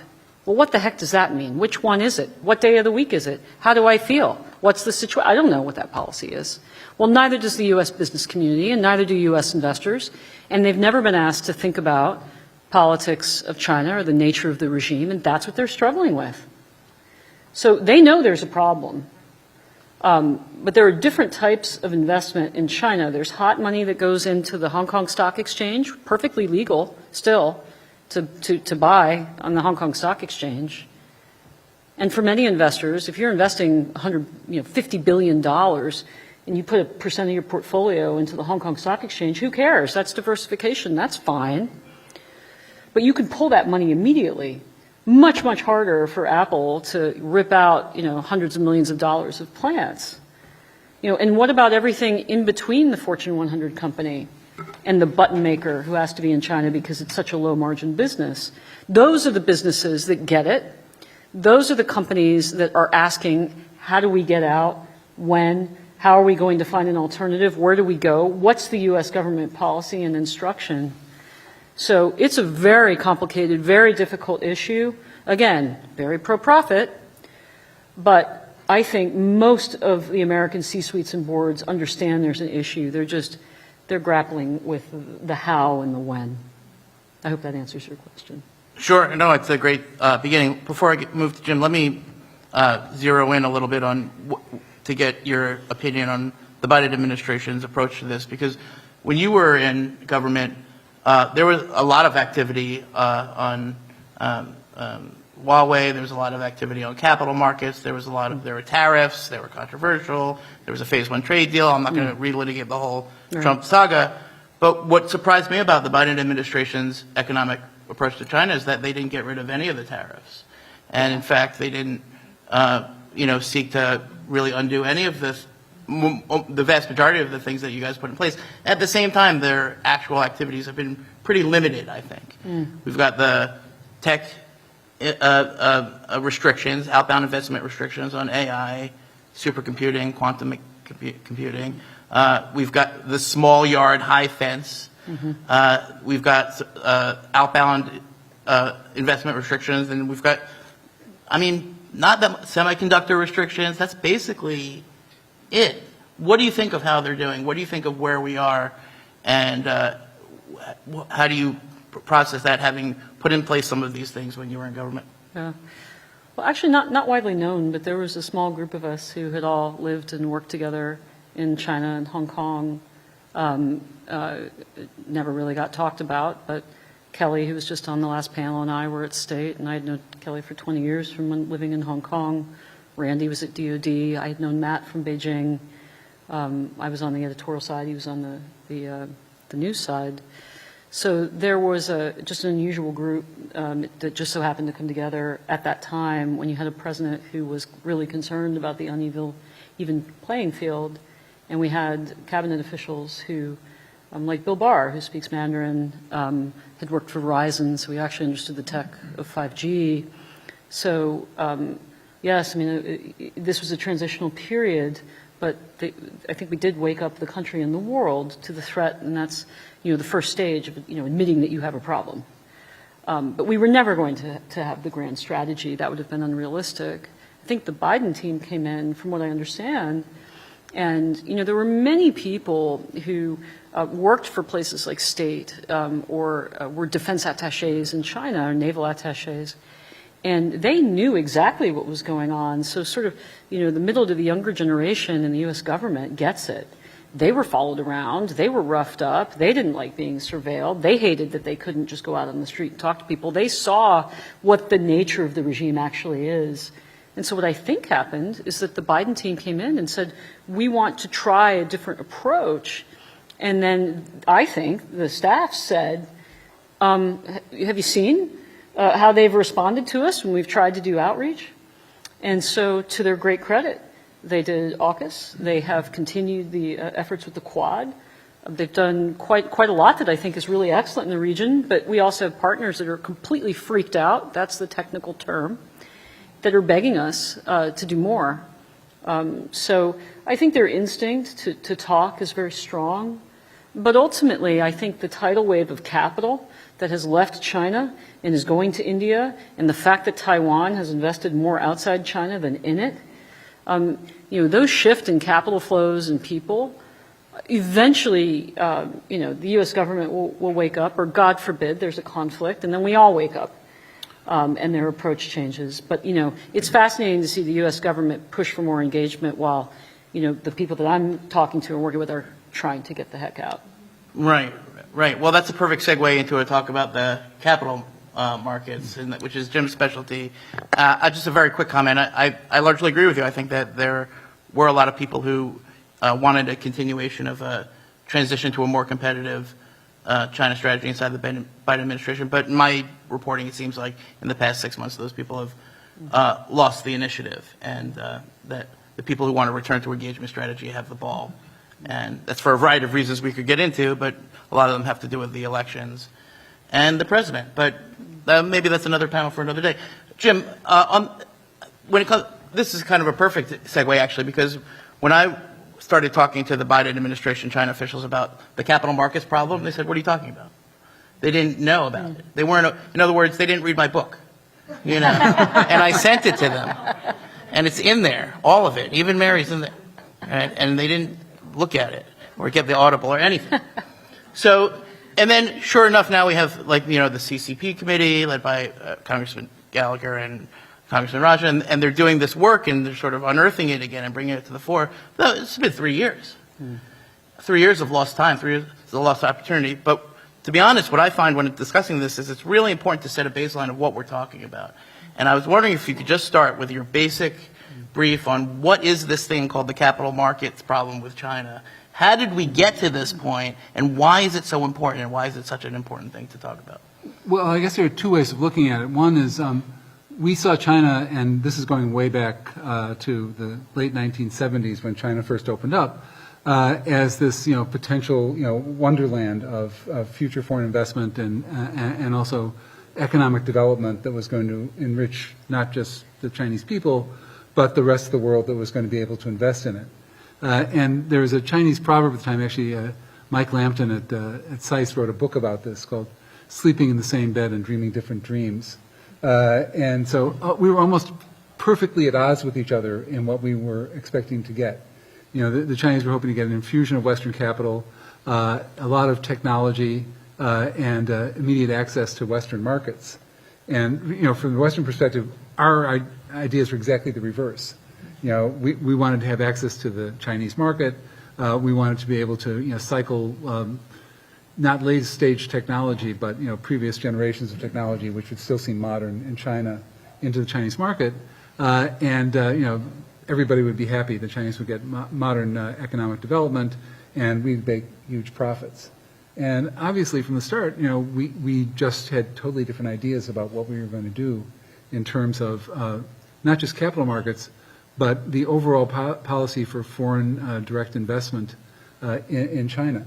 And the idea that today there may be actually more foreign direct investment from China in the United States and other Western countries than there is going into China seems like a real turning of the tables. It was not what we expected at all.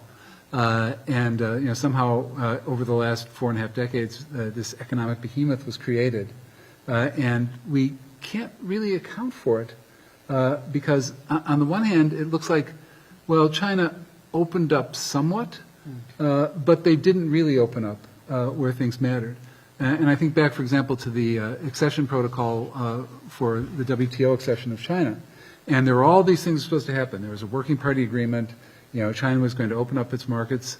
And in the next 5 years, they grudgingly, from 2001 to 2006, opened up capital markets somewhat. They opened up, but, in the rest of Asia, just across the border in Hong Kong, every major money center bank in the world had branches. That doesn't happen in China.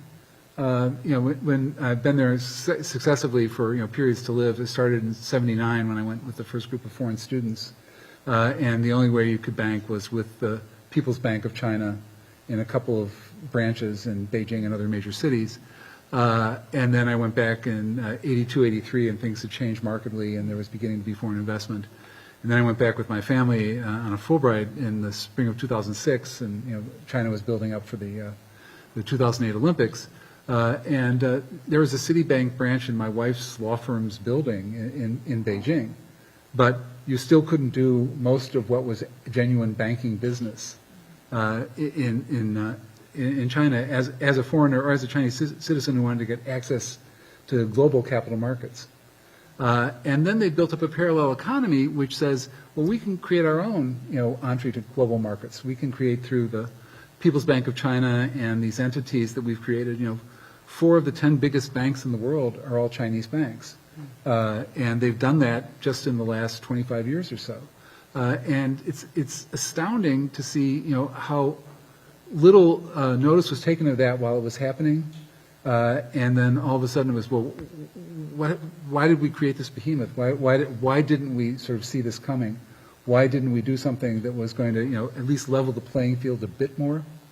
Because the whole idea of leveling the playing field, in my experience, with Chinese counterparts is often very lopsided. The playing field's never really level. And that's a problem. It's also a question of PRC laws and regulations. One of the very first laws, actually the very first law that China passed and the reform era began was the joint venture law. It's a 15-article joint venture law, and it basically said, we want foreigners to come and invest in China. It was shocking in some of its provisions. For example, it didn't require more than 50% Chinese ownership of a joint venture. There just had to be a minimum of 25%, maximum minimum of 25% investment. And it looked like China was going great guns because they then passed a wholly foreign-owned enterprise law. They passed another cooperative joint venture law when the original equity joint venture law wasn't very popular. And it looked like they were taking steps to try and address the concerns that were expressed by both Western investors, but they're also their own economic commentators who realized that this was not going to get them to where they needed to be. And then I think they made a pivot and decided to leapfrog.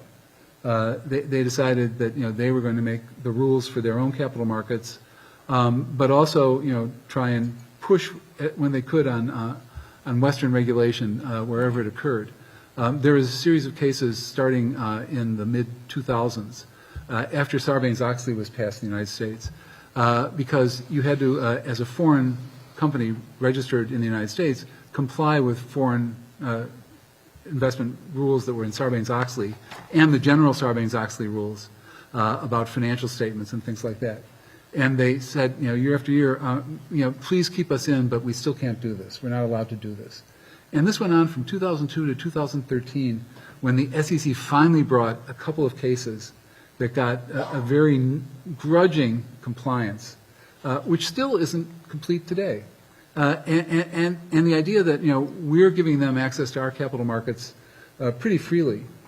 We don't have access to their capital markets. They can take deposits from American and other foreign depositors, but we can't take deposits from Chinese families that would far prefer to get the investment opportunities that we have in the United States than what they have in China. Meanwhile, the fact that they're captives of the Chinese banking system means that China has trillions of dollars to invest in all the projects that it does, because Chinese ordinary citizens have nowhere else to go, and they've got a 44% savings rate. So that's a lot of capital, especially with the economic development that's occurred in China. And let me just mention 2 other things. One, the human rights abuses that have gone hand in hand with this are really quite extraordinary. I know other people have talked about this in previous panels and will later today. But the abuses that I think are really particularly related to this include things like confiscating property, taking people's belongings, basically evicting them from their houses and making it impossible for them to live in Chinese society. And that I don't think has been remarked on enough. I mean, there's lots to go around with the previous gulag that China had and the current abuses that occur in the Chinese criminal justice system. And also the utter lawlessness of the COVID era. The idea that they were willing to essentially lock down the entire country and in a really draconian fashion, and then almost without explanation as to what they were doing, completely ease up when the pressure got too great. And what did that do to their own domestic economy? What did it do to the rest of the world? Obviously, there's books that will be written going into the distant future about how much China knew about what was happening in Wuhan. And I wrote one. Yeah. I read all the intel. Did I get it right? It was from a lab. Huh. I got it right. You're never going to be 100%, but based on all the evidence that we have, 99%. Makes sense to me. But this was, I think, emblematic of the lawlessness that made it possible for that to happen in a lab that wasn't governed by any kind of, usual precautionary legislation, and then covered up as, the cases multiplied and a pandemic spread around the world. Great. Well, we just broke some Wuhan origin news. Didn't expect that. That's thank you, Mary. For on the record confirmation, you heard it here. But Jim, let me focus on the actions, some would say misactions of Wall Street firms, the indexes, the banks, the private equity, the venture capital firms that are facilitating the abuse of the U.S. capital market by Chinese state-controlled companies, including Chinese companies that build the concentration camps, that build the missiles, that build the cameras that sit atop the concentration camp walls, that build the cyber warriors, that are essentially threats to our national security, yet are supported in a various number of ways by MSCI, FTSE Russell, Bloomberg, Barclays. Explain for our crowd here exactly how that scheme works and why is it allowed to survive? Well, I think it works because it makes money for the people who... Explain how. It gives them access to Chinese markets and Chinese capital, and it also allows China to leverage what the access is that's provided by these foreign entities, which China can ally in the things that it does. I mean, one of the things, this is maybe a footnote to all of this, but very interestingly, in 2012, 2013, Stephen Schwarzman, who runs Blackstone, got this great idea that he was going to create Schwarzman College at Tsinghua University. Schwarzman Scholars Program, I believe it's called, yeah. Yep. And so the Schwarzman Scholars are chosen, it's supposed to be a parallel to the Rhodes Scholars, the Gates Scholars, at Oxford and Cambridge. So this was choosing people from a bunch of countries around the world, not just from the United States, who would study together in this new college that would be established on the campus of Tsinghua, which is arguably China's leading university, although as an alumnus of Beida, I'm not supposed to say that. And the idea was that, this was going to, build mutual understanding. This was going to, it may have done that, and it may still be doing that, despite the pause for COVID. But it was obviously in Stephen Schwarzman's corporate interest to, get this kind of publicity, and, that's something that everyone who's active in the Chinese market is trying to do, and do it in a way that both ingratiates them with the Chinese leadership, but also doesn't poison them in terms of public relations in the rest of the world. Right, but I'm not just talking about your regular old payola schemes. I'm talking about American investments being passively invested in problematic Chinese companies. Well, but there's an argument that people who do this essentially claim that because of these passive investments, they're not actually investing directly in these things. Mm-hmm. That they're not taking a chunk of the stock of a Chinese company. they're investing in a fund which invests in those things because that's where the investment opportunities lie in China. Right. And what's your opinion on that kind of argument? Well, it's problematic on two counts. One is I don't think that you can, given the fact that we have similar kinds of pooled investments in this country, say that anyone who is in any way involved in a bad investment that's in a pool of larger investments that they're making an investment in is responsible for that and shouldn't do it. It's sometimes difficult to get transparency about exactly what the pool of investments is, and China has no interest in saying, oh yeah, we have this gulag builder that they're part of our investment portfolio, or we have this company that's building concentration camps for Uyghurs in Xinjiang, but ignore the fact because we're making 17% return. And as long as the attitude is, well, we really don't know about how the Chinese organize their domestic economy and what they put together in these pooled investments. So we're just trying to get the maximum bang for the buck for our investors. And China seems like a lucrative opportunity, so we're going to keep on doing it. Mayor, you seem like you have something you want to say? Well, Elaine's writing a lot of notes, so I'm, Right, I'm well, curious yeah. as to what she's writing down. Well, I think it's important to say, though, why we're talking about this. We're talking about this because China is building a military to dominate ours. They have a global civilizational security and development initiatives that rhetorically explain their goals. And so Xi Jinping is building a military to dominate us. As he's built it, he's become more aggressive, and he's telling us how he's going to use it in the future. And that's why we care about the price of profits in China, because capital flowing there is flowing to a party state. There's no real private sector. It's not a capitalist economy. And these savings that Jim mentioned, these captive savings, are being put toward funding this military and Xi Jinping's goals. So I think it's really important to say that. And I don't think that we should underestimate Beijing's intent here. It's not just about getting capital to build industry. They're very aware of the incentives of our system. And they know that there are Stephen Schwartzmans out there who are suckers for profit and potentially don't really care that much about U.S. national security. One more thing before I give it to Elaine and all of her notes is that I also think it's important to say that there are some firms that never went into China. Stevens never went into China. We didn't follow J.P. Morgan and Bank of America because we knew they didn't have a rule of law. Other companies like Motorola got out 10 years ago because they saw the writing on the wall. And good for them and for Greg, their CEO. So I think we spend a lot of time focusing on the Fortune 100, but it's not really a complete picture. And I think to Jim's point about the indices, if the U.S. Congress said, or if we finally had clarity in that China policy, and Congress legislated and said, hey, MSCI, get China out of our indices because this is really bad for U.S. national security. Well, guess what? Whatever was left of American investment capital would be stampeding out the next day. Excellent. So you don't think they'll do it on their own without the pushing? I think that you're already seeing, look at the run-up in the Indian stock market this year. A lot of that capital is going somewhere else, at least the hot Singapore? money. Yeah. Elaine, thoughts on all of the above?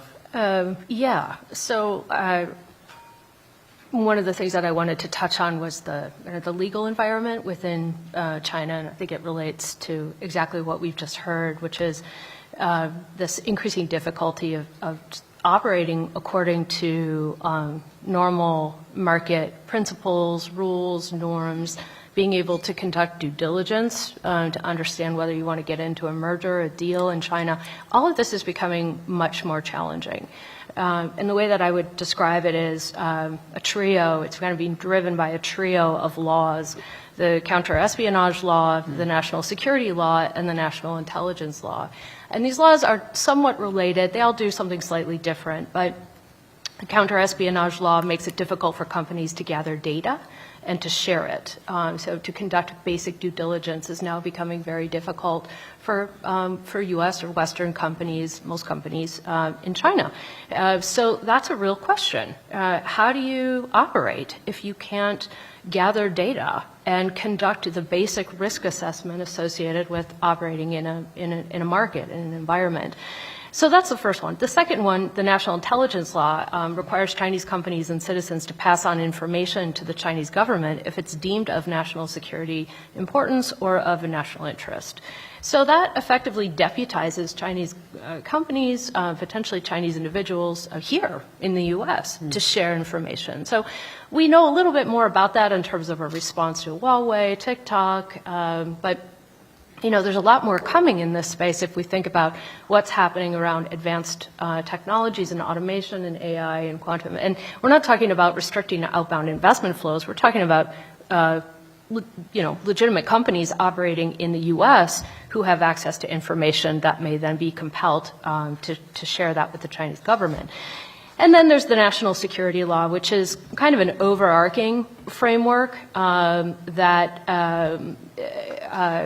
basically underscores that national security dominates over commercial interests. And this will, I think, become increasingly clear in terms of enforcement actions against companies, Western companies in particular, and creating an environment that's hostile. So I think there's been some reaction to all of this, and the Chinese government has taken some steps to respond to this kind of deterioration in the business environment, but it's kind of a strange response. One of the most recent things to occur was guidance coming from the Chinese Supreme Court on basically anti-disparagement, so cracking down on what can be said against businesses, against private sector entities. It's basically a restriction of free speech as a way to improve the business environment. I don't know how that's going to get managed in terms of a risk assessment, but probably not the way that they think it will. So these are the kinds of things that are happening that are just making it really difficult to operate an environment. But then again, what do we do against a set of Chinese laws and regulations like that? What do we do? Yeah. So I think before we figure out what we do, we have to figure out what we agree on is the reality of the state of play of the Chinese economy. And I've seen every analysis. I've seen that, everything's fine. If you turn on CNBC, they're like, oh yeah, it's a great time to reinvest. It's just a little bump in the road. I've seen the sky is falling, sell, sell, sell. It's going down. The Chinese Communist Party is going to collapse. The truth is probably somewhere in the middle. But I'd actually like to hear from each of you, because I think this is sort of a fundamental question.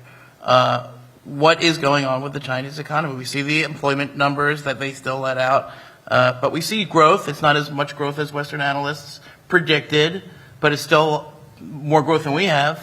And we see demographic trends.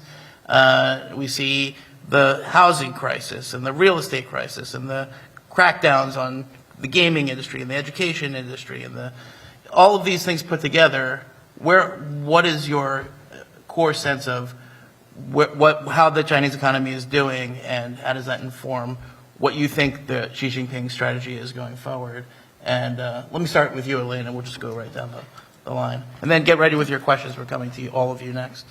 Yeah. So I'm sure there are a lot of opposing views on this. My sense is that it's an environment of deteriorating market principles and an environment that is going to be more and more risky, particularly for foreign investment.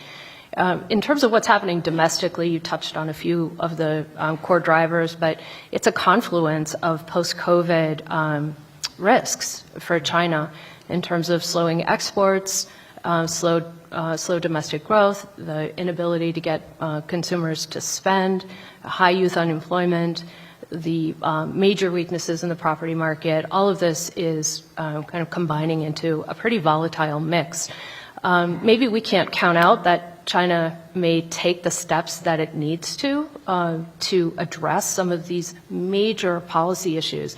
But so far they're kind of moving along quite slowly, kind of tinkering at the margins as opposed to taking major reforms, major steps around economic reform. So I find this interesting. I don't know where that leaves them, although they may just be able to rely on some level of growth, even if it's not at the levels that they've achieved in the past. But I think for U.S., for Western interests in China, it's going to be a rough time. Thank you, Jim.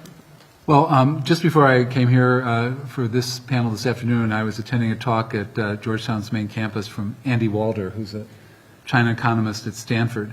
And interestingly, he was talking, this is research for a new book that he's still working on, essentially about the concentration of power in SOEs in China, which seems to go counter to everything that people have predicted for decades was going to be marketization and increasing privatization of the Chinese economy. And one of the things that he was definitely marshaling the evidence for was that the biggest SOEs have grown bigger and plan to continue to grow bigger. They're consolidating. And they start from the state-owned enterprises that were national, taking up their competitors and rivals.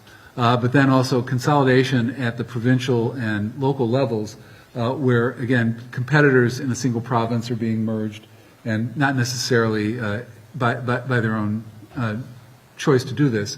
And even at the local level in municipalities and counties in China. And so if the idea was that China was gradually, maybe haltingly moving towards greater liberalization, that seems to be belied by what's actually happening. And then the two other things that I think are potentially quite interesting. China has been the largest source of foreign students in the United States for over a decade. Just this year, India surpassed China. And that could reflect a number of things, increasing liberalization of the Indian economy, closer relations between India and the United States.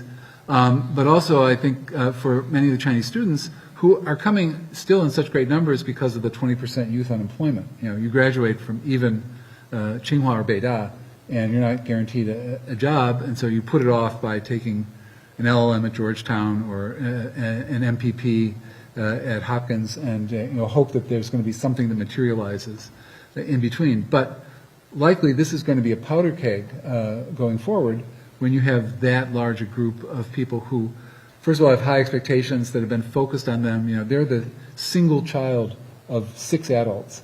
2 sets of grandparents and their parents, all their hopes and dreams are invested in them. And if they can't find something to do in the Chinese economy, that's just I think a powder keg.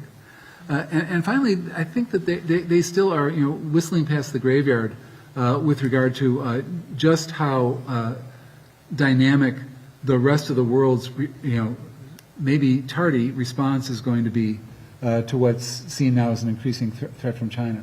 I was not personally a fan of Donald Trump or the Trump administration, but the single greatest thing that they did, in my own personal view, was to focus the attention on the threat that China posed. I think that, from the Clinton administration on, with, the high hopes of getting China into the WTO and making China a team player in the global economy, I think, maybe not initially, but by the second or third year of the Trump administration, there was a pretty clear view, which now I would say is filtered into the Democratic China establishment as well.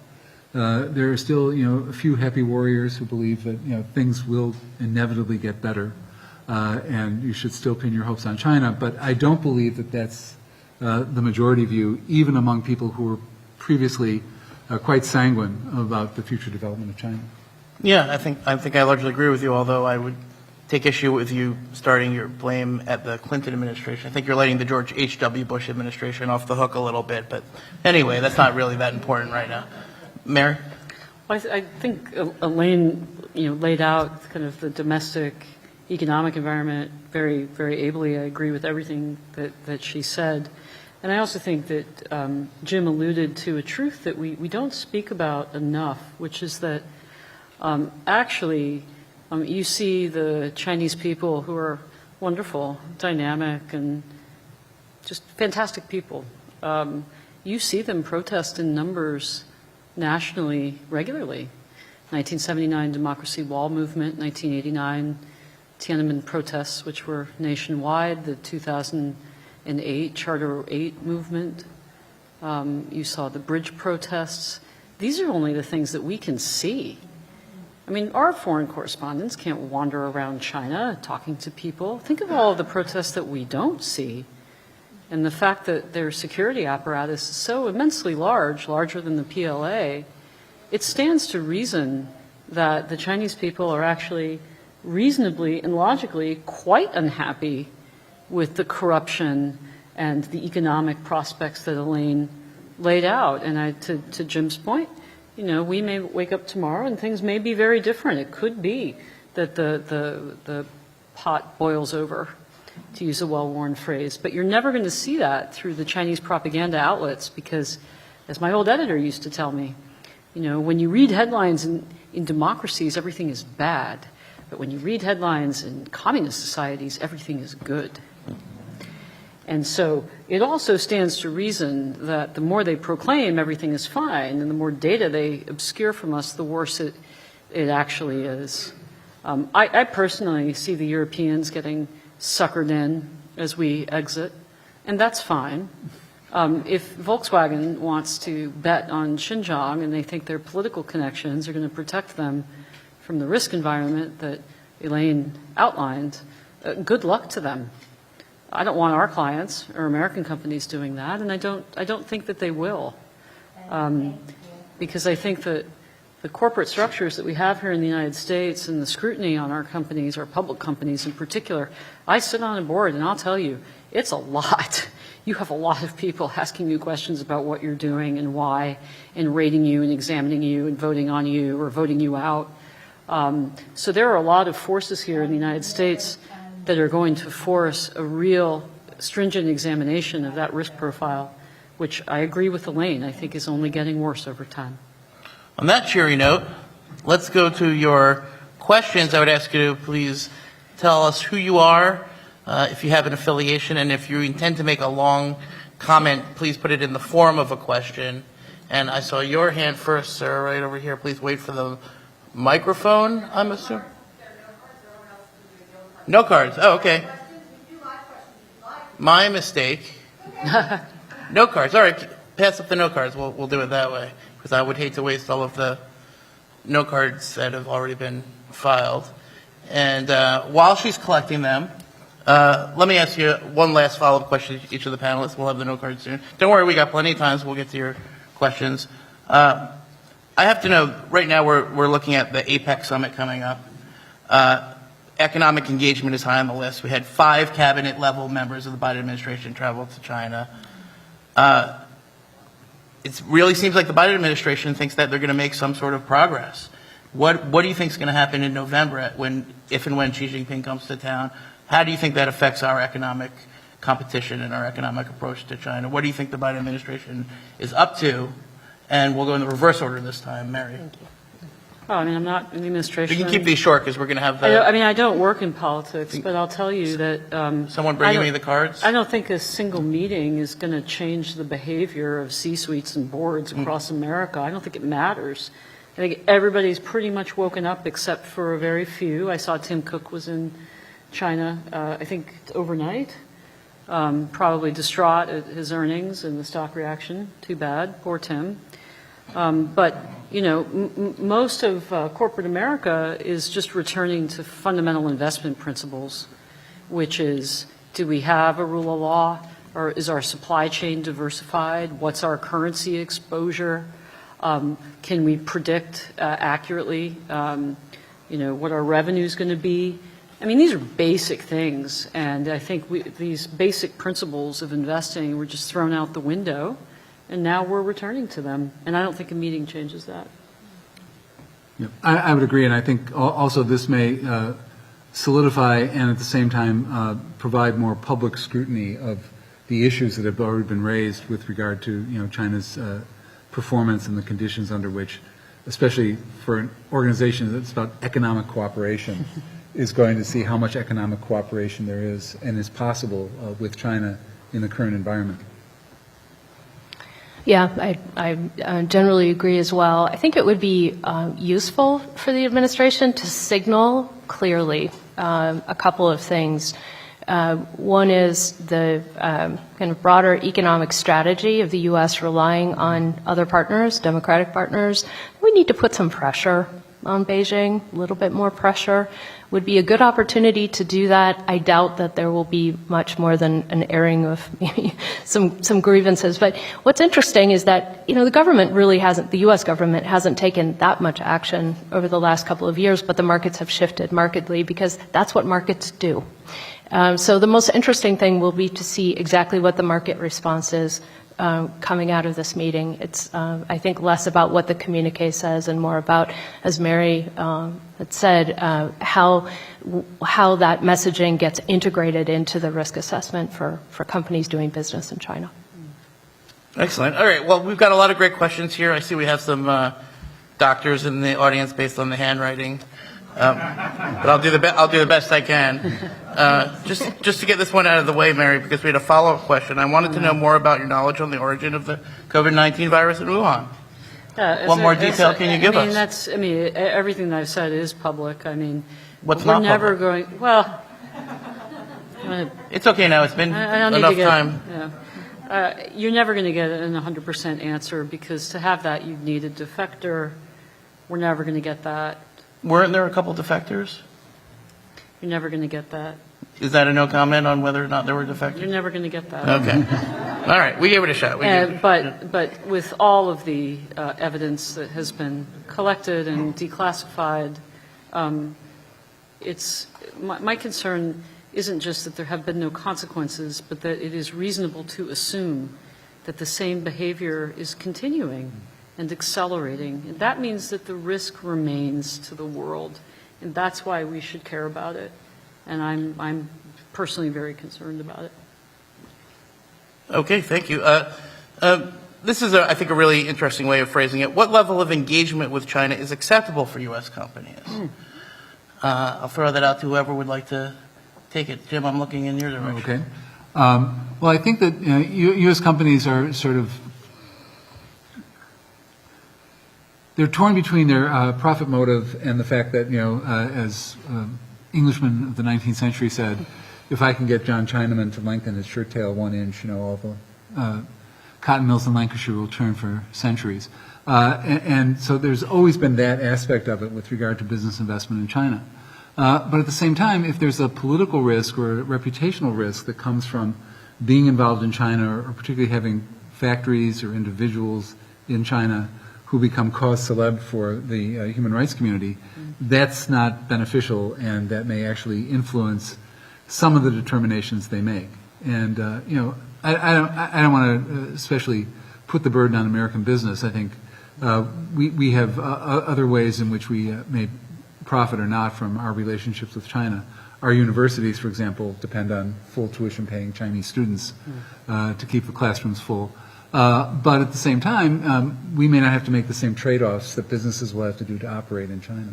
It's interesting because we talk a lot about de-risking, but nobody really knows what that means. Are there some de-risking sort of principles that you think can, let's be constructive. We don't want to decouple with China. We don't want to live in two different worlds. We have to have trade and in cooperation where it's safe to do so. So what are some guidelines for de-risking that companies might want to think about that might actually help them to do business in modern China? Elaine? Sure. I think one issue is around resilience. So just kind of protecting the business against the next global shock, whether that's another pandemic or something else. Having resilience in supply chains, I think, matters a lot. So this idea of having a China plus one strategy, maybe you're not pulling your supply chains out, but you have some viable alternatives. That's one way to look at it. I think generally on the question of what's an acceptable level of engagement, it would be really hard to have one answer for that. I think it depends on the sector, to be honest.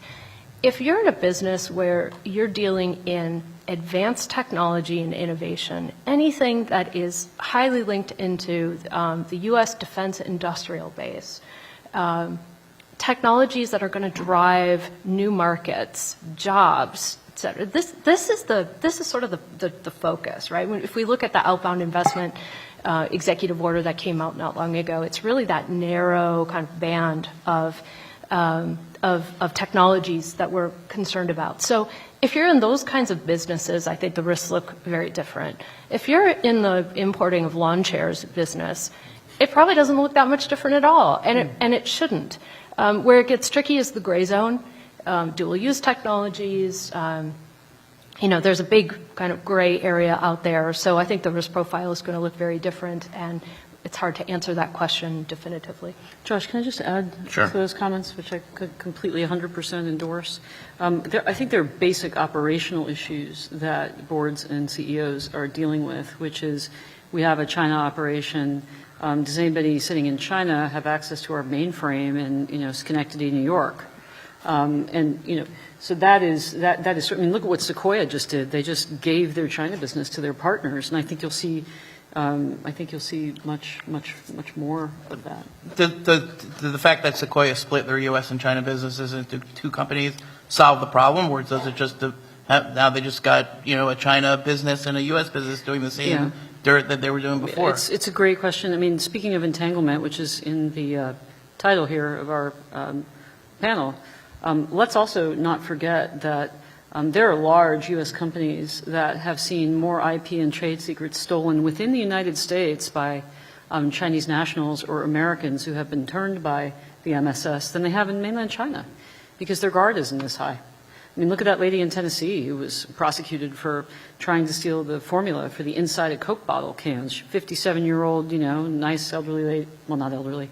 Not nice, yeah. Getting close to that. But what's the answer to the question? It's Sequoia's gambit here, which is to say, okay, well, we have a China business now. That's your own business now. Does that actually fix anything, or does that just depends on how they're operationally structured and what's the exchange between the businesses, and then there are people coming back and forth. I mean, there are lots of things. And what really trips up businesses are the really simple stuff. Like, do we have a third-party operator or contractor whose password is password?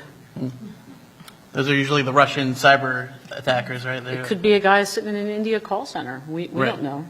I mean, but it's the simple stuff that can really get you. Gotcha. Thank you. So this is a really good question. What was the response to Russia's invasion of Ukraine? What can the response to Russia's invasion of Ukraine teach us about the potential economic disentangling from China? And if I could just rephrase that, we've spent a lot of time sanctioning Russia, finding out what works, what doesn't work, but China spent a lot of time finding out what works and doesn't work. And they're not going to be nearly as sanctionable should they decide to go ahead and do something crazy like, I don't know, attack Taiwan. What do we do in that situation? I think I want to, again, start with Jim maybe on this one. Yeah, it's hard to say. I mean, on the one hand, if China does attack Taiwan, this is going to be seen, I think, by the international community as far worse. Not that it wasn't bad what Russia did in Ukraine, but they have a contiguous land border. There was a Soviet Union that Ukraine was part of with Russia. Taiwan has not been controlled by anyone from the mainland since 1895, when the Japanese took possession as a spoil of war.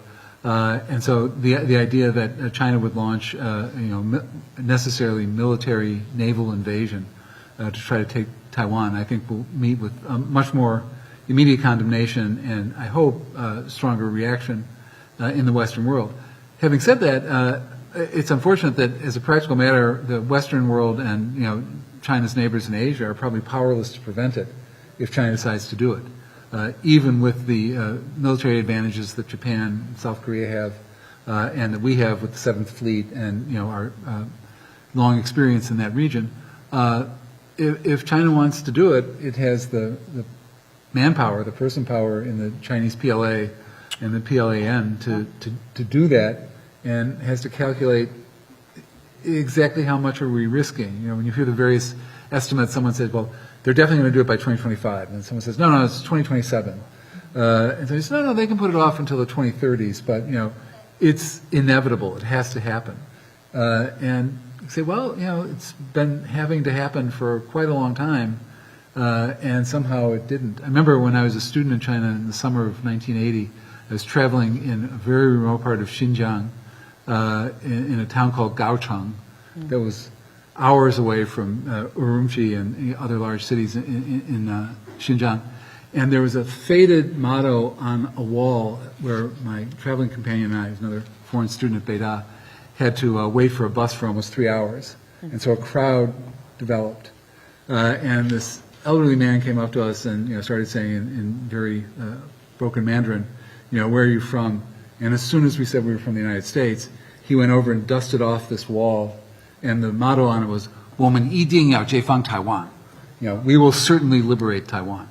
And I'm like, really, here in Xinjiang, you don't even know where Taiwan is, probably. You're 3,000 miles away. But, it was an article of faith.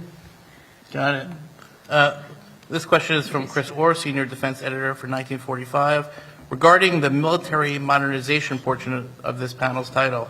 I guess, yeah, you're right, it's in there. To what extent is Western business inadvertently funding China's nuclear weapons program and stealth technology? Thanks. Elaine, you want to take a crack at that one? I'm not sure I have a credible answer for that. I think that's a very good question. I mean, generally, I think we're a little more entangled on some of these technologies than we should be, but maybe somebody has a better answer than that. I really can't say. I mean, one of the things that China was anxious to get early on by the 1980s was nuclear technology for power plants. And I believe that some American companies were providers of some of the technology that went into those plants. But that was with the idea, of course, they'd be totally for peaceful purposes, and that we didn't put the restrictions in that we put in, for example, with Iran about the possible enrichment of uranium that would, result from those plants. But that was a time when, we believed that, the Chinese were peaceful people who had only economic development and modernization on their minds. Yeah, I suppose we are culpable in that we educated many of their nuclear scientists. And I will say that one of the great obstacles to a more realistic vision of, you mentioned the pandemic earlier, is the fact that we have a great tradition of open science that we've benefited from tremendously. But I recall asking some of these virologists that we had on a call, have you been to every corner of the Wuhan lab? And they said, oh, yes, I've seen everything. I said, really? Could you testify under oath that you've been to every closet, bathroom, and corner of the Wuhan lab? And they said, oh, no. But we know those people. They would never do anything bad. And that's the kind of thinking that most of corporate America and the investment class is starting to get past. But there are large portions of academia and the scientific community that have not yet woken up, unfortunately. I think the motto is, to paraphrase a former U.S. president, don't trust but verify. Please give our panel a big round of applause.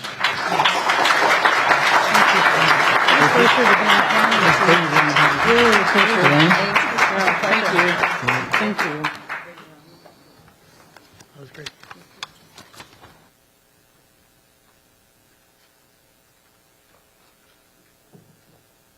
And please feel free to take a call.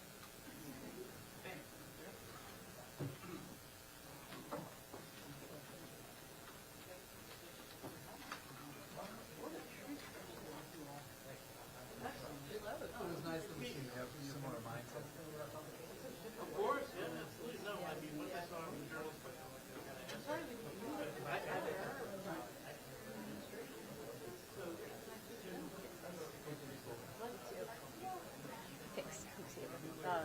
No, I'm not, but yeah, but he is. Thank you, Abraham. Oh, well.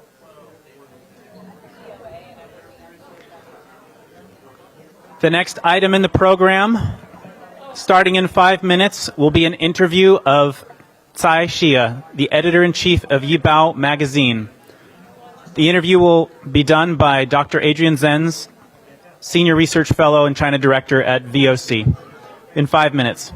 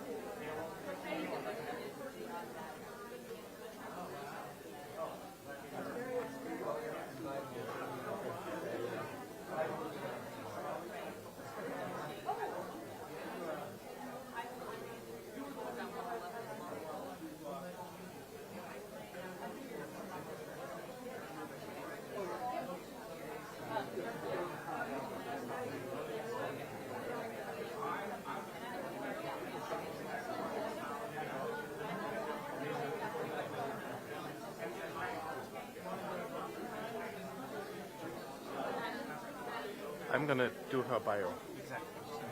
Good, good, okay.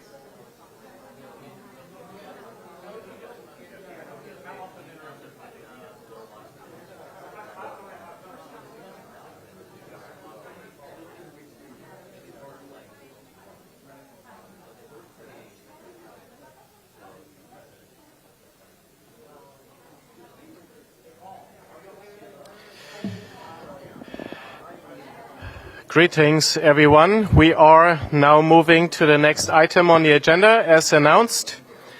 I will be interviewing Tsai Hsia, and I understand that this is an exciting opportunity for conversation and catching up. However, I do ask you to please sit down, and if you need to talk, please keep it to a whisper, because this room carries really well. So my apologies for interrupting the conversation and the socializing, but please do sit down, and we're very excited to have our next guest here, our exclusive guest.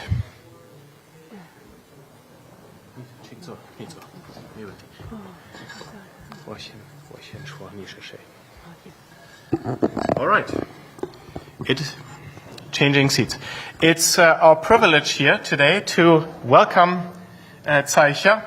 Tsai Hsia is a Chinese dissident and scholar of political theory. She was a member of the People's Liberation Army between 1969 and 1978 and a member of the Chinese Communist Party between 1982 and 2020. She was a professor at the Central Party School of the Chinese Communist Party from 1998 to 2012, where she taught high-ranking members and officials of the CCP, including leading provincial and municipal administrators. During her time in academia, she was often in the Chinese news. In the 2000s, she started to become disillusioned with the CCP and began writing criticisms of certain state actions. In 2020, her criticism of the party and of Xi Jinping led to her expulsion from the CCP. And she has since moved to the United States of America, which is probably a much safer place for her than China at the moment. She has written for Radio Free Asia and Foreign Affairs and has been interviewed by many media outlets. What we're going to do is I'm going to ask her a question, and we're going to have then my question translated into Chinese, and then her response will be translated from Chinese to English. So I just ask you to be a little patient. As you listen to the Chinese, there will be English translation provided. And please do keep it quiet, because with foreign language translation, it's always a bit more tricky to hear clearly what's being said. All right. So I know Tsai Hsia already has a very detailed response, a very interesting response to this question, the seemingly innocuous question, but here it is. So you can look forward to what's coming. My question is, since the beginning of this year, China suddenly has lifted COVID restrictions. The leadership in Beijing hoped that things would simply return to normal. But such a return to normality seems to elude China, be it economic, be it political. from what you have seen and heard about China this year, what are some of the new developments you're seeing in China? Thank you. 好，我们接下来要问的您的第一个问题呢，就是从今年年初的时候，中国开始突然把这个就是疫情的这个相关的一些限制给取消了。同时呢，北京政府这里的一些领导显然就希望在这些疫情的政策取消之后，立刻就可以回归常态。但是呢，这样子的愿望好像没有办法实现。您到今年已经听说并且看到了一些中国什么样的一些变化，同时呢，还看到一些哪些新的一些进展？请您从政治跟经济两方面来进行阐述。好，首先感谢大会主持者给我这个讨论问题的机会，谢谢大家，谢谢大家一起来跟我共同讨论。好，这个问题啊，我想首先说中国的经济和社会情况，从2023年开始，它是全面的恶化，而不是好转。First of all, I would like to thank the forum for inviting me to have this opportunity to discuss with everyone about topics relating to China. First of all, in concerning the economic and social situation of China in 2023, we have seen deterioration instead of improvement. 我们今年上半年的GDP 总量，官方对外宣布的是上升了5.4%，就增长了5.4%。实际上，在民间根据内部就官方内部数据的统计分析 ，GDP 总量是下降了5%。Looking at the official statistics for the GDP growth of Q1 and Q2 of 2023, it shows an increase of 5.4%. However, if you look at internal sources, the reality is the reduction of GDP by 5%. 中国的经济，我们讲是3驾马车拉动。就是投资、外贸和消费这3个方面，今年的1月份到6月份是大幅度的下降。China's economy has always been driven by 3 prongs. It's respectively investment, foreign trade, and consumption. However, for the first 6 months this year, we've seen dramatic decrease in those 3 areas. 其中外贸的贸易顺差，实际上是官方那个公布的是，外贸的顺差的外汇是增长了6%，但实际上的数据是下降了10.3%。If you look at the foreign trade surplus, according to the national statistics, it is a surplus increased by 6%. In reality, this number should have been a decrease of 10.3%. 1到6月份，就是中国的投资总额下降了10.4%，其中民间投资下降了16%。这表明中国国内就民众他对中国的经济没有信心。If you look at the investment was decreased in reality by 10.4%, whereas private investment decreased by 16%. All these numbers have demonstrated the loss of confidence among Chinese people. 所以投资和外贸这2大项加起来，今年上半年是下降了9.8%。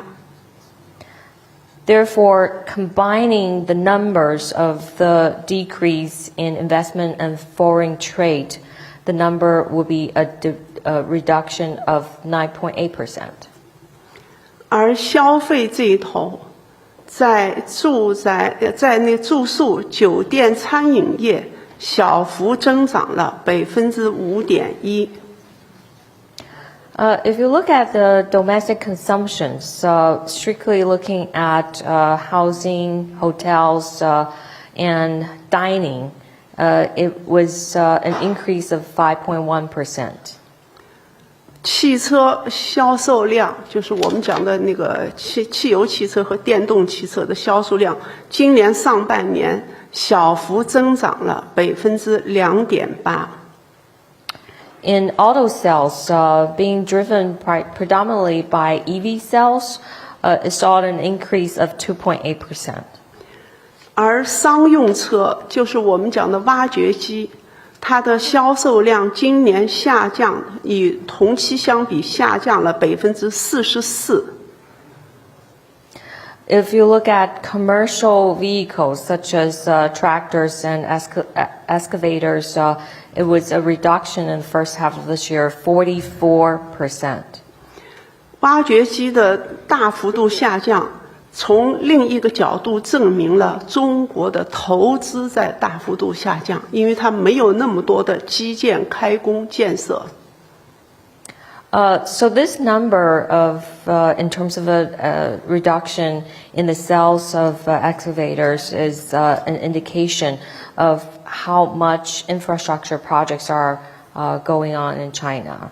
That shows that there was a big drop in the infrastructure investment. 因此，根据就是3项，就是投资、进出口贸易和消费3项合并计算，今年1月到6月份的这个 GDP 总量实质上是下降了5%，而不是上升了5.4%。That's why by looking at all these detailed numbers for investment, foreign trade, and consumptions combined, the actual GDP in China saw a reduction of 5% instead of an increase of 5.4%. 而中国7月份以后的情况也很糟糕，所以我们 And things after July are nothing more promising. 到今年年底，全年的 GDP 下降可能会达到10%左右。That's why we expect by the end of this year, the total reduction of GDP would be 10%. 所以我们讲经济是很糟糕的，财政中国政府出现的是财政危机。So on the economic front, it was not very promising. Now let's take a look at the fiscal side. They definitely have seen a crisis there. 2022年底，全中国的地方财政收入只有3个省、3个市是有盈利的，其他的都是地方财政是亏空，所以中国的整体上讲，地方财政危机缺口很大。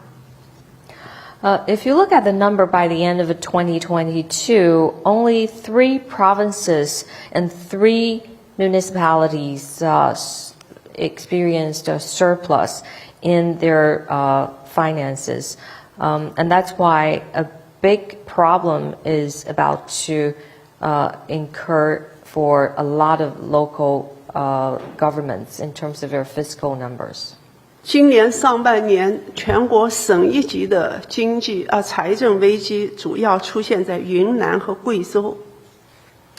By province, the most important or eminent fiscal crisis, occurred in Yunnan Province and Guizhou Province. 而中国的上海市、苏州市、广州，这是中国最好的经济最好的3个城市。里边的公务员的收入现在已经是下降了20%到25%。If you look at the salary for government workers or employees in 3 of the most developed and prosperous cities such as Shanghai, Suzhou, and Guangzhou, they saw already a decrease somewhere between 20 to 25%. 还有些地方就是已经连续几个月不发工资，这种情况在中国内部也是发生了。It has already happened for some local government officials not to receive their salaries for months. 中国的经济危机和金融危机同时在出现。And that's why we saw double crises in the economic front as well as their financial sector. 像这些情况呢，大家可以到这个优管上的中文节目当中可以去寻找到。我在时间那个时候，我就不能再接着讲了。大概情况是这样，就经济很糟糕。So basically, the economic situation is very bad. A lot of details can be found in a lot of Chinese programs on YouTube. 你看可以吧？第一个问题我就不说了，还可以再讲吗 So should I continue with the 政治方面？您也讲一下，就是今年以来的变化。OK， 财政讲了。好。那么关于这第一个问题的情况，我讲到这儿。我们现在很担心的，就是中央政府的，无论是总理还是副总理，他们过去没有在中央政府工作过，对于处理这样复杂的经济问题没有经验，同时他们过去的专业教育知识也缺乏现代社会的复杂经济运行的相关的知识，所以中国当局到现在拿不出解决经济困境的办法。And against that kind of economic backdrop, we can look at the current lineup from the CPC to deal with the economic crisis. If you look at the premier and vice premier, neither of them had relevant experiences and knowledge and expertise in dealing with economic situations and problems. And that is also why we have not seen valid solutions coming out of the CPC and the central government. 按照中国共产党的惯例，今年应该召开20届三中全会。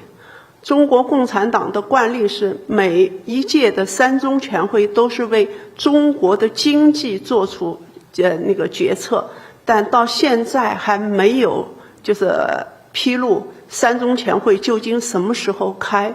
所以按惯例来讲，它的三中全会应该是9月、10月、11月。应该召开，但到现在为止没有消息，这就说明关于这些问题到现在还没有一个明确的一个怎么讲啊，就是没有明确的思路，或者没有一个成熟的有把握的决策，所以他就不能开会。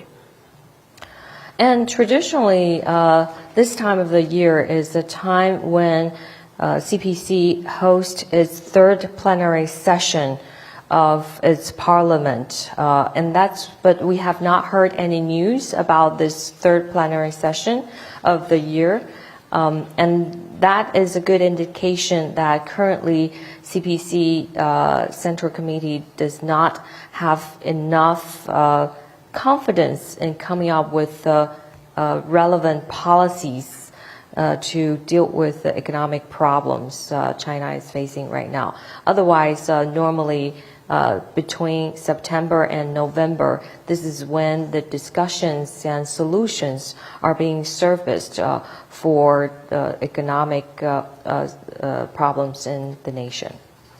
好，我第一个问题回答到这儿。That's what I have for your first question. The second question, we're going to limit this to just a couple of minutes. In 2022, you wrote in Foreign Affairs magazine that as Xi's rules becomes more extreme, the backlash against him will only grow stronger. Last month, some admittedly speculative news reports suggested that Xi was facing internal criticism. What have you heard recently? Is there internal pushback against Xi Jinping?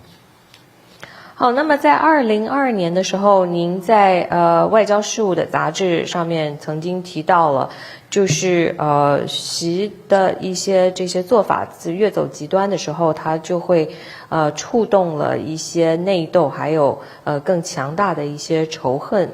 那么上个月的时候，我们已经看到有些新闻好像说明了习正在面临严重的内部批评。您最近有些什么听闻？是不是有内部对于习近平的一些抵抗势力？20大之前和20大以后的中国共产党，实质上是2个不同的组织了。We have to look at CPC by the watershed of 20th CPC Central Committee. The CPC before and after are completely different. 20大之前的中国共产党，它内部还有不同的这种所谓大家讲的派系力量的存在。20大以后，基本上在中央高层就不存在这个所谓原来的派系了。大家讲的江派、团派这些其实是不存在的。那么因此呢，它20大以后，中国共产党党内不满的情绪依然是大量存在，但是有组织的反对活动是不存在的。Before the 20th session, before the 20th CPC Central Committee, there were different factions, for example, from Jiang, from different past leaders. However, after the 20th, there hasn't been any factions in that regard. It is impossible to imagine any organized resentment or factions.